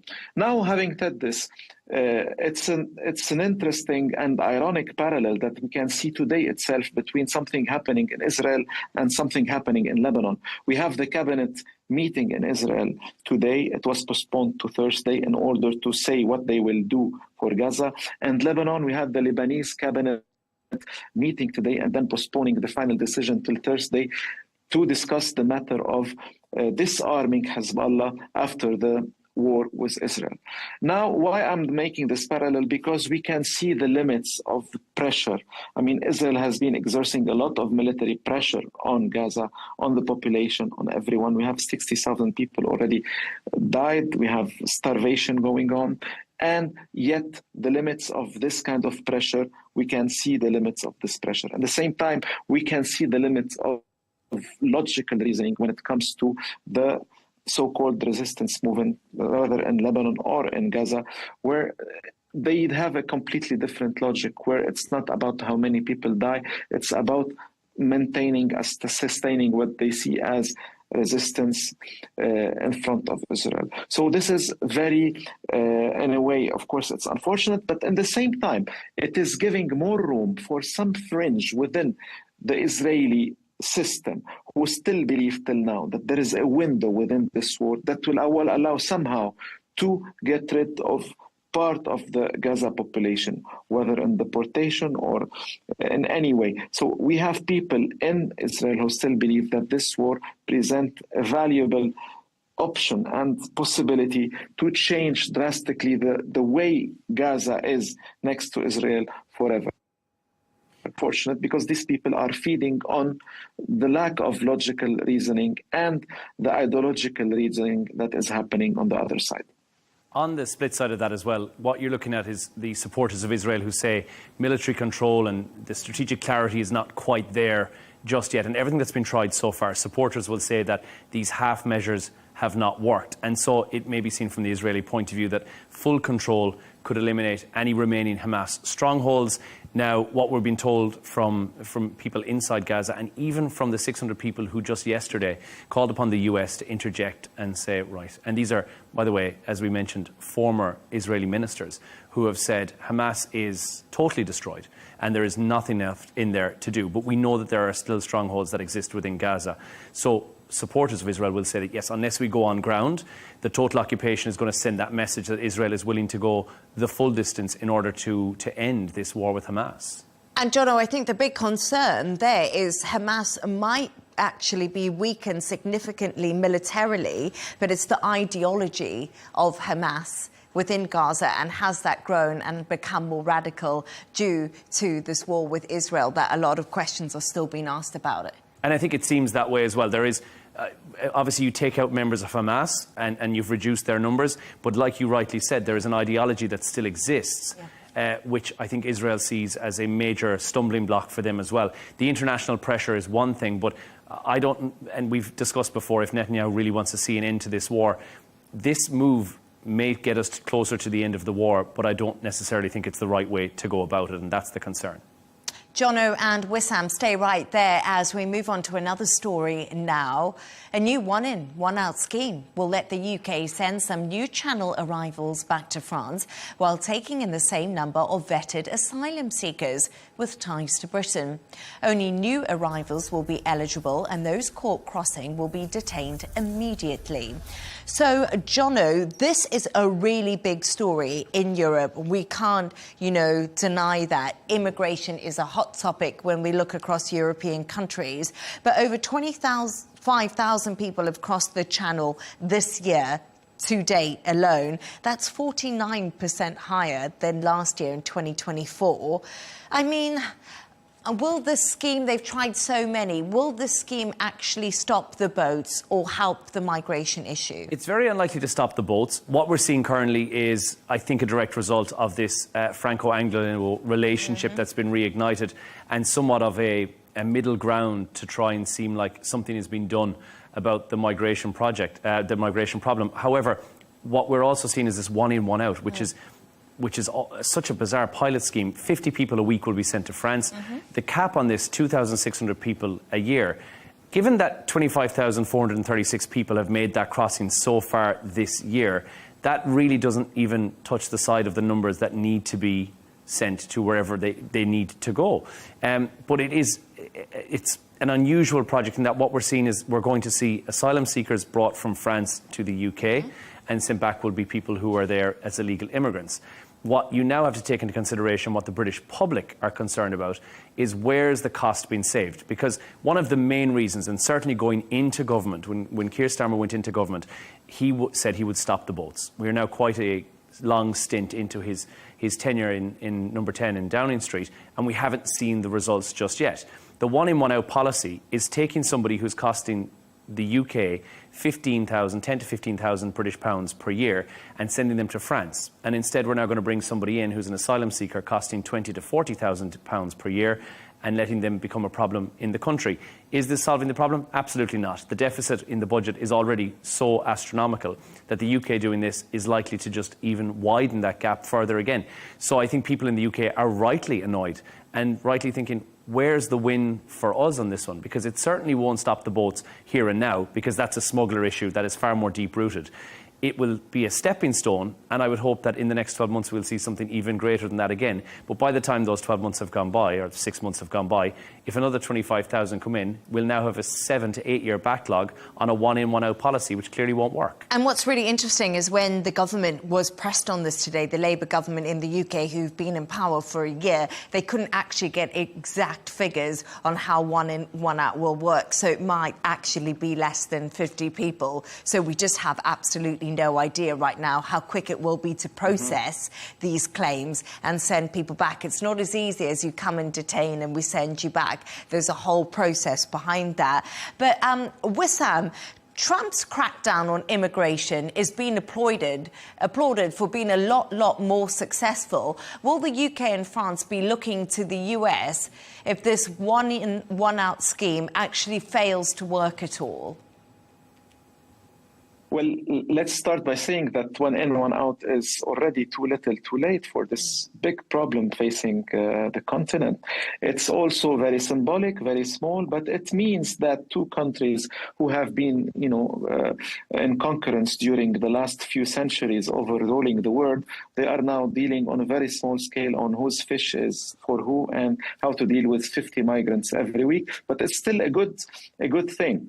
But instead of looking into America and the so-called success that Trump is being able to talk about or brag about, as his opponents say, they can look much closer to them, to Italy, where the policies of Giorgia Meloni can now claim that they have been able to lower the immigration, the same kind of immigration that the UK is facing. Actually, it's people arriving by boats with smugglers by sea. And Meloni can say that I have been able to lower the immigration flow by almost 60%, which is huge, and it's a huge success. Now, having said that, it is also a recognition by the two major countries around the Channel to the fact that immigration is one of the most important, worrying things and elements for populations just after the purchase power and economy. People are worried about how immigration is changing their countries, they're changing the way they live on daily life, whether it is real or perceived. And at the same time, it all comes within a very gloomy economic situation. So yes, these governments need to give signals to the people that they are dealing with immigration very seriously. And Jono, just quick thoughts on the fact is when we look at this is a deterrent really to stop people entering the UK because they could be sent back. But the main issue, and you and Wissam touched on it, is really the smugglers. It's the gangs, but not enough seems to be done about the core problem. Well, nothing has been done, quite frankly, unless they're on the shore. The French authorities have not been able to approach the boats and dispose of them, which is what they tried to do.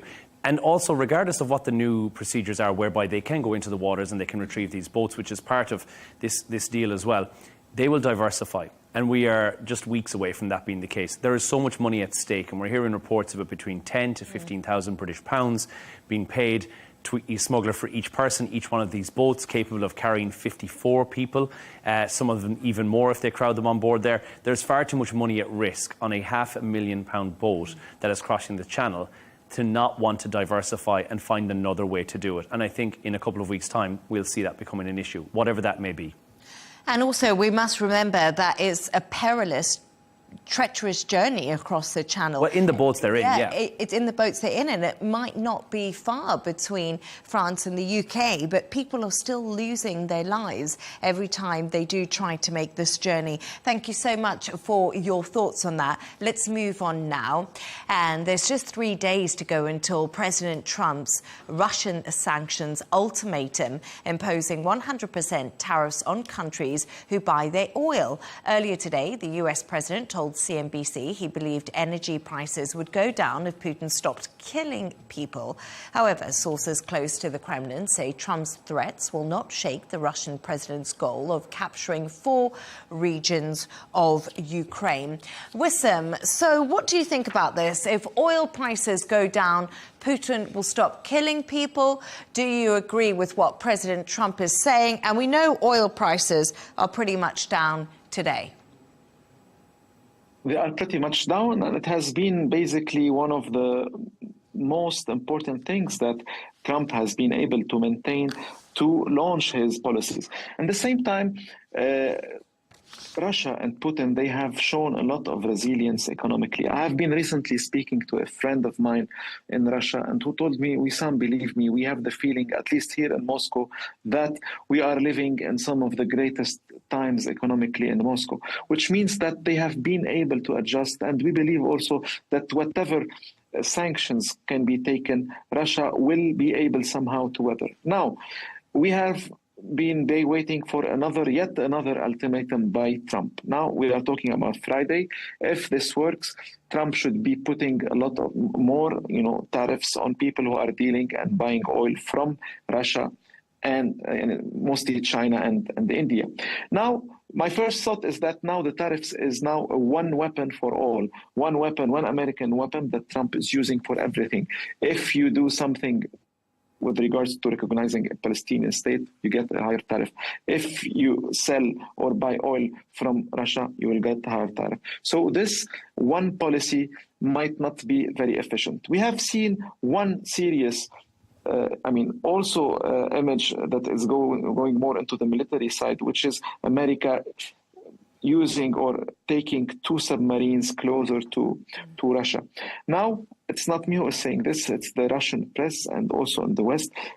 Putin and Trump seem more likely to be on a collision course. But at the same time, a lot of analysts still believe that Trump will not be in such a very, aggressive or negative stance with Russia, because it's a game changer for the whole thing he promised, which is entente, apaisement, better relation, and peace. So You know, that's so interesting because also Russia called Trump emotional, Jono, when he moved the submarines closer towards Russia following some comments from a former president. But, you know, we look at this story and we've been talking about it a lot on the show. And Donald Trump, before he came into power, said he'll take 24 hours. He'll be able to stop the war between Ukraine and Russia. We're 200 days in now to Donald Trump's presidency.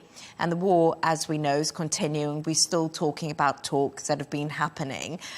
Do you think that basically Trump just wildly underestimated Putin? I think he's misjudged Putin's resolve. I think that's been the key problem that the administration has had. And I think the solutions that they're looking at is not something that Russia really understands. And it's also not something that they're concerned about.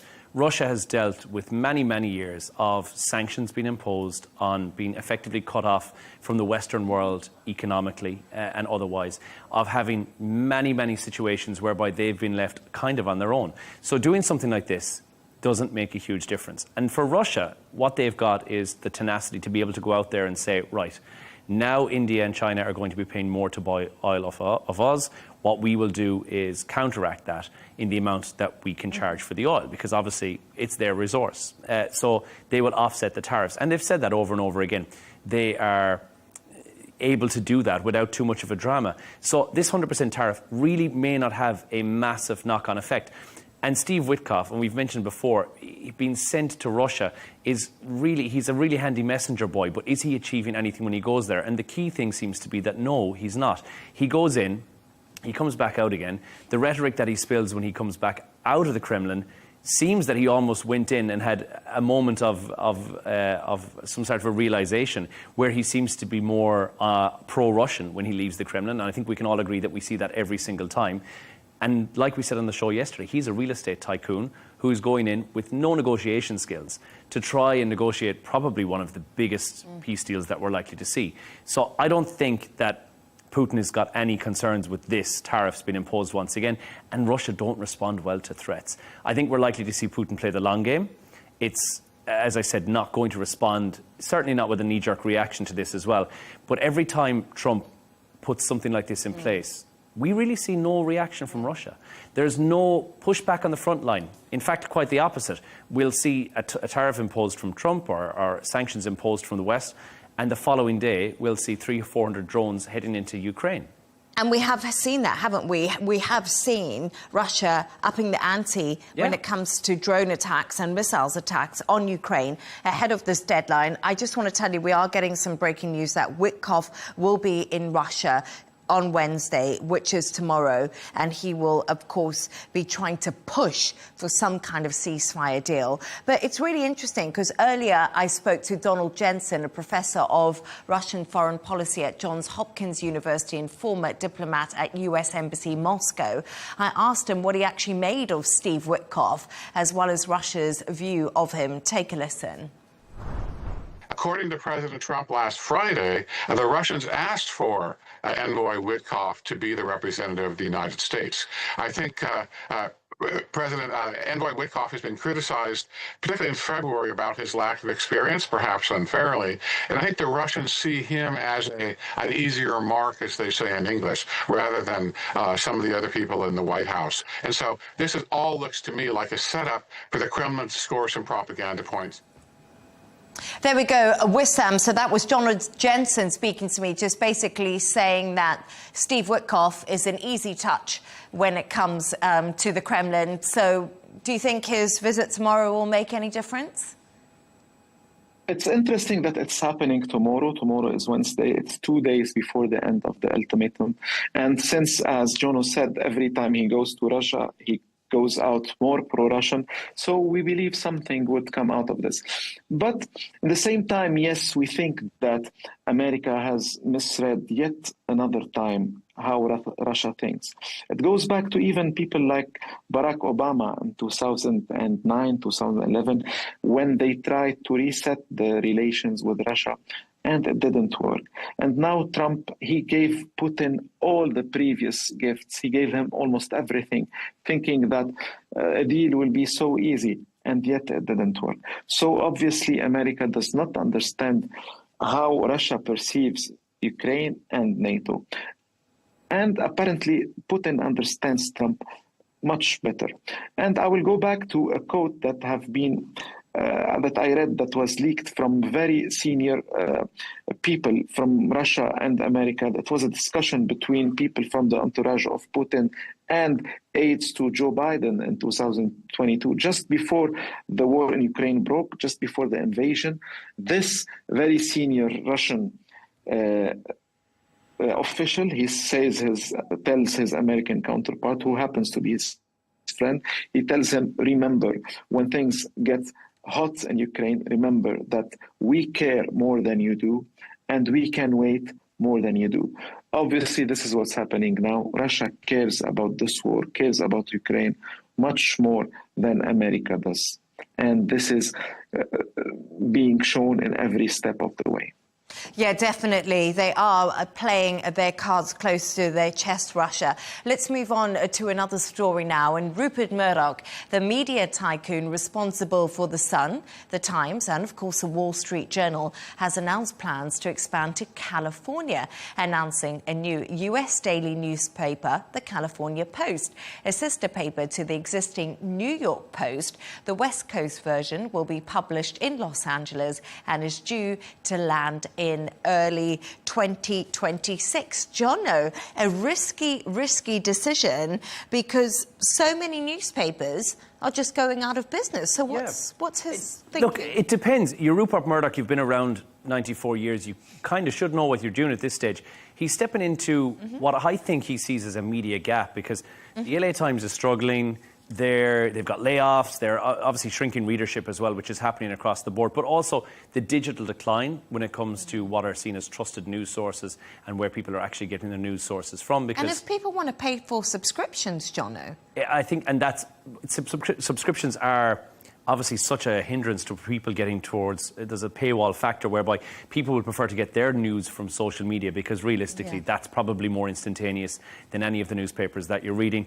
And so that does step in the way as well. Now, what you have to question here is, does a New York Post style format with those bold headlines, the celebrity salacious gossip and the political dramas in there as well, does that appeal to a California reader? And is that what he's thinking? They crave punchier headlines and he's seen a gap in the market? Or does he have simply too much money, not enough sense, and has had a little passion project where he thought, wouldn't it be nice to have a newspaper in California at a time, as you rightly said, ad revenue newspapers is down by 80% in the last 20 years alone.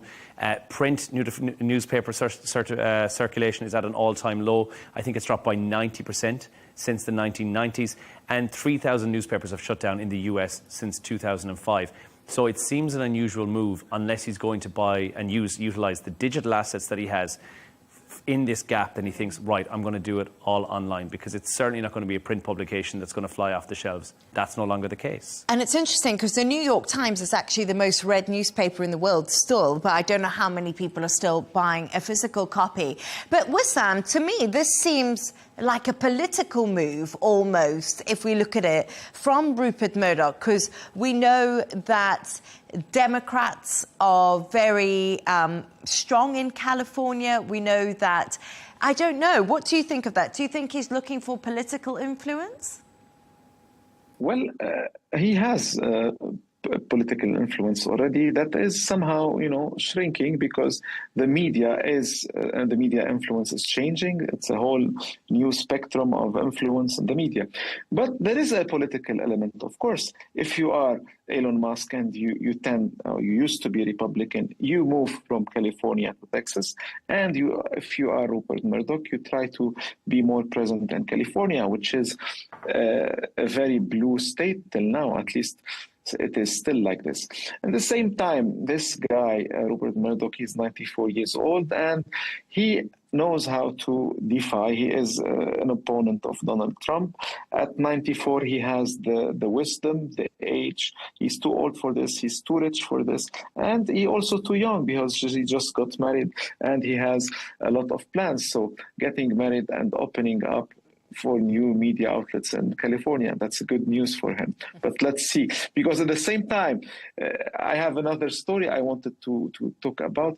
Yesterday itself, French president just decorated the so-called last vendor of newspapers on the streets of Paris. So we live in a world that is changing a lot, and the newspaper, whether we like it or not, represents a dwindling, a changing world. And I don't know how much more influence can media moguls still have after 2025. I think he's made a lot of poor decisions in the last couple of years, and this may not be down to him aging, but he's opened a lot of media outlets which have not been a success. And although we've had the massive Murdoch empire, you have to remember he's got a lot of eggs in a lot of different baskets. Some of those have been quite fruitful, some of them have been really, really successful. But that is a limited number, and if you look at the bigger group internationally, you'll see that a lot of money is going down the drain on things that really are not making a lot of return on investment for Rupert Murdoch. But sometimes you do it because you like to do it, Jono. And that's what I think it might be. Rich. I think what you're seeing is a 94-year-old who said, a lot of cash, not a lot of time, let's open a little newspaper.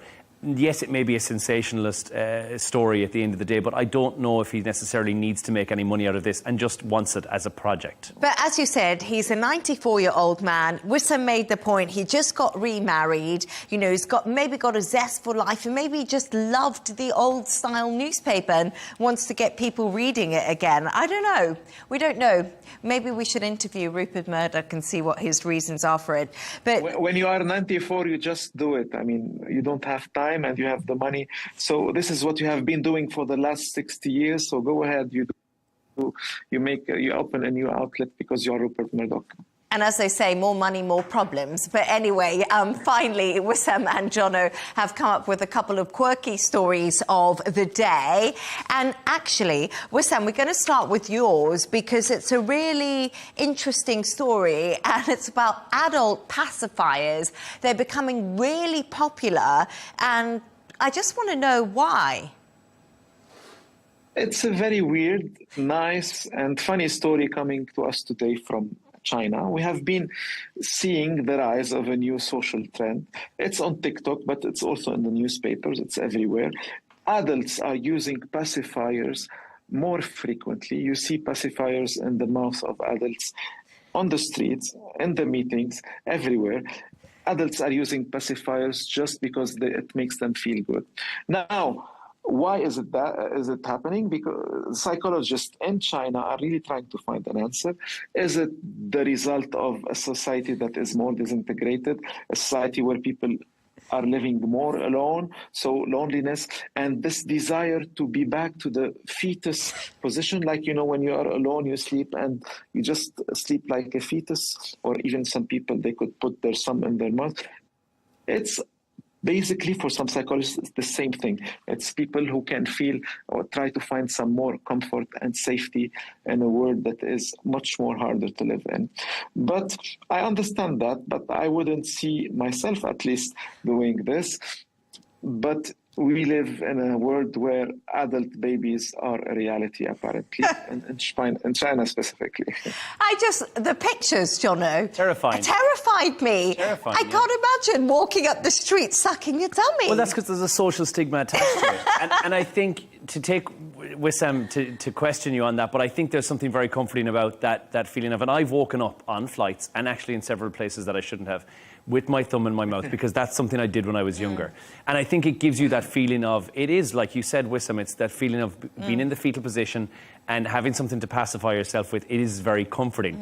Does it look ridiculous in adults? I mean, yes, they need to, if you diamante and crust them, maybe it makes it a bit more adult. Maybe that's the safe bet. We just need to have an adult version of it and remove the social stigma. And I think I'm all for it. I loved my dummy when I was a child. I absolutely loved it. And I remember I used to have a little necklace around it because I kept on losing it, you know, like picking it up off the ground.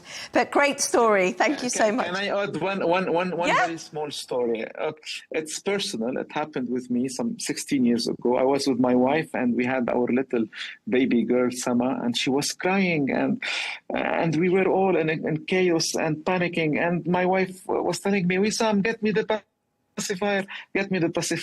And without even thinking, I get the pacifier and I put it in the mouth of my wife herself. It is a personal, real story. And for all the men listening out there, did it help calm her down? It was a big laugh, a very big laugh. We still remember it till now. And Jono, I just want to also talk to you about your story, because it's about scavenger seagulls in Turkey who have come up with a new technique to get food. I think it's genius. Yeah, I mean, super clever. I've always said Turkey, seagulls are the next sentient beings that we've got to be worried about, because I think first of all, they're getting bigger. Yeah. Second of all, they're getting more aggressive. And I think they're becoming more intelligent as well. And this latest story just proves that. We are used to seeing seagulls making their way into shops, stealing sandwiches, making their way down and stealing somebody's fish and chips from a seaside resort. Well, now they've gone one step further. In Turkey, they've got this amazing idea. There's public cat food kiosks where cats can go up and people can have the food dispensed to these cats who are in desperate need of food.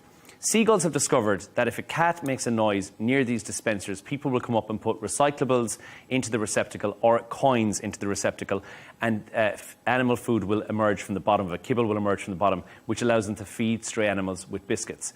And they have gone so far as to mimic the cat exactly. I think we have a clip of this as well where you can have a listen. Yeah.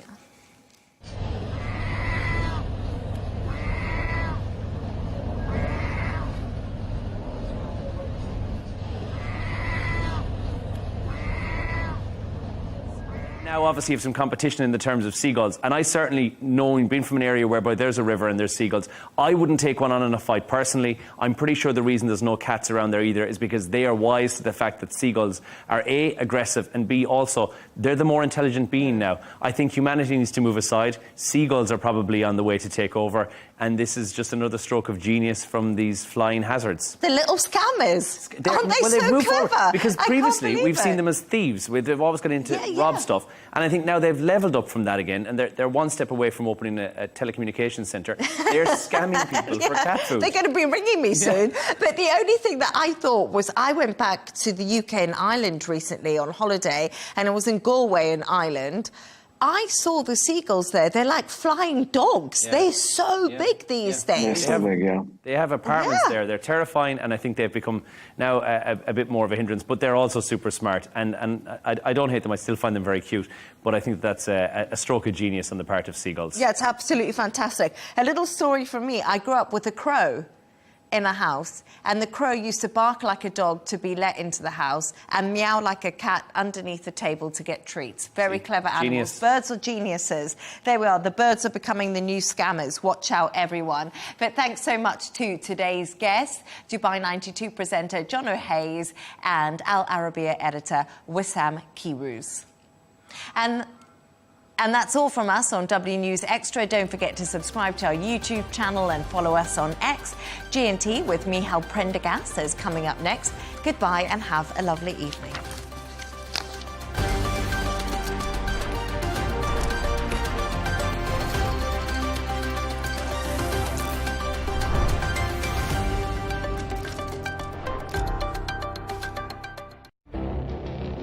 It feels like decades are passing by in a matter of weeks. Seismic shifts in the world order. Never, ever will be part of America. With so much happening and so much noise. Whether it's political upheaval, Canada has been ripping us off for years. Economic shifts or social movements. And no one wins from tariffs. I think America can be more friendly to the rest of the world. The in-depth analysis and all the latest developments across the globe. To have an inclusive policy together. The meetings with Hamas gave me some hope. We're in another nuclear arms race. The most important developments straight to your screen. Welcome to the dressing room. I'm on my own. I need backup. And an insightful look at the issues shaping our world today. It was not going to happen, that war, and it happened. Join us on Al Arabiya News, where the world talks.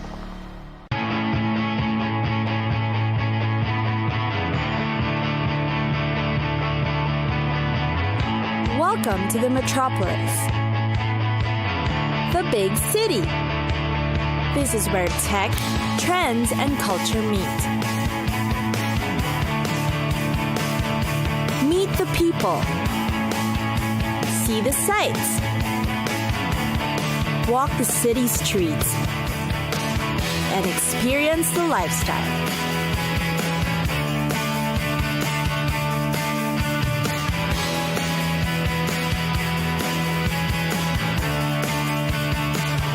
This is your first-class ticket to the cities of the world.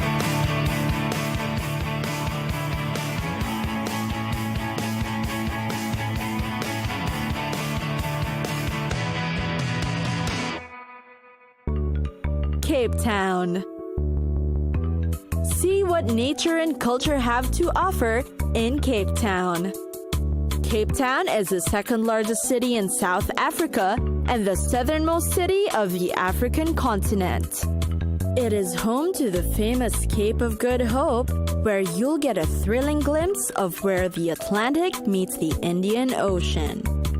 The city is also known for the Castle of Good Hope, with its extensive William Fair collection of art and military memorabilia. Another iconic destination is the Robben Island, which offers visitors a first-hand experience of the imprisoned history of leaders like Nelson Mandela and Walter Sisulu. The prison not only holds important historic significance, it also allows for a beautiful half-day ferry ride across the sparkling waters of South Africa. Over 20 million tourists also visit the Victoria and Alfred waterfront each year. It is known as the city's working harbor, where you can have plenty to do in terms of dining, shopping, and sightseeing. One of the 7 magnificent botanical gardens of the world, you should also have a look at the luscious and rare flora of Cape Town at the Kirtenbosch Botanical Gardens.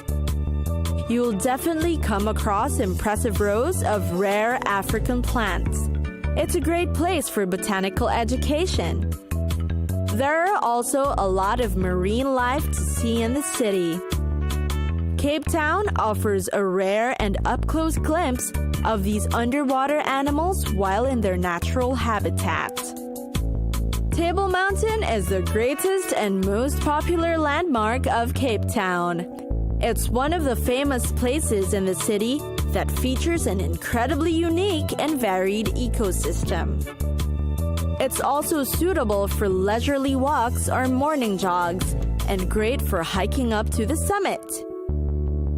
You can enjoy a hearty meal while at it, or simply take in the magnificent view.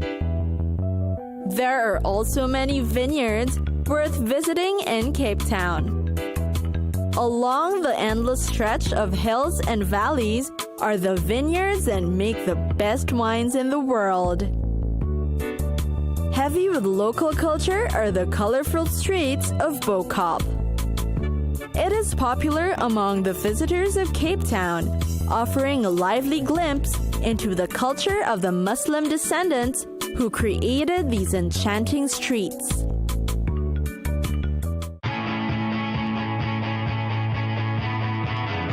It's time for us to go. Pack your bags and get your tickets ready. And we'll see you on the next destination. Catch us again next time on Cities of the World.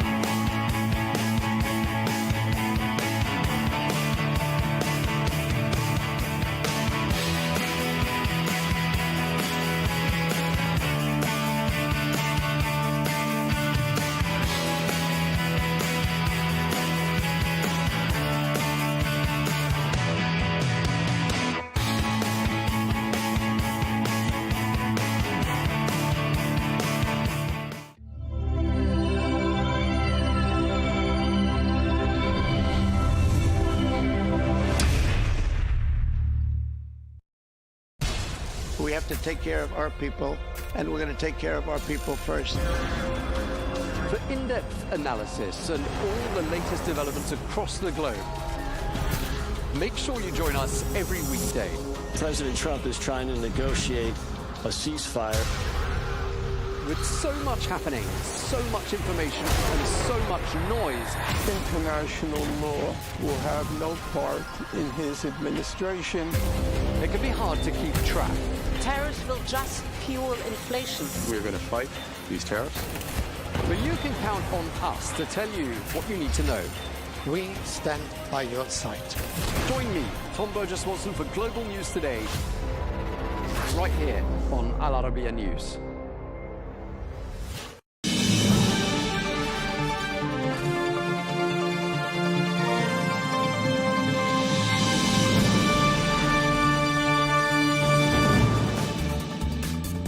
Hello and welcome to Global News Today here on Al Arabiya English with me, your host, Michal Prendergast. And coming up in today's show, I speak with Mark Epstein, the brother of disgraced paedophile billionaire Jeffrey Epstein, as questions around the case continue to surface long after Jeffrey's death in a Manhattan jail in 2019. Also, Pakistan's IT Minister Shehzad Fatima Khawaja, she joins us to talk AI, youth innovation and tech ties with the Gulf.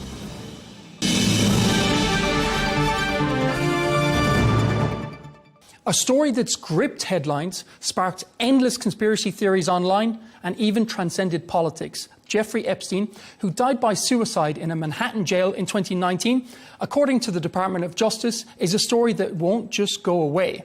Well, joining me now is his brother Mark Epstein to discuss this saga further. Thanks for your time, Mark. You're speaking to us from an undisclosed location for security concerns. Are you afraid for your life? No, I'm not afraid for my life, but I equate it to, when you cross the street, you're not afraid to cross the street, but you look both ways because you're cautious. So I'm not afraid, but I am being cautious. You're Jeffrey Epstein's only living relative. When did you hear of your brother's death first? Well, I heard it the morning that he was found dead. I was having breakfast at a hotel and the television was on. And Jeffrey's picture came on, and they said that he was found dead from the apparent suicide. That's how I learned about it, mid-breakfast.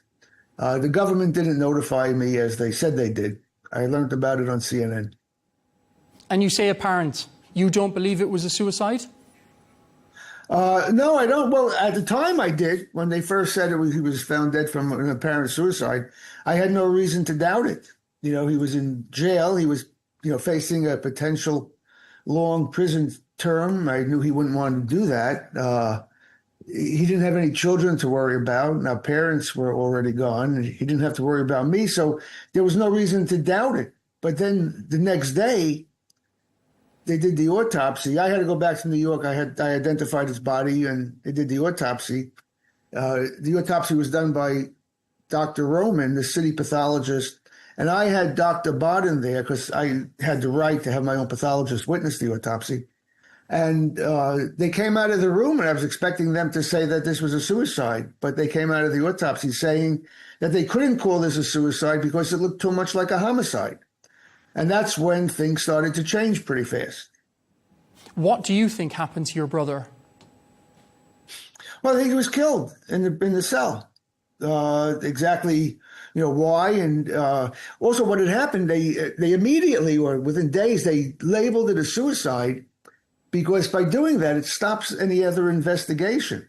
Now, this has never been investigated as a potential homicide. And that's where they made the mistake, because it's obvious that they didn't do that. And Bill Barr, the Attorney General at the time, made a statement. He said that he personally watched the videotape and he saw that nobody went in or out of the tier where Jeffrey's cell was, and that convinced him it was a suicide. Well, when I first heard that, I said this is a cover-up for two reasons. Number one, there were about a dozen other prisoners on the same tier as Jeffrey that would not have to go and go into or out of the tier in order if they were going to kill somebody. So by completely eliminating the possibility he was killed by somebody already on the tier shows that he wasn't being straight. And also to think that somebody can get to that door, go in, kill somebody and leave completely undetected doesn't make a lot of sense either. So that's when I knew it was a cover-up. And by calling it a suicide, they don't investigate as a homicide.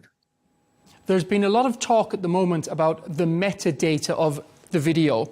It shows that the video has been cut for over 2 minutes. There's also the insinuation that the prison officers were asleep. Do you believe this? Well, I know that people have investigated the videotape, and it's not the raw footage, and it has been edited. I mean, the people who do that kind of work, have said that it clearly is not raw footage, and that it's been also pieced together from more than one feed. And there's a lot of things in the video that doesn't make any sense. There's that person or something in the orange blur. They're trying to say it was somebody carrying, linens up, but other people have testified or said in the prisons, people don't carry things like that in prison because you never want your hands tied up. So if they're moving linens around, it's in a cart or someone going to wield the bin or something. So it looks more like somebody in an orange outfit, not somebody just carrying orange linens.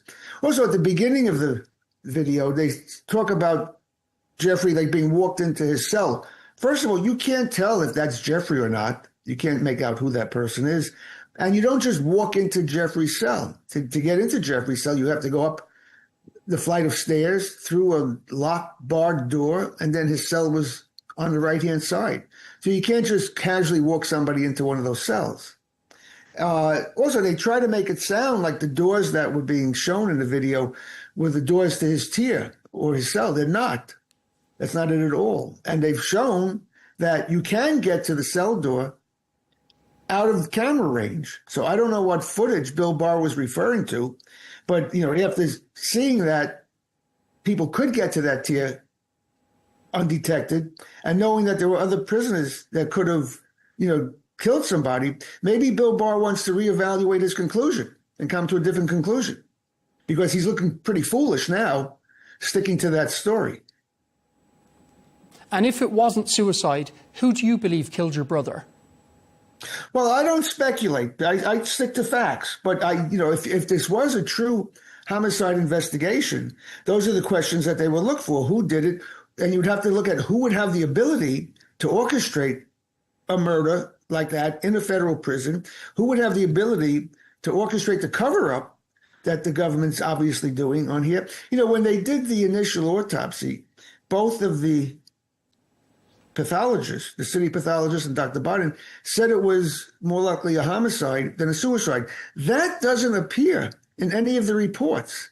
Nobody talks about that. They just gloss over it and try to claim it was a suicide, negating what these two highly qualified professionals said.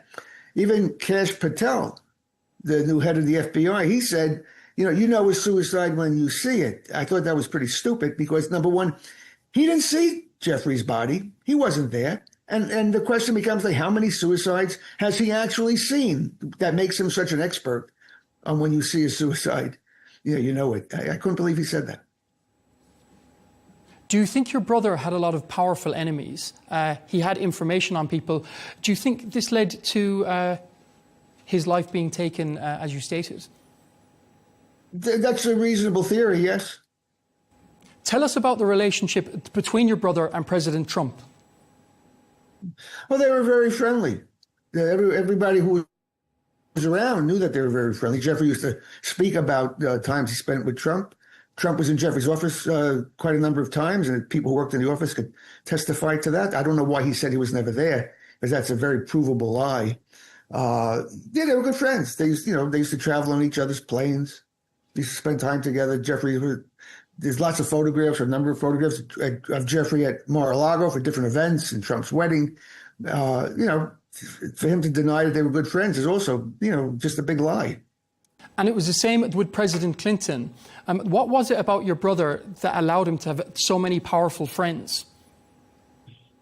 No, I don't know. Jeff and I didn't socialize together. We didn't see each other very much, although we were always in communication via telephone and emails. Jeffrey was a personable guy. He traveled in those circles, and you meet a lot of people in the work he did.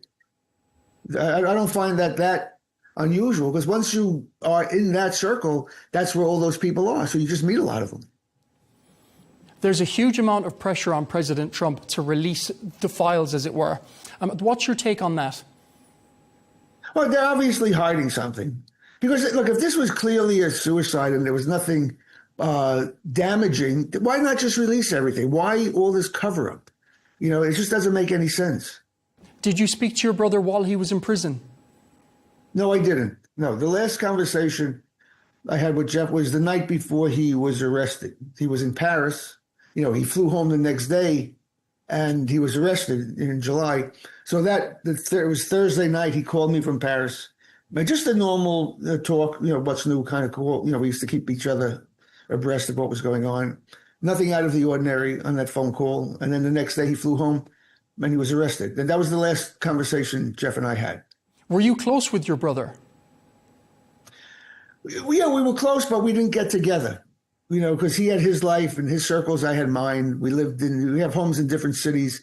So we weren't always in the same city together. That's number one. And even in New York City, where we would both be at times, he lives uptown. I spend my time downtown. So there wasn't any reason necessary for us to get together, but we were always in communication. So we were close that way. Ghislaine Maxwell, who is serving a 20-year sentence in jail at the moment for being an associate of your brother. Should she be afraid of her life, in your opinion? You know, I'm not really the one to be the expert to give you an answer on that. I mean, she should also be cautious, I would say, because, you know, people are dying. But it also depends what course of action she takes. I don't know what she has said or what she's going to say. So, you know, she should bear in mind that, yes, people have been killed already. There's also been a lot of speculation that your brother was somehow associated with Mossad, the Israeli intelligence agency. What do you think of that speculation?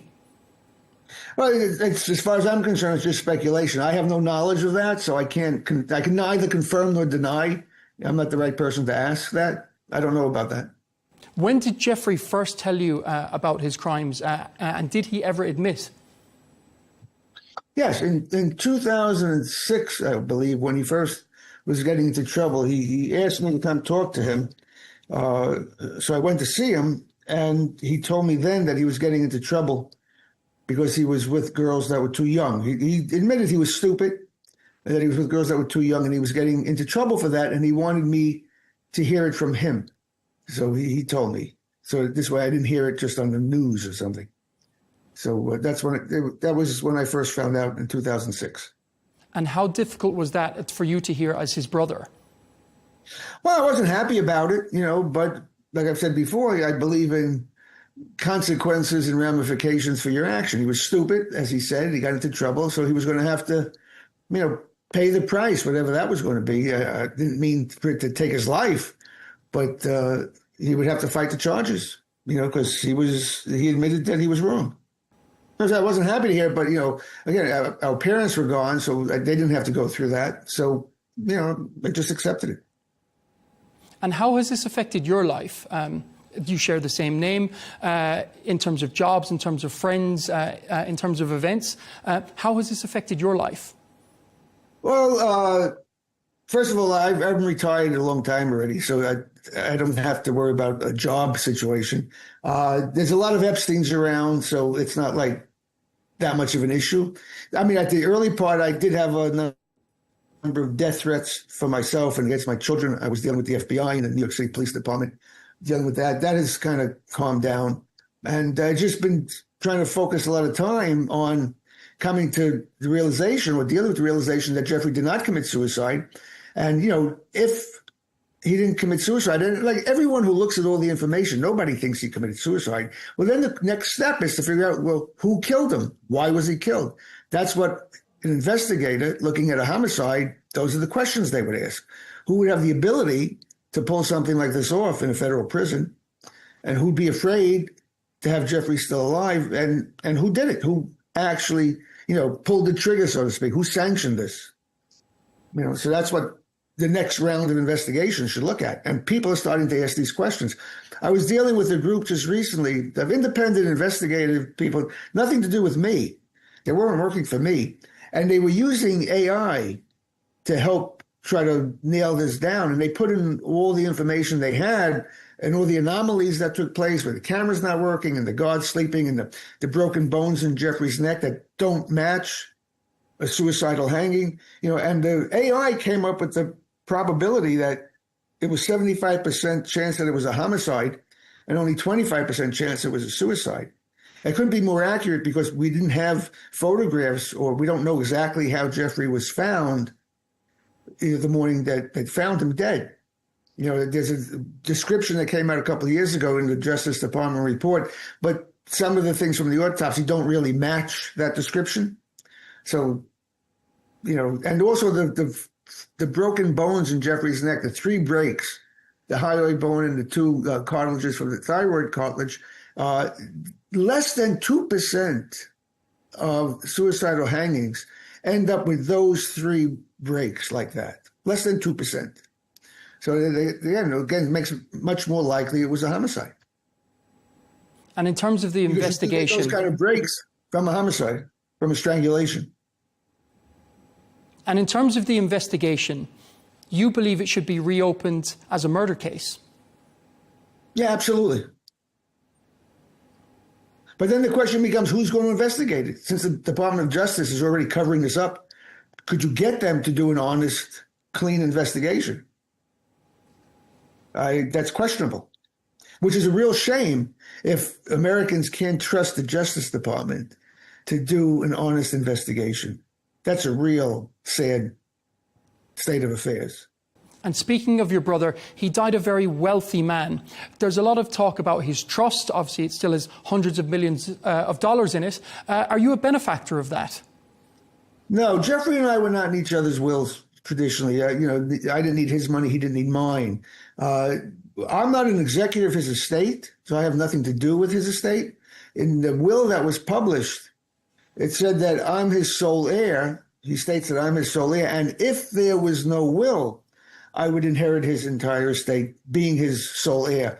But it says that in the will, which means there is a will, which means I do not inherit his entire estate. All of his assets went into a trust, and the trust dictates what's supposed to be done with his money.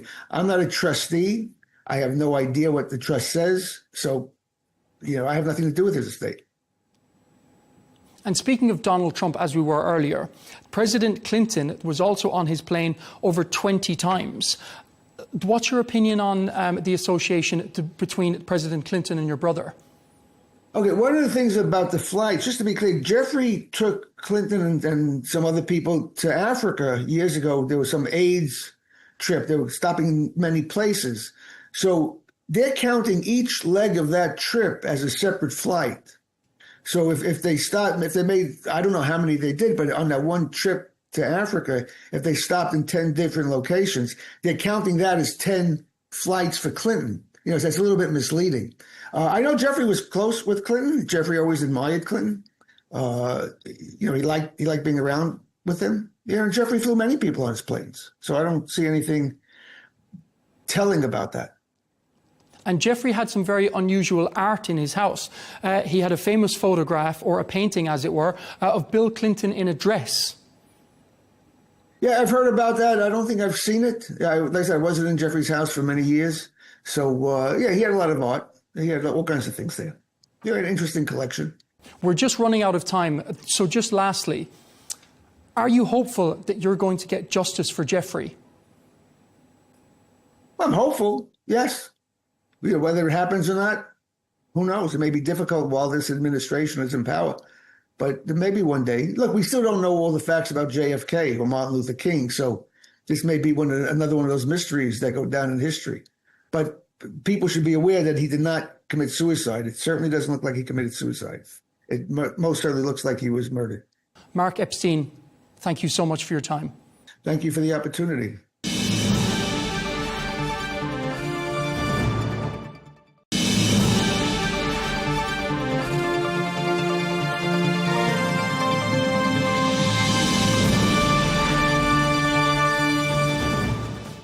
Thanks so much for your time, Sheza. I'd like to start off this interview by asking, what's the big goal of Pakistan's new AI policy? Thank you so much for having me here today. I think this is a big moment for Pakistan as we just launched our national AI policy. And if you ask me today, I think it is overall, it's based on 6 pillars. But if you ask me the big goal, it is essentially the enablement of our people on 3 levels. The first is our young students who are now going to be entering into the employability stage. The second is our existing industry and sectors across the country, whether it's agriculture, whether it's education, health. So an AI enablement across sectors. And the third is the AI enablement in governance. So as artificial intelligence takes the world by a storm, I believe that Pakistan is getting ready and rather is quite ahead when it comes to AI readiness and enablement. So this is the larger target, if you ask me. But if I go more specific, I would say that by the end of about 2 to 3 years, we will have over 1 million AI professionals, hardcore artificial professionals, trained and enabled with artificial intelligence skills. We intend to have about 1,000 patented AI products. So we want to move towards a more product-based market. We intend to have 1,000 publicly and privately funded AI research ventures. So we're going to be establishing an AI fund under this policy, which is going to be supporting our researchers, giving out scholarships, supporting our startups. So about 1,000 publicly and privately funded research ventures. We're financing about 400 university-led AI projects so that all the industry and government challenges which require solutions, we strongly believe have to now come from young people, our young innovative asset, which is our youth population. And that is why we're enabling about 400 university-led AI products that will be supporting the government and the industry at large.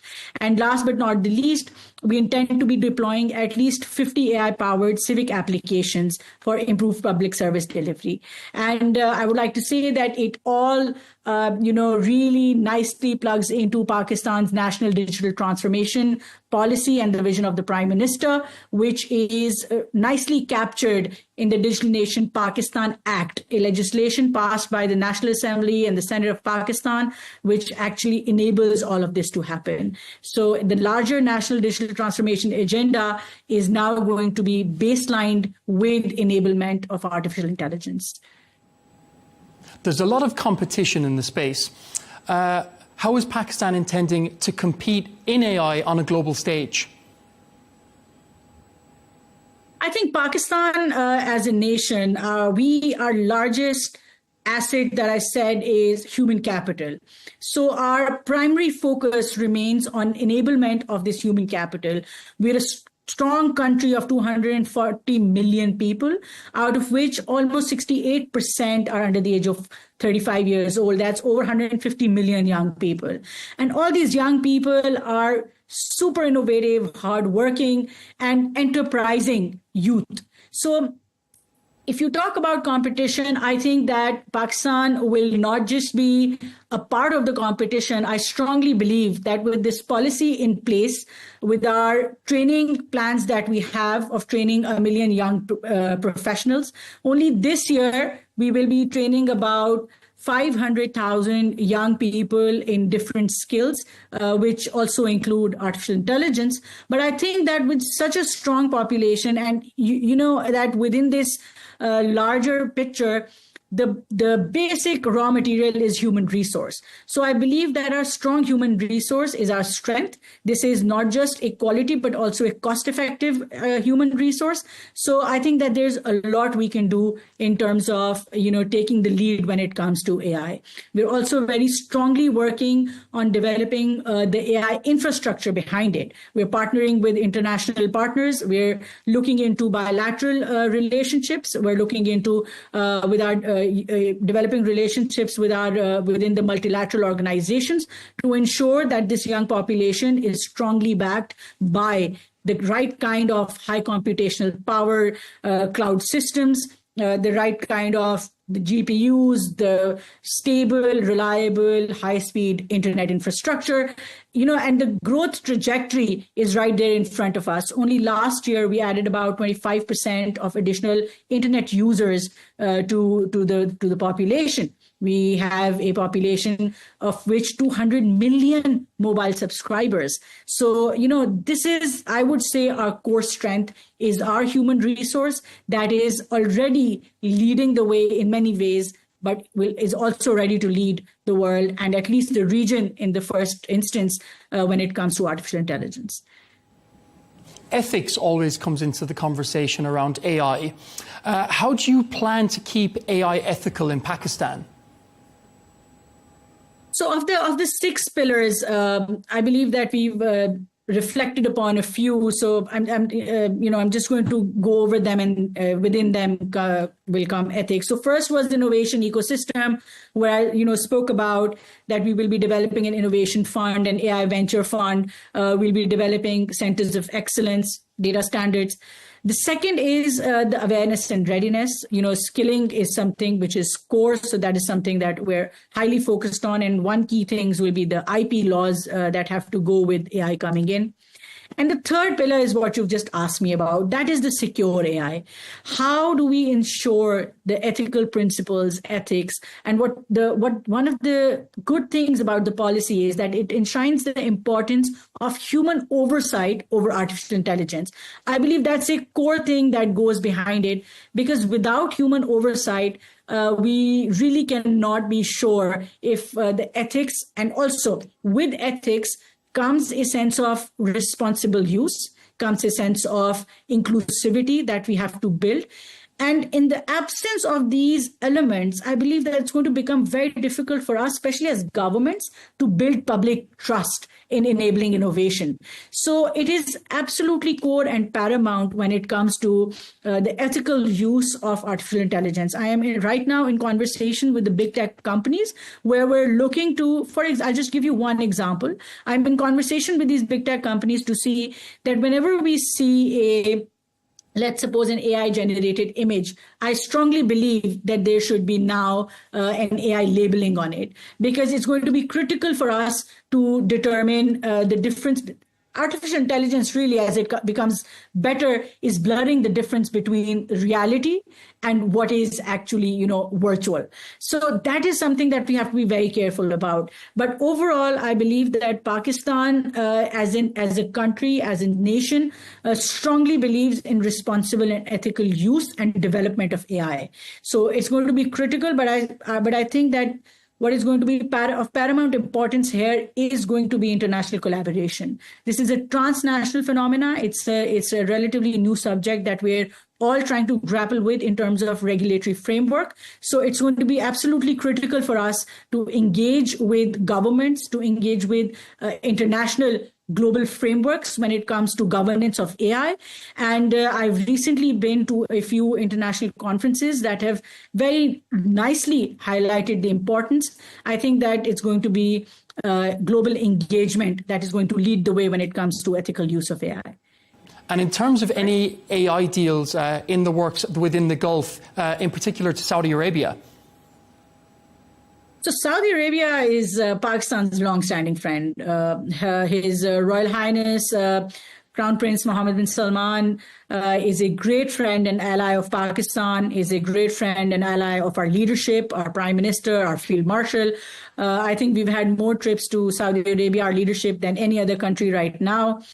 I am personally strongly in touch with Excellency, my brother Abdullah Al-Saha, and we've had multiple engagements on our bilateral arrangement for between our countries. Some of those engagements include availability of the computational power that Saudi Arabia has very ably established. We're looking towards what we call in Pakistan the Grow with Saudi Arabia plan. So the idea is to have joint ventures. I'm in contact with the the NTDP, which is actually looking at developing the technological digital transformation in Saudi Arabia. We're in direct touch with Sadaya. We were one of the biggest represented countries in LEAP this year, and our companies were able to really get tens of millions of dollars of deals when they were representing Pakistan in LEAP this year.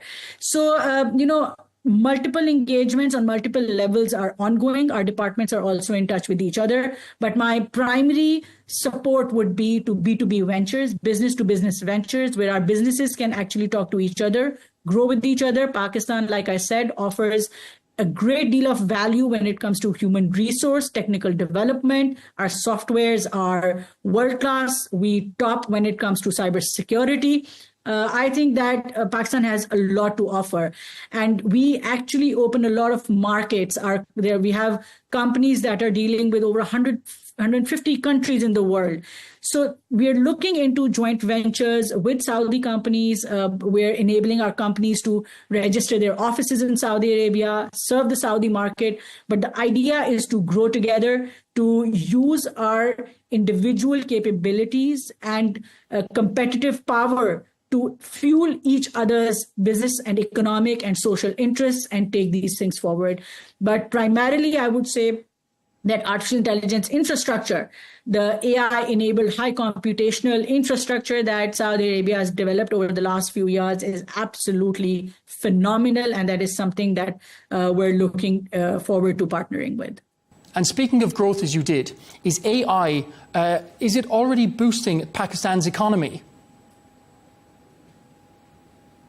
Of course. So Pakistan, in the last 2 years, our IT sector has added $1.2 billion just in terms of IT exports. The domestic development and revenue is besides that.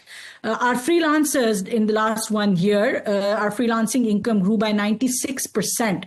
So that's a huge growth pattern that we're seeing overall in terms of how technology is contributing. Our aim is to take our exports to about $15 billion in the next 4 years, and also an additional over $10 billion worth of revenue and increase in GDP when it comes to the digital transformation project that the ministry is undertaking. So we're right now, actually, we've started making the Pakistan Stack, which enables the interoperability of data across sectors with National Data Exchange Layer. And that is really fueling the economy, fueling innovation, making the right data sets and secure data sets available for innovation. They're encouraging our young startups to actually come up with new products, new solutions for governance. Once this data availability is there are endless opportunities that we can take out of it. So not only the larger idea of national digitization will transform our economy, governance, and society, but it's actually going to fuel the growth that we're looking at. So the industrial growth, the right kind of policy making, bringing in transparency. If I tell you today, the government of Pakistan, the federal government, 98% on e-office, it's completely paperless. We're operating with high-powered, artificial intelligence-based e-office systems, which actually helped us grow 14 ranks in the e-government index of United Nations as well. So, we're really looking towards technology to be fueling our economy. Right now, we think that artificial intelligence directly is going to add about somewhere between 7 to 12% to our GDP in the next 5 years. And that's the kind of growth that we're looking at just because of artificial intelligence. But overall, I believe that Honorable Prime Minister, for example, regularly, weekly takes a meeting on cashless economy. So financial technology is something which is at the forefront. Digitizing economy is something which is at the forefront of our national agenda. So these are the things we're looking into health stack. We've prepared a world-class agri-stack. So SIFC, which is the Special Investment Facilitation Council, powered by the whole of government approach, where Prime Minister and the Field Marshal, General Asim Munir, actually lead the SIFC. They have prepared their arm that looks after the land information management system, a phenomenal agri-stack. If you look at the kind of data it's producing, there is no stopping economic and agro-based development in the country, which is actually a core of our economy as well. So these are the key things that are actually going to bring us many folds, multiplier effect in our economic growth and development. But one thing that I want to add here is that the recent performance of Pakistan in the war that just happened. It wasn't just a conventional war that we were looking at. It was actually a 360-degree fight that we took on with our, international partners as well. So that is where the global world, the world now recognizes our power in technology as well. Our armed forces are super equipped with cyber power. Their technological prowess is now something that the world knows of. Our cybersecurity capabilities are undoubted. I think that this is where we've placed ourselves on the map right now in terms of technology as well. So it was a 360-degree war that was collectively won by the leadership and our people together. But why is it important here is that there was a massive role of technology in this conflict, that Pakistan has established that it is better in the region than anyone else who's present. So this is something that we're very proud of, and we're very confident that technological advancement is not only going to lead us in terms of our economic growth, but it is going to bring social prosperity. We're looking towards technology as something which is inclusive. We have massive women-focused, gender-focused projects going on. Pakistan, as per the GSMA report, was the fastest in terms of closing the gender gap. We've reduced the gender mobile internet gap from 36% to 25% in the last 2 years. We're looking at the AI policy clearly make space for persons with who are differently abled, inclusivity, ethical use, security, social development. All of this are key to our Artificial Intelligence Policy 2025 that we're looking forward will actually propel and fuel Pakistan towards its development, whether it's economic development or social development. And in terms of war, as you stated, obviously all of the new technologies are always eventually geared towards war. You mentioned the recent conflict with India. You said that you believe Pakistan has an edge in the AI war. Absolutely. I think that this is where, like I said, whether it was the Pakistan Air Force, Naval Force, the Pakistan Army, the land force, I think that across the board, the technological prowess that was seen was, it's now undoubtedly stated that we are definitely, the capability is much better. And I strongly believe that we will continue to lead this development and progress. We will continue to take the lead when it comes to development, especially when it comes to development in technologies in the defense sector. So we're very confident in the military leadership that is there right now under the leadership of the Field Marshal, General Asim Munir, under the leadership of Honorable Prime Minister. I think that in the next few years, you will see even better results coming out with the kind of focus, laser focus that they have on technology, on the sector. I don't think, and with the kind of people, the right kind of people, the right kind of focus in terms of economic budgeting that we're doing right now, the right kind of policies like Digital Nation Pakistan Act that are powering this. We're now going to be bringing in the Data Protection Act. We're looking at reviewing our IP laws. We are reviewing our telecom policy. Everything put together is really going to fuel Pakistan and take it into a leadership role when it comes to IT and artificial intelligence. And just turning to jobs, as you said earlier, AI is leading to huge growths in GDP, but there's also a risk, and there's a huge conversation in the West, and I'm sure all over the world about this, that it's going to take away a lot of jobs. How do you plan for that? You're absolutely right. So, when in the first question that you asked me, and that is why I mentioned that the AI readiness in education, in governance, and in industry is something which is a core, at the very core of our AI policy. I don't think that artificial intelligence is going to be taking over jobs, but I strongly believe that people who have the knowledge and skill of using artificial intelligence will definitely be replacing people who don't have it. So it's kind of going to be like, if I'm using AI tools, my productivity is going to be 100x. So productivity per capita is something that the AI skills are going to be targeting. So where we need to focus on is we are prioritizing the low-tech jobs where AI will be replacing, or AI-enabled people will be replacing these skills very soon. We're looking at international monitors. We're doing a domestic skills demand surveys. We're preparing a live labor management information system so that we are ready for the jobs that are coming in the future. But this year alone, like I said, we'll be training over 500,000 people with the right kind of technical skills. We've converted all of our publicly funded digital skills programs towards AI enabling skills programs. This is how we're preparing our young people. This year, when the school starts, we in the federal government, all schools above the grade 6 will have an AI component in their basic education systems. So there has to be a 360-degree transformation when it comes to how we're educating our people. Agentic. So see, it was analog, it was digital, it was Gen AI, and now we're in the era of agentic AI. So the era of agentic AI really puts us in a great position where we can really revolutionize how we learn. So the whole education system and the skilling system is also, transforming. Absolutely an overhaul in the system is what I'm seeing in the next few years. And that's precisely what we are preparing ourselves for.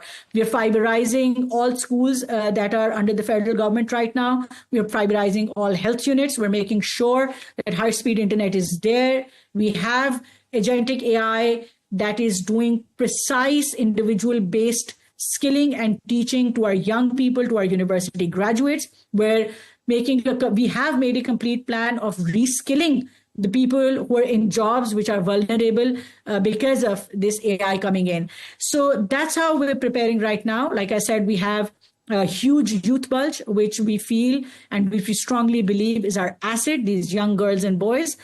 Skilling them, channeling their abilities right is something that is the Prime Minister's focus. It is directly under his leadership. This is also something that he looks at least bi-weekly. Productive employment, as he calls it, we all our ministries, whether it's education, it's the skills, it's us, we all have productive employment targets given by the Prime Minister Shehbaz Sharif that we're looking at when it comes to making our population ready for the future of jobs.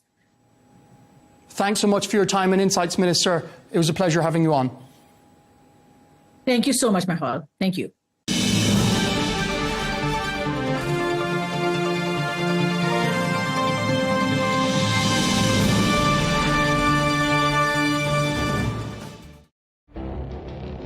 It feels like decades are passing by in a matter of weeks.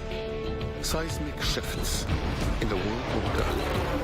Never, ever will be part of America. With so much happening and then so much noise. Whether it's political upheaval, Canada has been ripping us off for years. Economic shifts or social movements. And no one wins from tariffs. I think America can be more friendly to the rest of the world. For in-depth analysis and all the latest developments across the globe. To have an inclusive policy together.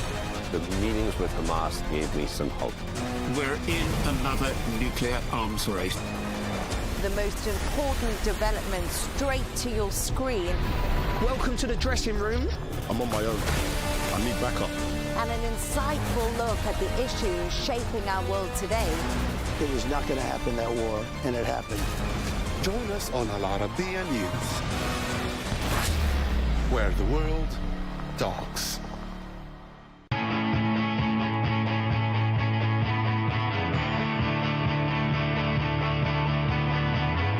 Welcome to the metropolis, the big city. This is where tech, trends, and culture meet.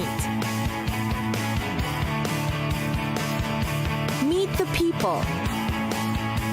See the sights. Walk the city streets. And experience the lifestyle.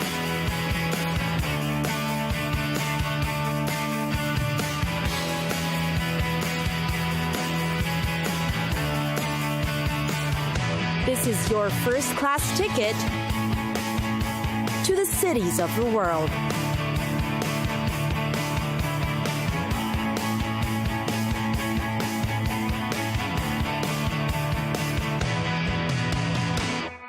Guangzhou. When in China, visit Guangzhou. Guangzhou was once called Canton. It is the capital of Guangdong Province and is the host venue for the busy Canton Fair. Thousands of tourists visit the city for a number of reasons: the wonderful scenery, the local culture, and the authentic cuisine. The Pearl River, the third longest river in China, is certainly a breathtaking view. The Nansha Wetland Park is a great relaxing place to experience the natural beauty of Guangzhou. Nansha serves as the best habitat for fish, shrimps, and crabs to thrive. For a glimpse of fascinating architecture, head to the Shamian Island. With amazing buildings and structures alongside cutting-edge works of art, you'll definitely appreciate the diverse yet marvelous design.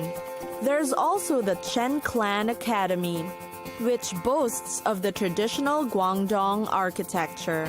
It features one of the best preserved ancestral halls, representing the fascinating folk art of southern China. In the middle of the city, find the Sacred Heart Cathedral on Yaid Road, facing the Pearl River. It's quite amazing to find such a place amid the old busy city and noisy surroundings.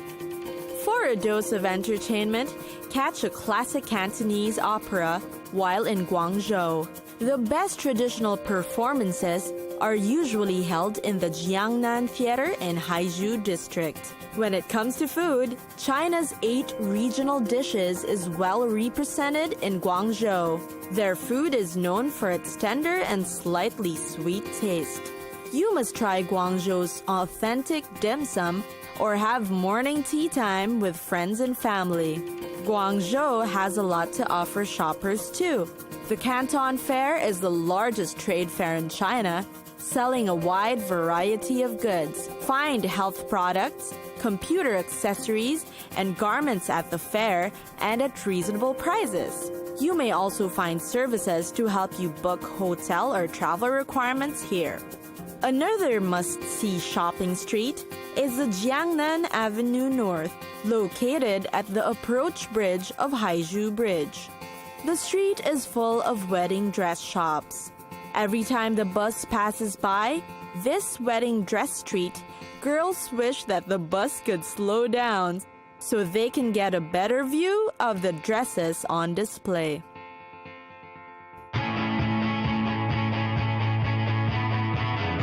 It's time for us to go. Pack your bags and get your tickets ready. And we'll see you on the next destination. Catch us again next time on Cities of the World.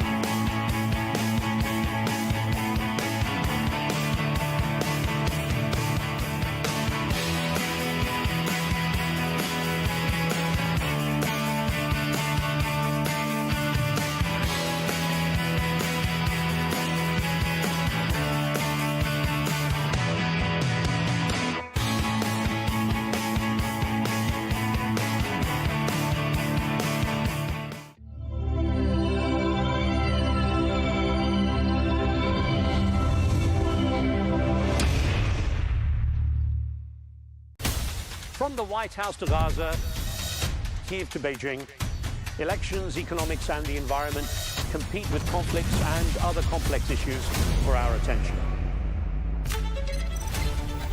In an age of fake news, deepfake and artificial intelligence, they've got to have a vote and a say.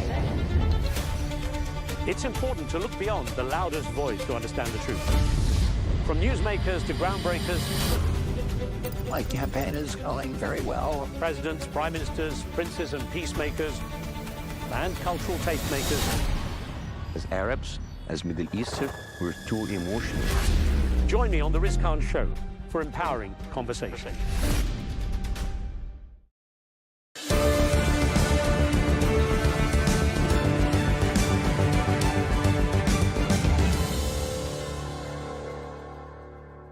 Hello and welcome. I'm Riz Khan. My guest today is someone who's turned controversial conversations on issues such as the woke culture into an art form. The renowned evolutionary behavioral scientist Dr. Gad Saad pulls no punches as he fights for what he believes should be universal truths and real freedom of speech. His best-selling book, The Parasitic Mind, explores how the human thought process can be hijacked by irrational ideas and how these parasitic beliefs shape much of modern society. Professor Saad's upcoming book is called Suicidal Empathy, exploring how excessive compassion for harmful ideologies is threatening much of Western society. Well, his impact and presence on social media has earned him the friendship and support of people such as the world's richest man. I found him to be incredibly engaging, very, very humble, zero ego, just two guys. We literally hugged, sat there for 4 hours, completely locked in. You know, he was confiding in me in a very trusting way, in a very intimate way. So I thought he was just absolutely lovely. I mean, he is an eccentric guy, but I've got nothing but positive affection for him. And Professor Saad has welcomed Donald Trump's second presidency as an opportunity to turn the tide on woke culture and to boost freedom of speech. I caught up with him in his hometown of Montreal in Canada for a candid conversation covering a number of controversial ideas that he's put forward. In this, the first of 2 episodes, Dr. Saad explains what he sees as the real danger of the parasitic mind, his abhorrence of what he calls social justice warriors, and how he justifies his position. I am putting the epistemological noose around your neck. I don't have to emote louder than you. I don't have to scream louder than you. If I can have this, gargantuan triangulation of evidence, I'll let that do the talking for me. Professor Gad Saad, technically, but Gad Saad, I'm glad you could spend some time with me for this conversation. There's so much to talk about. I guess I should start by asking, which pronouns would you prefer I use for you? He, they.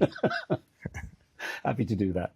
Now, you've written so many books, you've written a number of books, I should say, that really look at the human condition from a number of angles. I'm going to go through a couple of those down the road, but let's start with the parasitic mind, because that's the one that really got you out there. And having been through it, I know one sense I got was that you seemed almost angry or frustrated with the way society has gone. Was it essentially a vent? I mean, in a sense, yes, because having been in academia for for 31 years now, I always tell people I faced 2 great wars in my life. The first one was the Lebanese Civil War, growing up in Lebanon. The second one was the war on reason, on logic, on common sense, on reality that I saw on university campuses. And I just couldn't understand how supposedly intelligent people could be parasitized by such nonsense. And so it was really a result of me having stood at the top of the mountain, screaming into the wind, nobody paying attention to me. Eventually they paid attention with the parasitic mind. Isn't a best-selling book in its own way an infectious idea? It is. So in the mimetic sense, so if you remember, Richard Dawkins famously wrote a book in 1976 called The Selfish Gene. In that book, he argued that, of course, humans are a biological animal, but also a cultural animal. Our genes spread, but so do our memes, which is packets of information. So when you're reading my book, I am literally infecting your brain with my ideas. Now, you state in the book that people should proactively judge, not just judge simply to be politically correct. Where does that leave someone like me? I'm an old school journalist, and it was kind of beaten into me years ago as I trained that I should not take a position, that I should not be involving myself in the story with adjectives or a commentary or an opinion. All that's changed now in the media, as we know, but I'm kind of stuck in that world. Where does that leave me, where I don't want to be in an argument with you screaming and shouting that you're right or wrong? I just want to hear your opinions, right, and let people decide. So in your case, if you're wearing your hat as a journalist, then perhaps not judging is the right ethos to invoke. But in my case, if I am a creator of truth and a defender of truth, then by definition, I have to judge, right? I mean, I belong to the society of judgment and decision-making as someone who studies psychology of decision-making. So it's perfectly natural to judge. And in the book, I talk about the fact that many people are reticent to judge because they view it as gauche. Who am I to judge? Who are we to judge?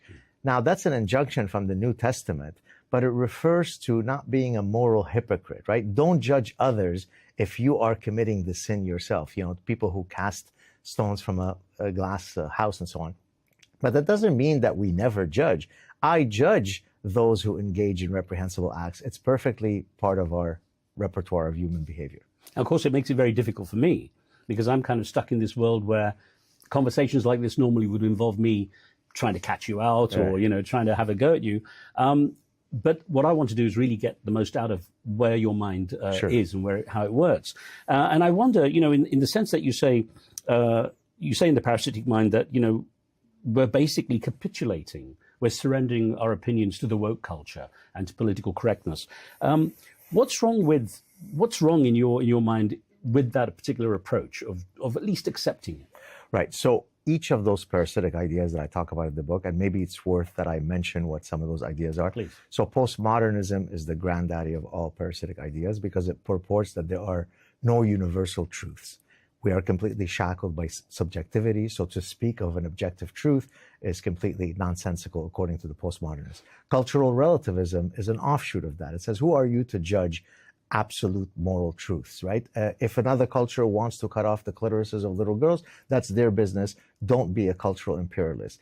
Social constructivism is another parasitic idea. It basically says we're not biological creatures. Everything is due to social construction. So if Bubba can bench press more than Linda, it must be because his parents taught him to play rough and tumble. It can't be because there are physiological, hormonal, morphological differences between men and women.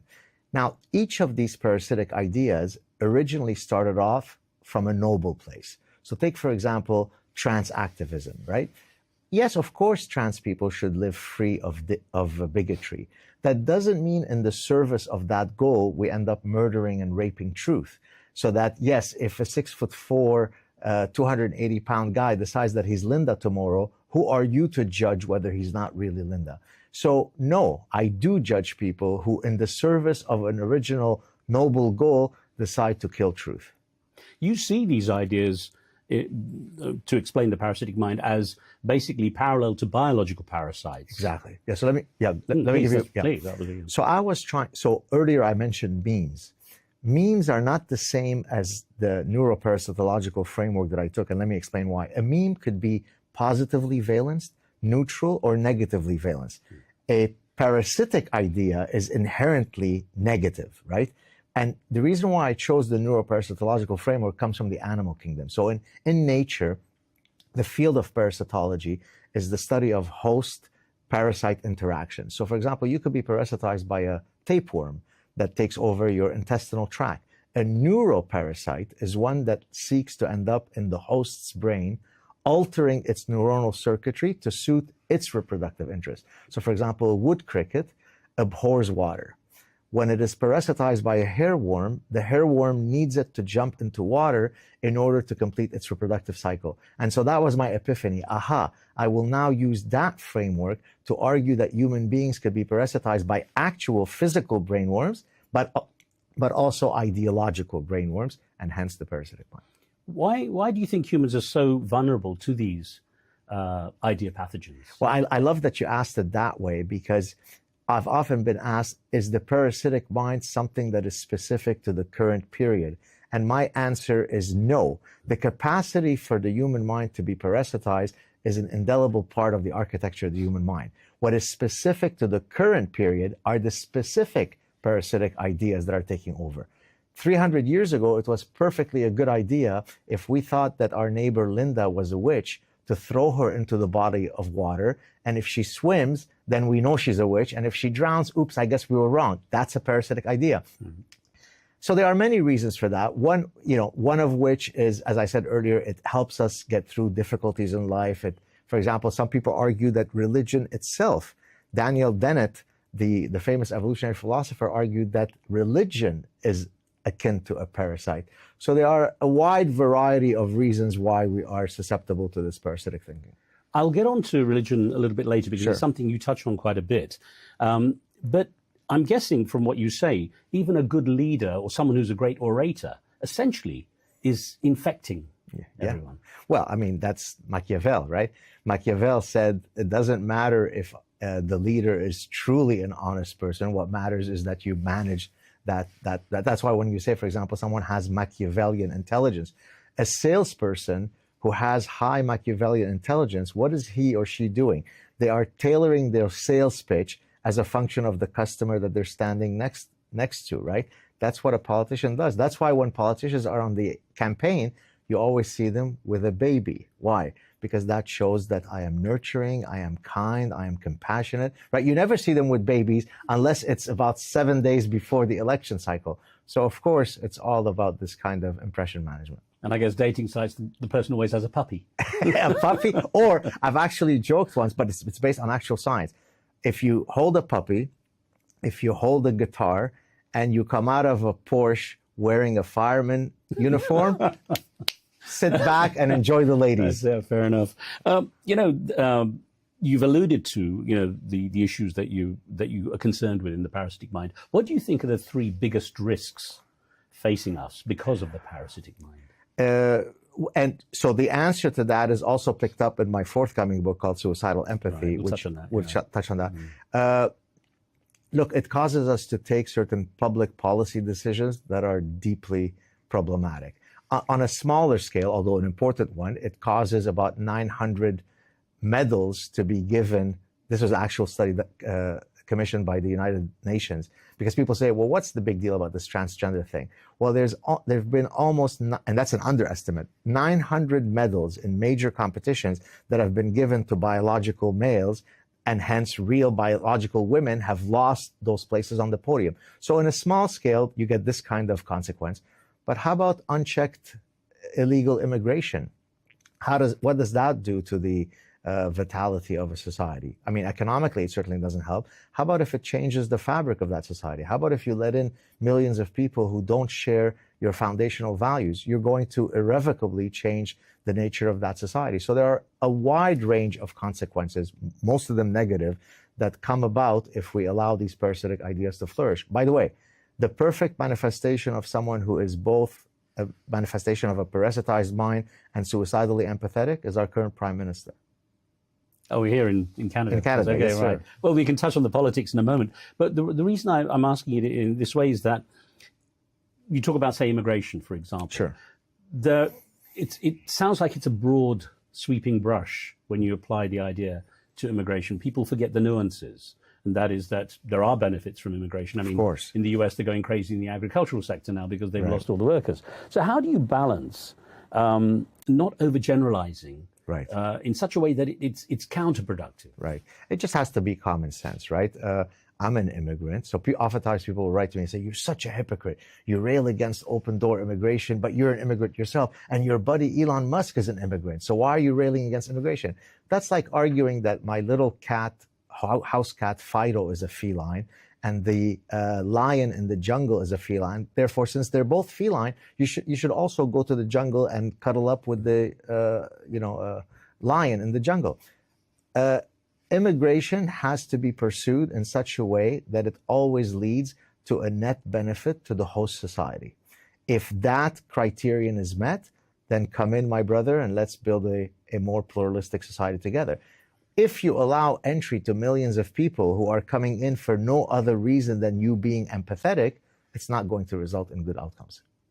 One of the things you wrote in The Parasitic Mind, to quote you, is that progressivism has become the enemy of reason. And you talk about, I love this term, the land of progressive unicorn, referring to unicorns, a mythical but admired creature. Why do you feel that progressivism is the enemy as such? Isn't there room for some understanding? Because it is always rooted in this hopeful ethos. So take, for example, social constructivism, which basically says we're born tabula rasa with equal potentiality. And the only reason that Lionel Messi became Lionel Messi or Albert Einstein became Albert Einstein is because of a particular schedule of reinforcement, some socialization. Maybe his parents hugged him a lot, or maybe they didn't hug him enough, or maybe they took him to McDonald's enough, or maybe not enough. It can't be because there is innate differences in potentiality across people. Because here what the progressives are mixing up is equality under the law with equal potentiality. Now, it's very hopeful for me to think that all of my children have the potential to become the next Lionel Messi if only I find the right schedule of hugging. But the reality is my children are unlikely to become NBA players because I'm a short Jewish guy. Okay, the genes are already working again. Now, there are some short guys that ended up in the NBA, but the statistics are against you. So me recognizing that there are certain biological realities is harder to swallow than the progressive unicornia that says, given the right schedule, we will all be beautiful. Socialism is a wonderful idea if you're 3 years old, because I teach my kindergarten kid that sharing is caring. It's inherently unfair that Elon Musk has more money than the guy who's homeless, right? Wouldn't it be better if benevolent government comes in and it creates equality? That's what Kamala Harris told us. Well, socialism and communism have been tried in endless countries. They've always failed. Why?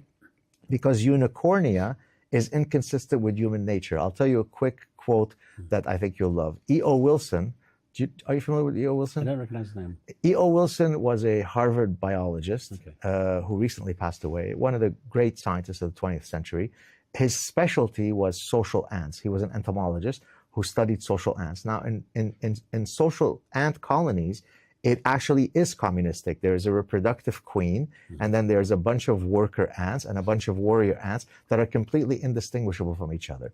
So when he was asked in an interview, Professor Wilson, what are your thoughts on communism? His answer was, great idea, wrong species, right? So what the progressives are doing, they're saying, we will impose our beautiful, rosy view of unicornia to a species that hasn't evolved to be consistent with that unicornia. So no, I think it's a bad idea to succumb to these ideas. So essentially, it sounds like you're saying the land of progressive unicornia ignores basic science. Exactly. It ignores the most fundamental features of our evolved human nature. Here's a great example from, so I teach at a business school. So many years ago, there was a company that decided that they wanted to break free of the antiquated notions of toxic masculinity. In what context? Romance novels are almost exclusively read by women around the world, right? I mean, literally almost exclusively. And I'm about to describe to you the exact same male protagonist that's been depicted in every romance novel ever written. You ready? He's a count. He's got some royal title. He's a neurosurgeon. He's tall. He's bold. He's aggressive. He wrestles alligators on a six-ab pack, but he could only be tamed by the love of this one woman. I just gave you the plagiarized version of every single romance novel that has ever existed. Why is that? Because women fantasize about a particular type of male archetype. It's part of their innate human nature. Now, this progressive unicornia company came along and said, we want to break free of this toxic masculinity. So they're going to come up with a guy that cries a lot, sucks his thumbs, goes in a fetal position, is pear-shaped, has a whiny voice, he's very sweet and sensitive. Guess what happened to that line? The market said, I don't want it. So you thought that you had the chutzpah to impose what you want consumers to read, and consumers said, no, no, no. I come with an endowed human nature, and I decide what I want to fantasize about. So there are real consequences to approaching political systems or consumer products with a lack of an understanding of human nature. You reserve quite a lot of ire in your book for what you call the SJW, social justice warriors. Explain that concept. So the social justice warrior is typically someone who is very much entrenched in sort of progressive unicornia. I even give an example of a type of social justice warrior with a spicy term. Do you know where I'm going with this? Male feminist as sneaky. Do you remember what the last part is? Sneaky effers. Sneaky. Okay. Now, that term, sneaky effer, actually comes from science. So in the 1970s, the official scientific term is kleptogamy, which is the stealing of mating opportunities. But the colloquial term, even within the scientific literature, is a sneaky effer. So example, you have many species where the males, there are two phenotypes of male. There's the traditional male who is, very masculine and so on. There is another type of phenotype of a male that mimics females. So when the big dominant male sees this one, it dupes him into thinking that he is a female and then goes around and surreptitiously engages in mating opportunities. So I took this principle from the animal kingdom and I argued that human male feminists, social justice warriors, are adopting the sneaky effort strategy. I remember this now, yeah. I'm very, very kind. I hug the trees. When I put gas into my car, I start crying because I am raping Mother Earth with the devil's juice and so on. And so I'm very kind. You could trust me, Linda. You don't have to worry about me. I'm a kind and compassionate person. I'm a sneaky effer. How do you propose to protect those who are genuinely vulnerable? Because we can't all be that archetypal, super strong alligator wrestling type. There are those who need, to some degree, I guess, support and protection. So how does it not kind of dissolve into this, as you say, unicornia kind of perspective? Look, I'm not suggesting that empathy is something that should be eradicated. We are a multifaceted creature, right? We can be ruthlessly violent, and we can be infinitely kind and loving, right? She's not on camera right here, but my daughter is here. I would be willing to jump in front of a truck to save her life, right? So that allows me to have empathy, have love, have unlimited compassion for the right targets, right? But on the problem is when you take these virtues and they misfire. So I don't know if we want to talk about suicidal empathy later, but maybe we'll talk about it. We'll carry on. Yeah. Carry on. So suicidal empathy is simply the misfiring of an otherwise adaptive emotion. So let me draw an analogy. OCD is a psychiatric disorder, right? But at its root, it is based on something that is quite evolutionarily advantageous. The idea of scanning the environment for potential threats makes perfect evolutionary sense. But for most of us, once we have tended to that threat, it then goes away. So for example, if you and I shake hands and I notice that a minute before you shook my hand, you sneezed into your hand, I might later quietly go into the bathroom and wash my hands. I wash my hands once and then I resume our interaction. The OCD sufferer will be stuck in an infinite loop for the next 8 hours, washing their hands until their skin is falling off in scalding hot water. So it is a misfiring of an otherwise adaptive process. So yes, be empathetic, be kind, be generous, be compassionate. Those are all part of the repertoire of human realities, but it has to be properly regulated. What you referred to, though, in the parasitic mind is something that's very interesting, and I think a lot of people recognize this based on what we see in the media, and that is the faux outrage, false outrage. Exactly. So, and here I can link it, if you like, very quickly to an evolutionary principle. So for a signal to be meaningful, it has to be costly. And let me explain what I mean by that. You take a peacock's tail, right? The peacock's tail could not have evolved via natural selection. Natural selection is the mechanism that confers survival advantage for that trait to have evolved. Well, when the peacock evolves that big tail, it is burdensome. It makes it more conspicuous to predators. It makes it more difficult to take flight. So why would evolution have resulted in the evolution of such a burdensome tail?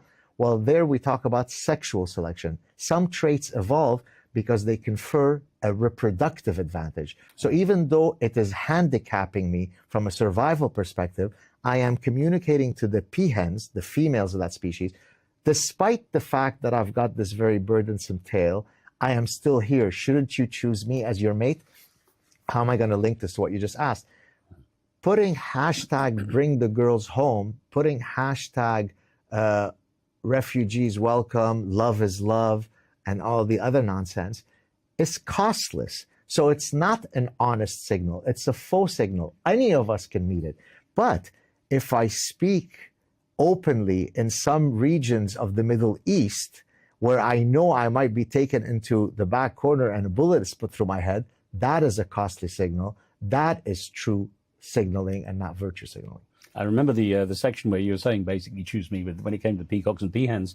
But it made me also wonder, you use this term, it's just an aside that just occurred to me, this term testicular fortitude quite a bit in the book. And that made me think, well, what about the women? Yes. Well, here I use it in a sort of hyperbolic sense. Right. Margaret Thatcher has more testicular fortitude than most men alive today in the West. Right. So it applies equally to both sexes. Or if I were a transgender activist, to the 680 different genders. When it comes to making decisions, I know you say there's a danger in prioritizing feelings over facts. Yes, sir. But isn't part of the problem that people don't really know what the facts are anymore, that, you know, they're so busy looking for confirmation bias? Yeah, that's true. Let me discuss first the tension between feelings and thought. Please. It's a false dichotomy. It's not that we are an animal of reason rather than an animal of feeling. We are both, right? The challenge is to know when to invoke the right system at the right time. So if I'm walking down in a dark alley because I'm taking a shortcut to get home, and then I notice 4 young men who are loitering, I will get a fear-based response. My heart will start racing. I will start breathing heavier. My blood pressure will go up. All of these things have triggered my emotional-based system, and it makes perfect evolutionary sense for that to have happened.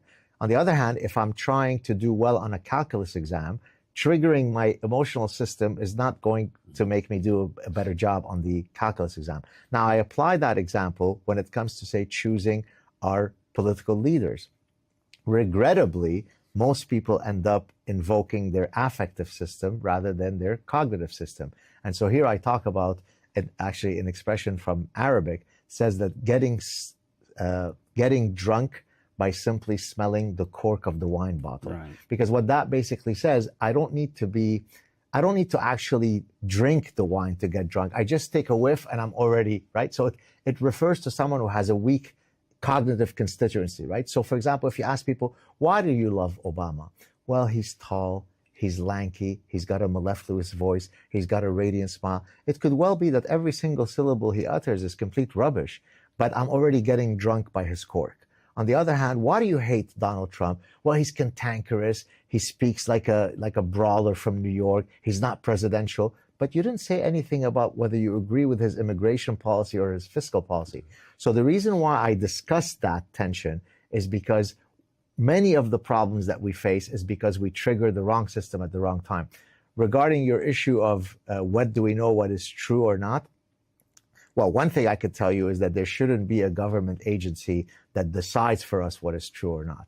I don't know if you remember under the Biden administration, there was a woman, Nina something, that came out who was going to be the first official czar of disinformation. I mean, Orwell couldn't have come up with such a ridiculous notion. Do you remember her? Vaguely, but I was thinking the issue is partly that with politics, the scene has become distorted anyway. Right. Well, and look, for example, in science, once you utter the words, these 2 words, settled science, you understand nothing about science. Because science deals in provisional truths. Yes, right. There is a truth, but that truth can move. What we thought was true, I mean, the Copernican revolution was about people thinking one way about the cosmos, and then Copernicus and Galileo came along and said, no, that's not how it works. So the idea that it's settled science, and therefore we need to remove your YouTube channel, we need to get you off of Twitter because you are espousing false beliefs. Is it disinformation to say that men menstruate, or is it veridical information? So this whole idea of we tell you what the facts are is a terribly Orwellian, dangerous idea. I'll get on to how this has been affected by social media and the mainstream media as we progress. But what I was getting at also is, isn't it now that in the case with politics, it is more about smelling the cork than actually listening to what the real policy should be? And I think there is a reason for that. Look, we face a lot of computational complexity in our everyday life, right? Imagine if I sat there aching about every single decision by looking at every single piece of information that is relevant before I decide which restaurant to go to or which car to purchase. Then I would be stuck in choice paralysis, right? So I use what are called decision rules or heuristics that allows me to cut through the clutter, right? And so, for example, when people evoke their affective system, that's a very quick shortcut, right? Because it allows me to say, look, how do I feel about Obama? He's lovely and majestic. How do I feel about Trump? He seems mean and cantankerous. Good enough, right? Because it cuts through the clutter. Now, it's a suboptimal way of making decisions, but it is a very quick way to navigate through the computational complexity. You know, when it comes to it, in your opinion, which is more important, truth or freedom? And who wins when they clash? For example, if you have people, putting out, because of free speech, putting out falsehoods, disinformation, and so on in the media? It's very hard to put a ordinal ranking on which one requires the other in an infinite loop, right? I can't pursue truth if I don't have the freedom to pursue truth, and vice versa, right? So that's what and I'm glad you raised those two, because I'm guessing you're referring to the parasitic mind, where in chapter 1, I say that the 2 fundamental ideals that that inform my life are truth and freedom, right? I don't think you can have one without the other, right? I have to have the complete freedom to be able to pursue truth where it takes me, which, by the way, leads to a very dangerous idea, forbidden knowledge, which I briefly referred to in The Parasitic Mind, and I pick up again in Suicidal Empathy. Forbidden knowledge is the idea that there are some inquiries that we should refrain from pursuing because the consequences would be too great to pursue them, right? Now, and if I may, let me explain here the concept of deontological versus consequentialist ethics. Deontological ethics is absolute statements. It is never okay to lie would be a deontological statement. A consequentialist statement would be it's okay to lie if you're trying to spare someone's feelings. And so I often joke that if you want to have a long, happy marriage, I remember, yeah. You're right, and your spouse says, "Do I look fat in those jeans?" Put on your consequentialist hat and say, "You've never looked more beautiful." You're lying, perhaps, but that is a consequentialist lie. For most things in life, it is perfectly reasonable for us to be consequentialist. For freedom of speech, for the pursuit of truth, for journalistic integrity, those are by definition deontological statements. So if you say, yes, pursue truth, but don't hurt people's feelings, the but there is a big problem. Professor, from where do you get your news? How do you make sure you're getting what you would consider accurate? Wow, what a great question. It's really a collection of stuff. Some of it TV, some of it I read, some of it is just the scrolling through X. So I don't have a single one-stop shop place. It's a bit of but what I try to do is triangulation of the veracity of information. Do you see what I mean by that? Yeah. I always say that there's a triangle: information plus diversity leads to perspective. Right. So, there you go. But the thing is, are you constantly aware of the risk of an echo chamber? Constantly trying to validate your own thoughts, because you're obviously quite forceful in your thoughts. There's a risk you could always be seeking validation. Albeit, if you, for example, will look at some of my now I have a lot of followers, so I can't give you an empirical estimate, but I can oftentimes have on my feed 2 people that just responded to something that I posted, and they couldn't be more diametrically opposed from each other.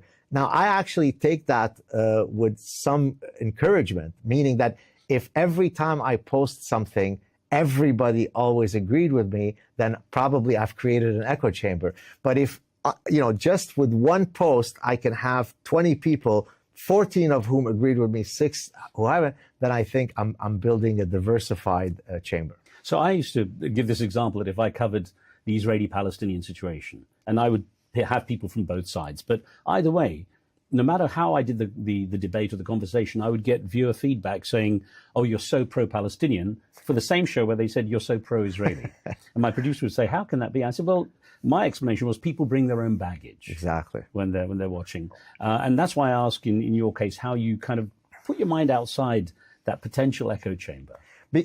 So I'll give you an example of confirmation bias that my former doctoral supervisor had told me many years ago. So he had been hired to help some company. He's a cognitive psychologist and consumer specialist at Cornell. He just recently retired, by the way. So he had been hired by a company where half the executives seemed to be for a product launch and the other half seemed to be deadly set against the product launch. And so what was going to break the tie is they were going to bring a bunch of them, put them in a focus group, and then based on that interaction, either one side would win or one side or the other side would win. After that interaction happened, then you polled both sides. Both sides said, "You see, we won." Now, how could it be? How could it be that they both saw the exact same interaction and arrived at exactly the opposite confirmation, right? Well, it's exactly to your point, which is I only look for information that supports my position, and I filter out perceptually and cognitively any information that doesn't agree with my position, and therefore I solidify my anchored position. I was recently asked on a show by a British psychiatrist, this was about a year ago, at the end of the show, maybe the best question I've ever been asked, maybe you'll beat it on this show. He said, what is the singular phenomenon that, you've seen in the human condition in your 30 plus years as a professor that has most surprised you? So I had to pause for a second.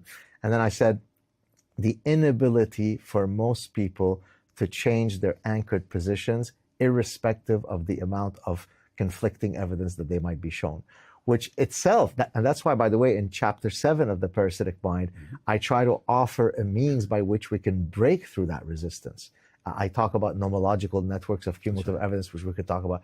So I'm mindful of even my capacity to succumb to this kind of echo chamber. That's why I try to sample from many different sources. How do you regard conspiracy theories? You know, the moon landing wasn't real, or that there were chips in vaccines during COVID, these kind of things that are out there. How do you regard them? I apply the scientific method, right? So I think there is now enough evidence that the Holocaust did happen. So if you're a Holocaust denier who argues that, you know, it was all Hollywood made and there were no ovens and so on, I don't have to take it seriously, because I know the accumulation of evidence has already established that that thing happened. And so you just apply the scientific method as you navigate between what is true or false. There's no other way to do it. It's difficult, though, with things like the moon landing. It doesn't have the same empirical base as the Holocaust, for example. That is true. That is true. But by the way, I mean, I don't know if it's the right time to do it, but maybe it is. Do you want me to talk about how you do the nomological networks? Please do, yeah. So in a sense, it speaks to your general question. How do you seek truth? How do you know what's true, what's not true? And so in chapter 7, the chapter's titled How to Seek Truth, I argue that there is an incredibly powerful, albeit very cognitively taxing, method to try to decide whether something is true or not. So let's take, for example, I give several examples in the chapter, but I'll discuss one here. Let's suppose I wanted to counter the idea that social constructivists offer that toy preferences are sex-specific due to socialization. Meaning it's because mommy taught Linda to play with the doll and taught Bobby to play with the truck.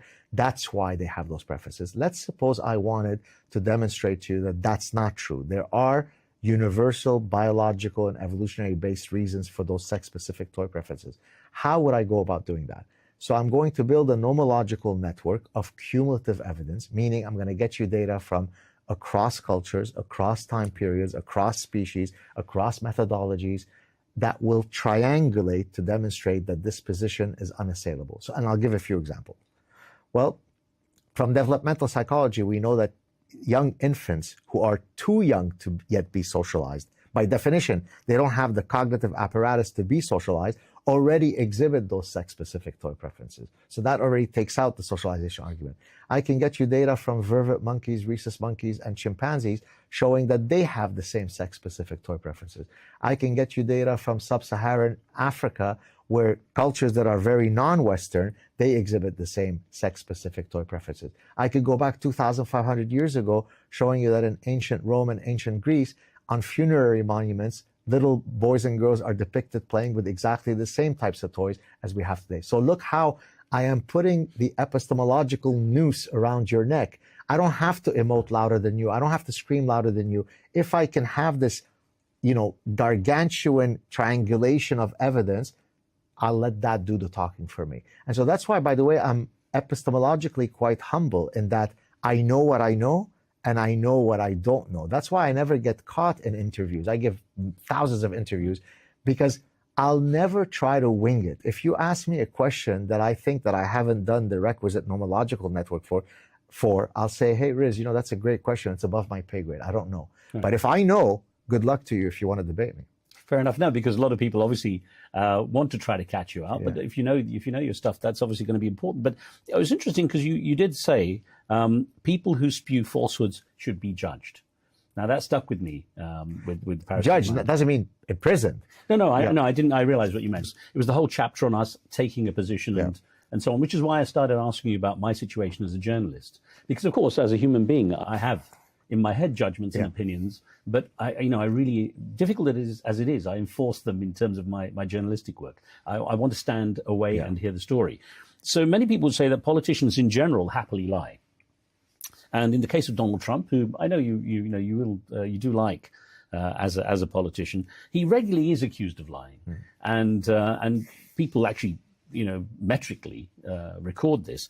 How do you reconcile your belief then about his veracity with that documentation? So there are lies and then there are lies. So Donald Trump lies about, I've got the biggest penis in the world. I'm the greatest lover in the history of humanity. the biggest audience was ever at my inauguration, right? They're ego defensive lies, right? So is he fibbing? Undoubtedly.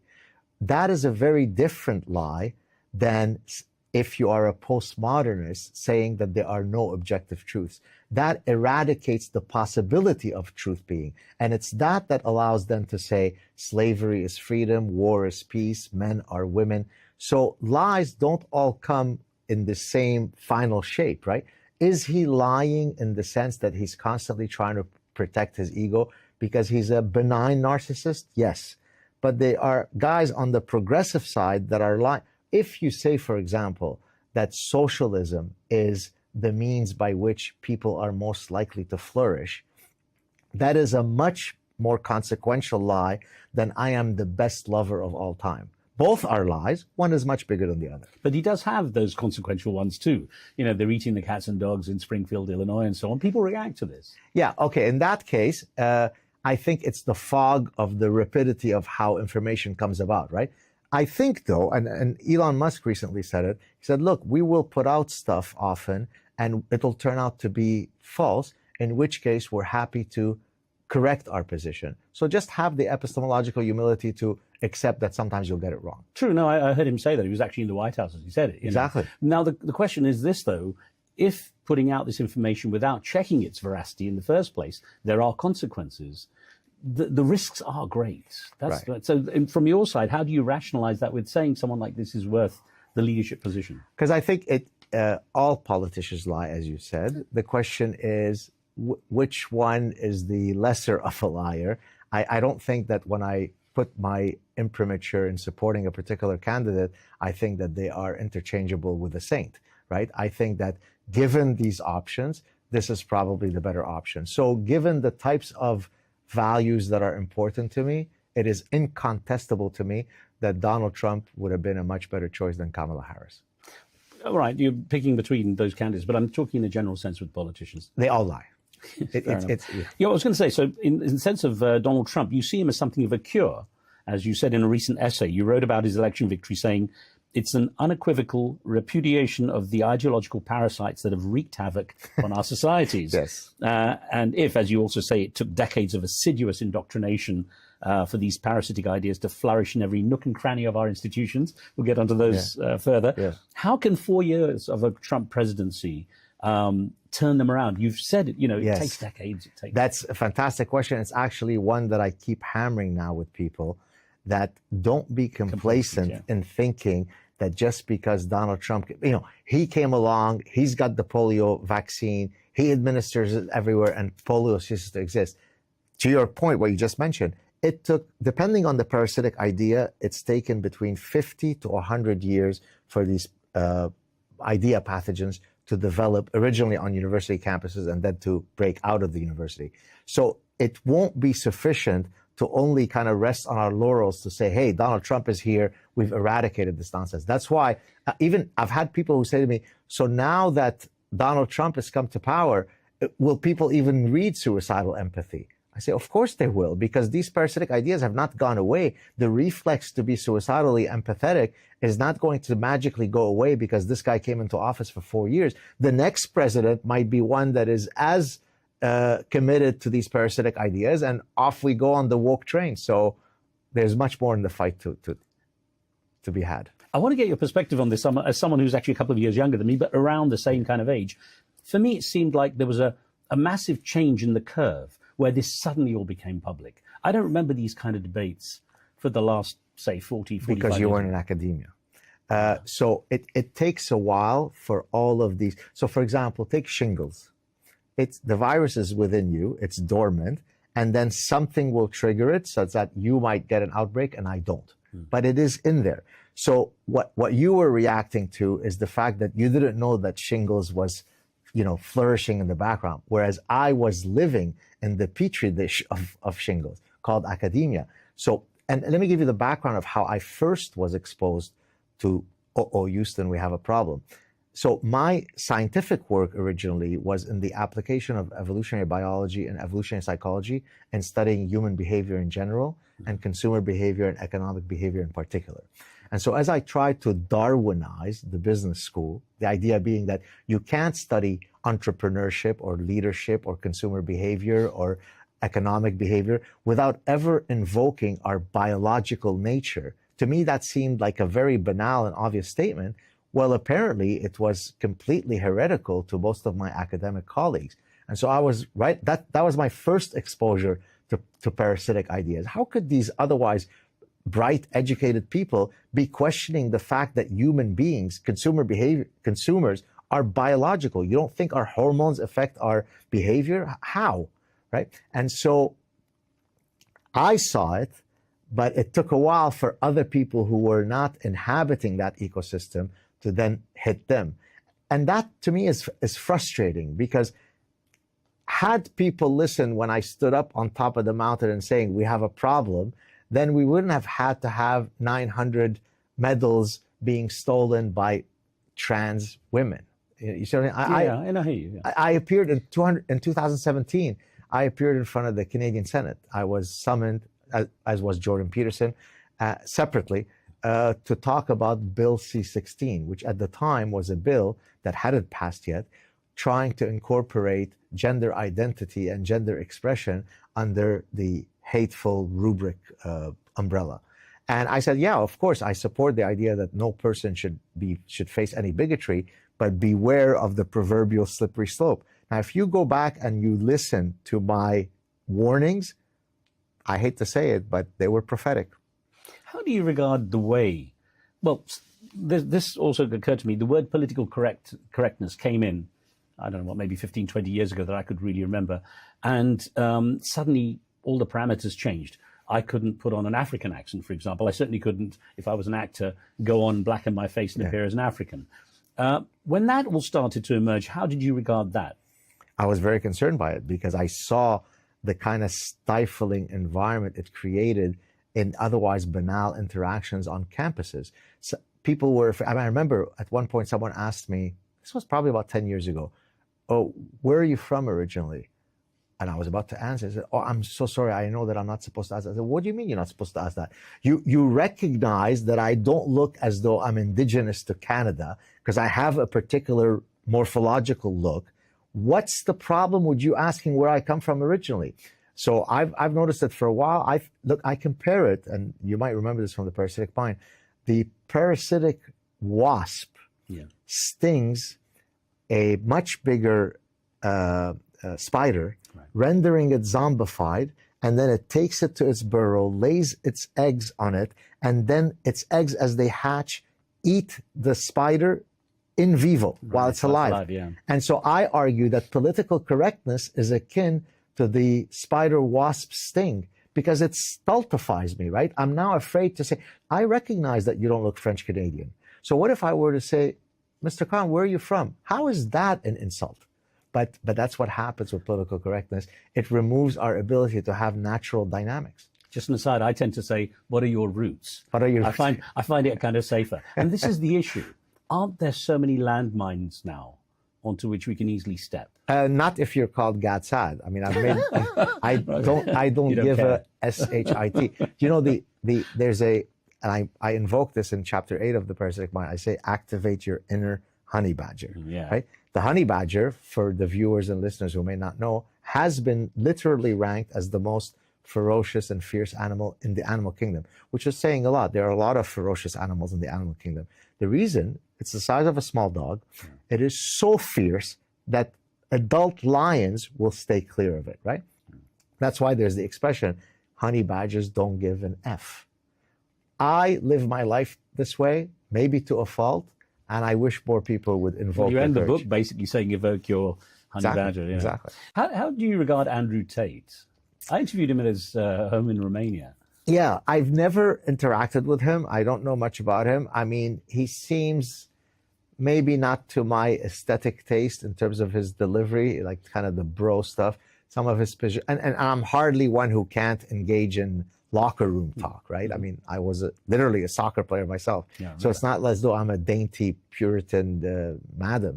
But he seems a bit too harsh for me, for my taste. He's had a lot of influence, especially on young men. On young men, yes. You know, in the approach to some of the things you talk about, you can't refute facts like, you know, men are physiologically stronger than women and so on. I think that's why I was curious in case you'd come across. I mean, he certainly will say some things that are backed by evolutionary science, if not common sense. But I think the style of how he does it is a bit problematic. What did you think of him? Did you enjoy interacting with him? Yeah, it was actually interesting talking with him because, again, I think he's used to people engaging him for an argument. Yes. And he had to stop and think when I just asked an innocent question. Right. So, you know, I'm going to go back to Donald Trump just for a couple more questions. Joe Rogan, someone with whom you've appeared a number of times now, has been very influential. How much do you think he played a role in tipping the scale in favor of Donald Trump? Huge. As a matter of fact, before he had appeared with Joe Rogan, I was in touch with Trump's people about him coming on my show, which is a much smaller show than, I mean, I'm a popular guy, but I'm not Joe Rogan popular. And when they had asked me, what would be your idea of, you know, what would you want to get out of it?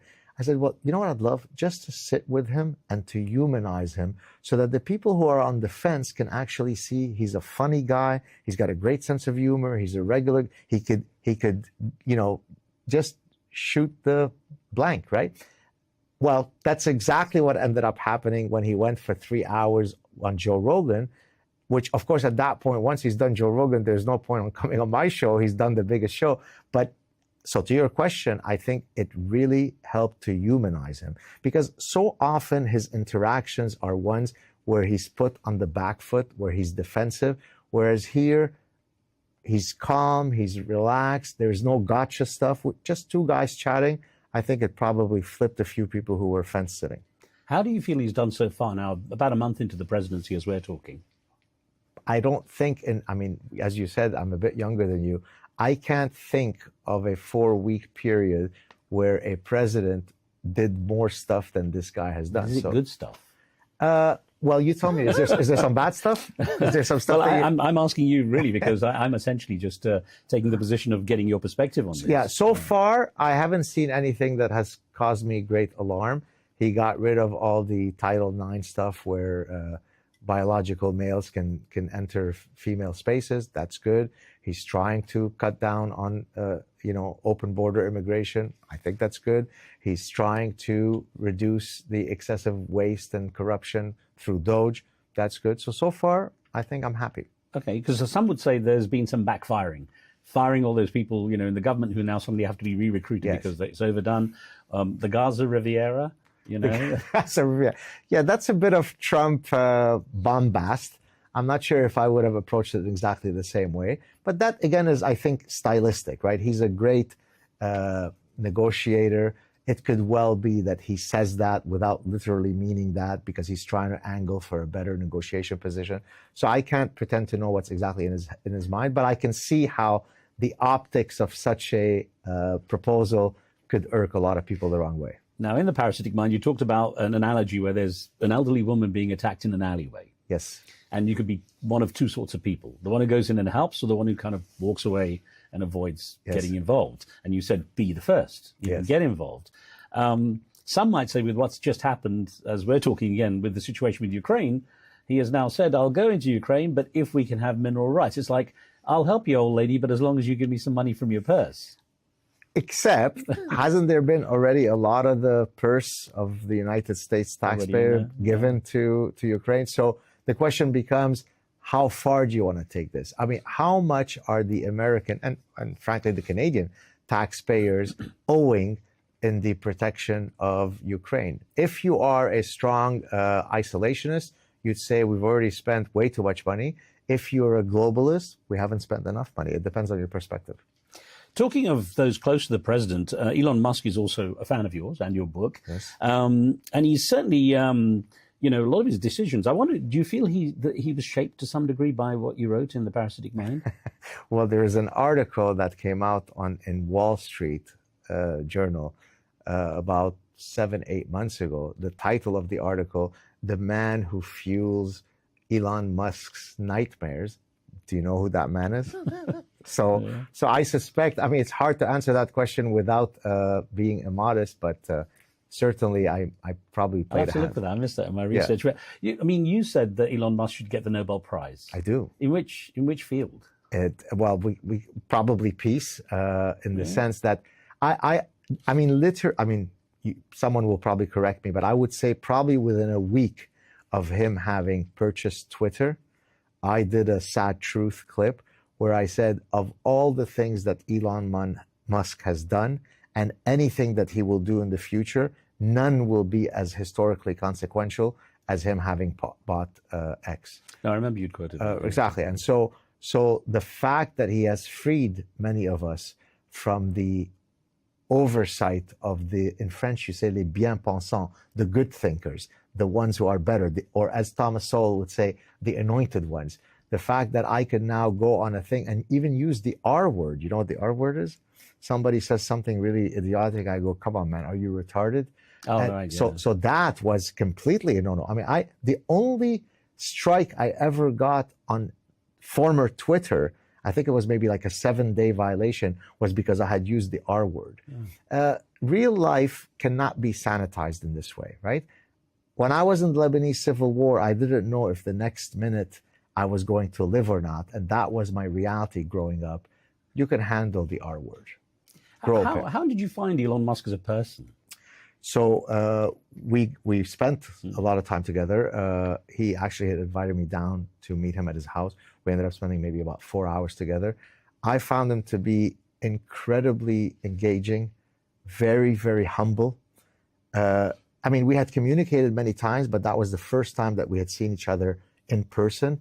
Zero ego, just two guys. We literally hugged, sat there for 4 hours, completely locked in, sometimes discussing some very personal and intimate things, sometimes discussing about maintaining human consciousness via interplanetary travel. So sometimes it got very, esoteric and philosophical. Other times, as a matter now I could say it because he's mentioned it himself.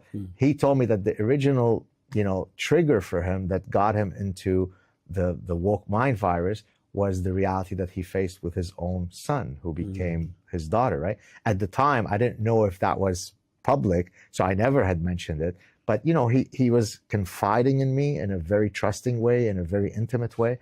So I thought he was just absolutely lovely. I mean, he is an eccentric guy, but I've got nothing but positive affection for him. He got some flack for doing the Roman salute, which is often compared with the Nazi salute. This thing, yes. As someone who's culturally Jewish, how did you feel about that? Well, I said, I actually had right away tweeted, I don't know if you saw it, I said, I can't believe that I was able to spend all this time in the Grand Nazi's house, and as a Jew, I came out alive. Of course, I was mocking the idea that he is, pro-Nazi and so on. It's so silly, come on. A lot of the stuff you write, actually, this was interesting to note, even in your book, that irony and satire gets lost on a lot of people. Oh my God, it's unbelievable.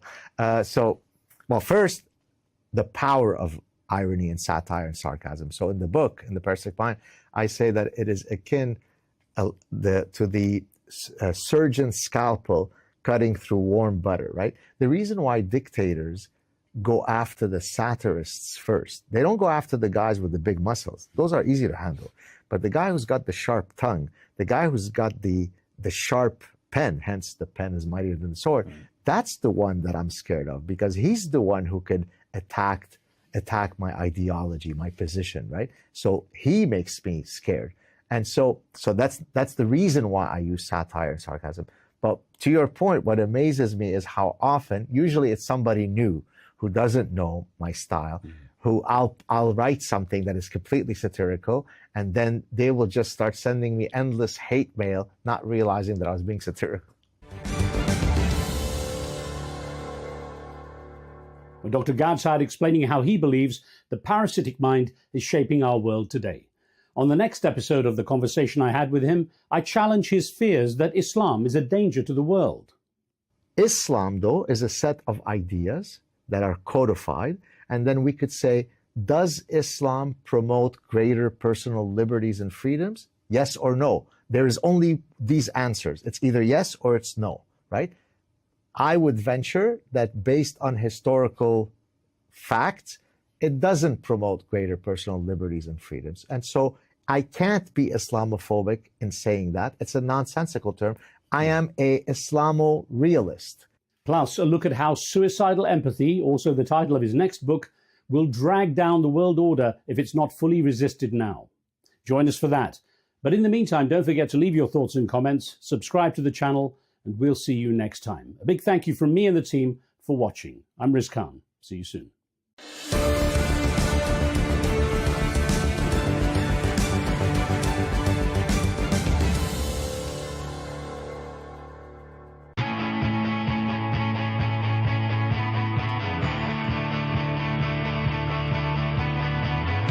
Welcome to the metropolis, the big city. This is where tech, trends, and culture meet. Meet the people. See the sights. Walk the city streets. And experience the lifestyle.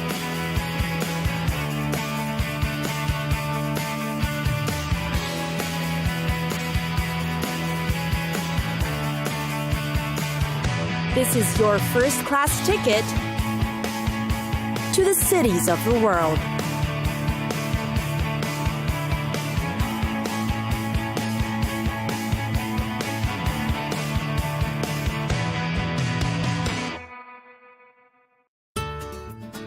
Rome, Italy's capital city, is sprawling with up to 3,000 years of art, architecture, and culture that's visually arresting and food for the soul. Add to that the historical ancient ruins you've always heard about. There's the Forum, the Colosseum, all symbolic of the former Roman Empire. Rome is home to the Vatican City, headquarters of the Roman Catholic Church. It is also where you'll find the Basilica of St. Peter and the rest of the Vatican museums, which feature the world-class masterpieces such as Michelangelo's Sistine Chapel frescoes. At the same time, religion is considered just as sacred. Did you know that every year, there are hundreds of thousands of visitors from all over the world flying to Rome for a pilgrimage? Their main agenda is a visit to the Eternal City to see St. Peter's Basilica, explore the Vatican museums, and of course, attend the Papal Mass. And then we move on to art and architecture. What Rome has on display is certainly incomparable to anywhere in the world. Plus, you can see it all for free inside the churches. Santa Maria in Trastevere Church is often praised for its beautiful Byzantine mosaics. There's also coffee and sports. Romans are addicted to coffee and, well, soccer. Calcio, or soccer, is one of their favorite pastimes, both true for males and females. Calcio is usually the main point of discussion at the bar or over coffee. Last but not least, food. Romans are very well versed in culinary. Their food is considered one of the tastiest in Italy. Hearty comfort food are what diners are after when in Rome. The most popular ones are the pasta amatriciana, pasta made with tomatoes, pancetta, and a little bit of onion. Pasta carbonara, pasta made with egg, black pepper, guanciale, and pecorino cheese.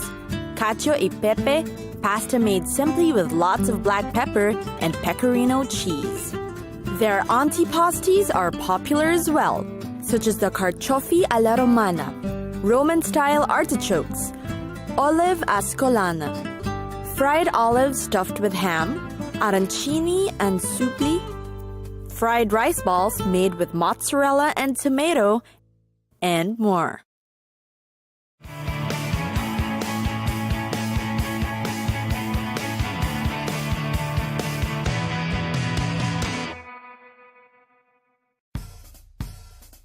Kansas is a state in the Great Plains region of the United States.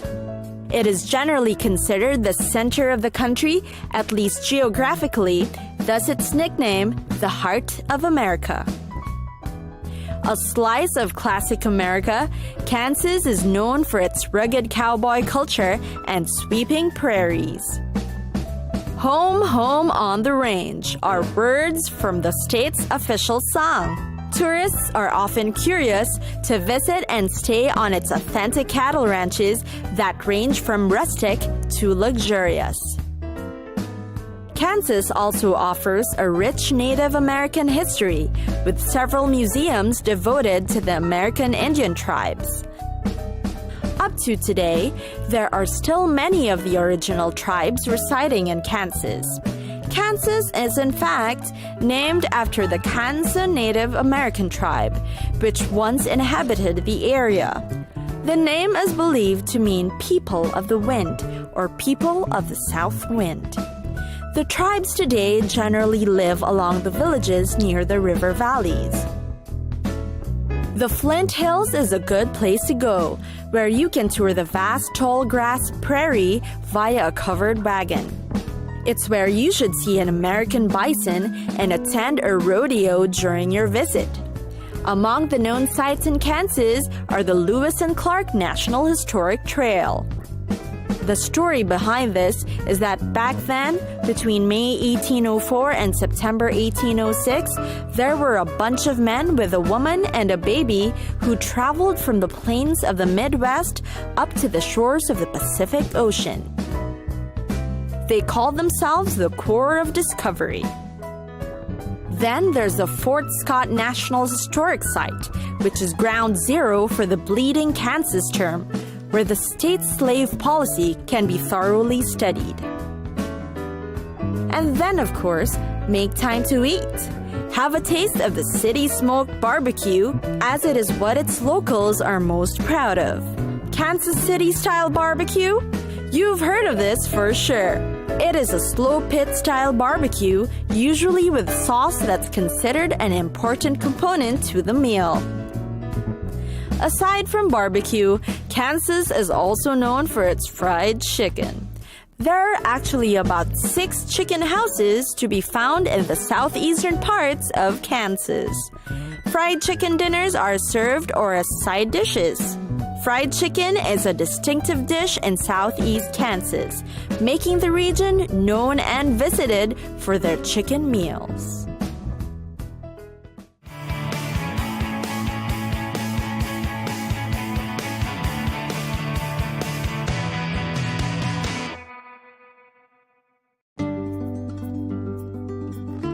Venice. What's the first thing to do when in Venice? Get lost. With the marvelous and captivating beauty of the city, it's highly recommended that you wander through the streets and alleys for as long as you please. St. Mark's Square is certainly one of the most popular, and it's especially beautiful when there are little people in it. Early morning or late in the evening, you might find the square to just a few people. Venice also isn't quite known for its nightlife, so it's perfect to appreciate the quiet and be at peace with your lonesome in this city. Restaurants close early and the huge crowds disappear. Next thing you should try is the Grand Canal Tour. Aside from walking around Venice, it's through this tour that you should also see the city. The Grand Canal only has a few bridge crossings, and taking a ride on one of the city's water buses is definitely a must-try. Sit back, relax, and enjoy the view. A lot of tourists also frequent the Murano Island. This is where glass-blowing demos are held. It's both entertaining and educational at the same time. Then, another island in the Venice Lagoon is worth the trip. Catch a vaporetto to Milano instead of a boat, and then walk around the streets. Then, there's the Doge's Palace. It's partly connected to and stands almost right next to the Basilica. It's called the Palazzo Ducale in Italian. Why do people love it? Because it's where you get to walk over the famous Bridge of Sighs. Then, there's the secret to seeing the city with a view from the top. The top of the Campanile, or the bell tower, located right in front of the church, is the place to be. From there, the views are amazing. And of course, you can get a closer look at the huge bells that ring out all the time. There's the Burano Island, recommended for its lesser crowded streets and brightly painted buildings. It sets itself up as the perfect backdrop for an afternoon stroll. The colors of the city feels like a movie, so light and cheery, and will surely leave a smile on your face. Torcello Island is another, which gives you the escape to nature you might need. It's the place to go if you want to escape from the crowds, the tourists, and the busy city.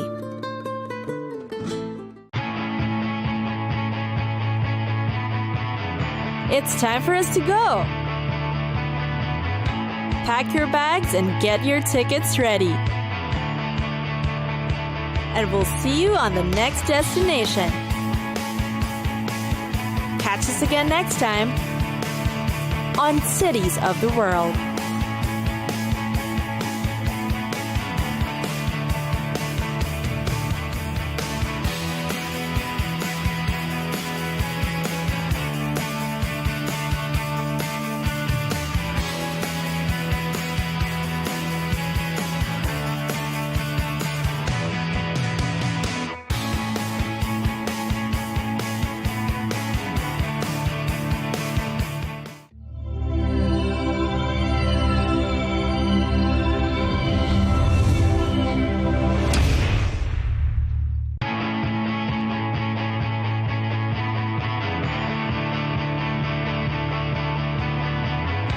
Welcome to the metropolis, the big city. This is where tech, trends, and culture meet. Meet the people. See the sights. Walk the city streets. And experience the lifestyle.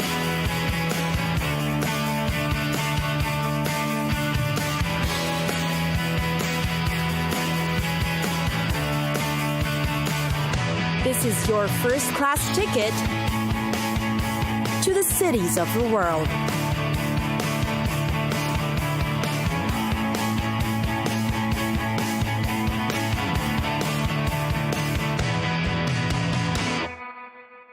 Stockholm. Why visit Stockholm? One of the world's most beautiful cities. Stockholm is built where the lake meets the city and on as many as 14 islands.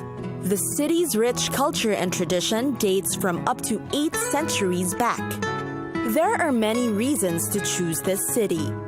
For one, it is a sight to behold. The capital of Sweden is captivating.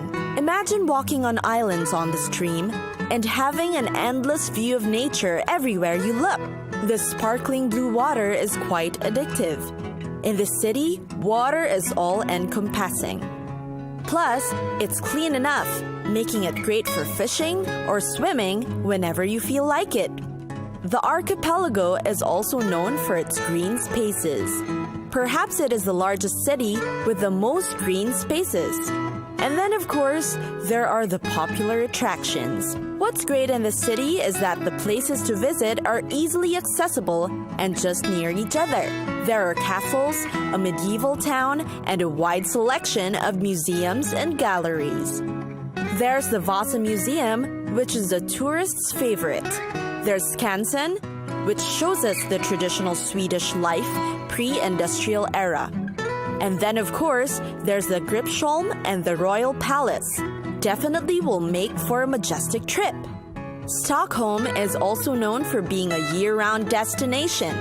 The summer nights are magical, and so's the nighttime Christmas market in the old town. The city also transforms into a new destination during each of the 4 seasons. The city's also teeming with newness, hip, and young energy. When it comes to fashion, design, food, and everything in between, Stockholm's got creativity and trends for you to see, experience, and even purchase. Art and architecture, and of course, good design is also injected in the city's DNA. It's a shopping haven for its unique picks that you'll only find here. Get inspired into the eclectic mix that this city's got to offer. The city isn't short of cool bars and restaurants too. The Swedish flavors of the city are certainly worth trying. Award-winning chefs and restaurants have grown in the city. Indeed, the city's got everything for you.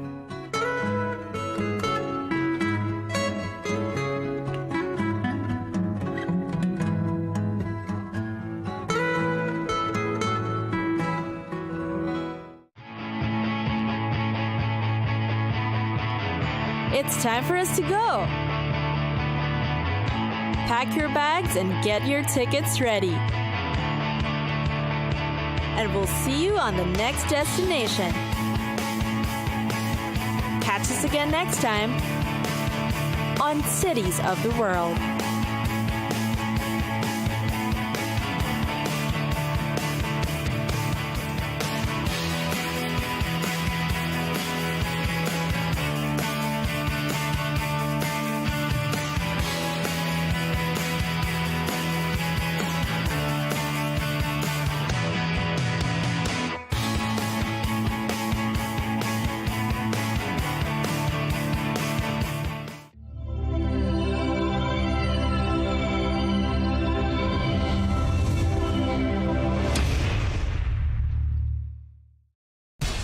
We have to take care of our people, and we're going to take care of our people first. For in-depth analysis and all the latest developments across the globe, make sure you join us every weekday. President Trump is trying to negotiate a ceasefire. With so much happening, so much information, and so much noise, International law will have no part in his administration. It can be hard to keep track. Tariffs will just fuel inflation. We're going to fight these tariffs. But you can count on us to tell you what you need to know.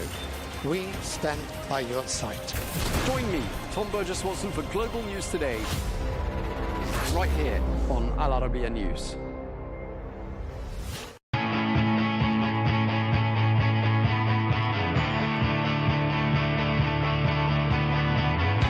Welcome to the metropolis, the big city. This is where tech, trends, and culture meet.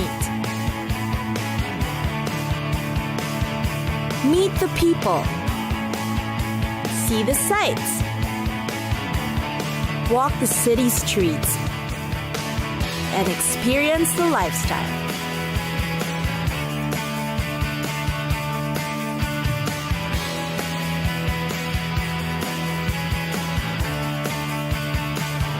This is your first-class ticket to the cities of the world.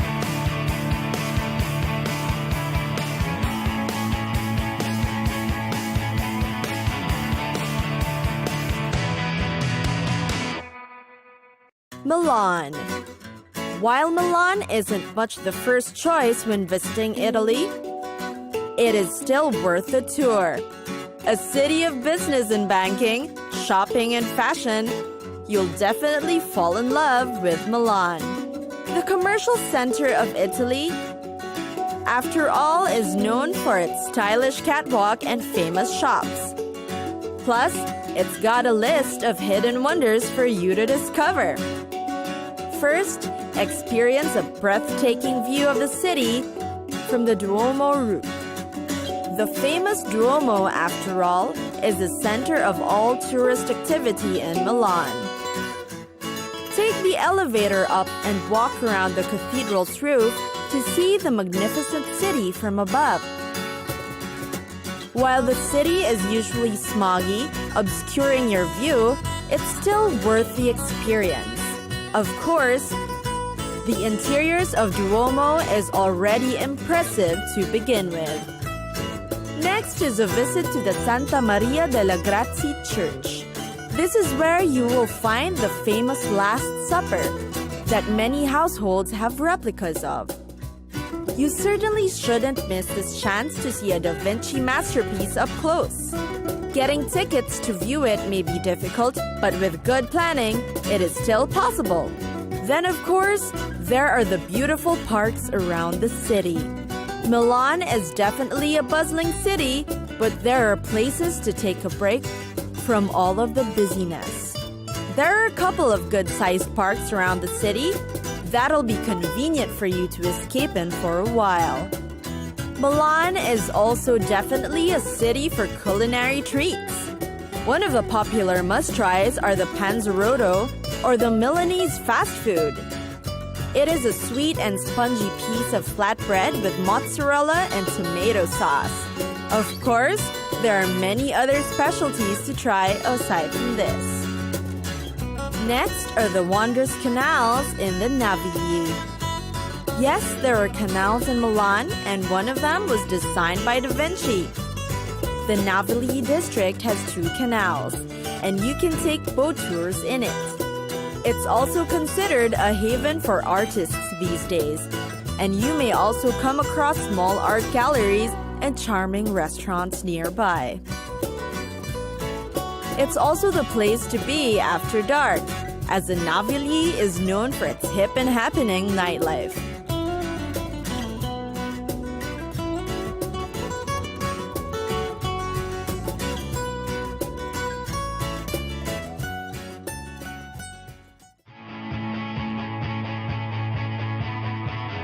It's time for us to go.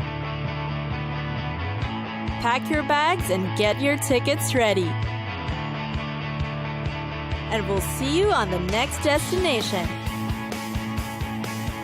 Catch us again next time on Cities of the World.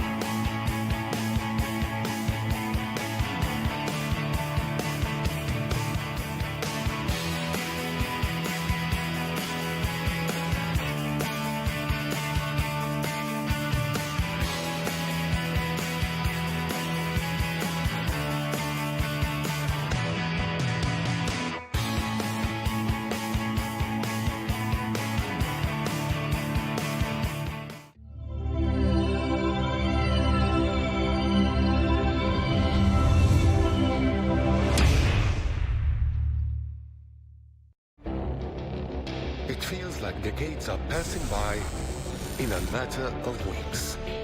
Seismic shifts in the world order. Never, ever will be part of America. With so much happening and so much noise. Whether it's political upheaval, Canada has been ripping us off for years. economic shifts, or social movements, And no one wins from tariffs. I think America can be more friendly to the rest of the world. For in-depth analysis and all the latest developments across the globe. To have an inclusive policy together. The meetings with Hamas gave me some hope. We're in another nuclear arms race. the most important developments straight to your screen. Welcome to the dressing room. I'm on my own. I need backup. And an insightful look at the issues shaping our world today. It was not going to happen, that war, and it happened. Join us on Arabiya News, where the world talks.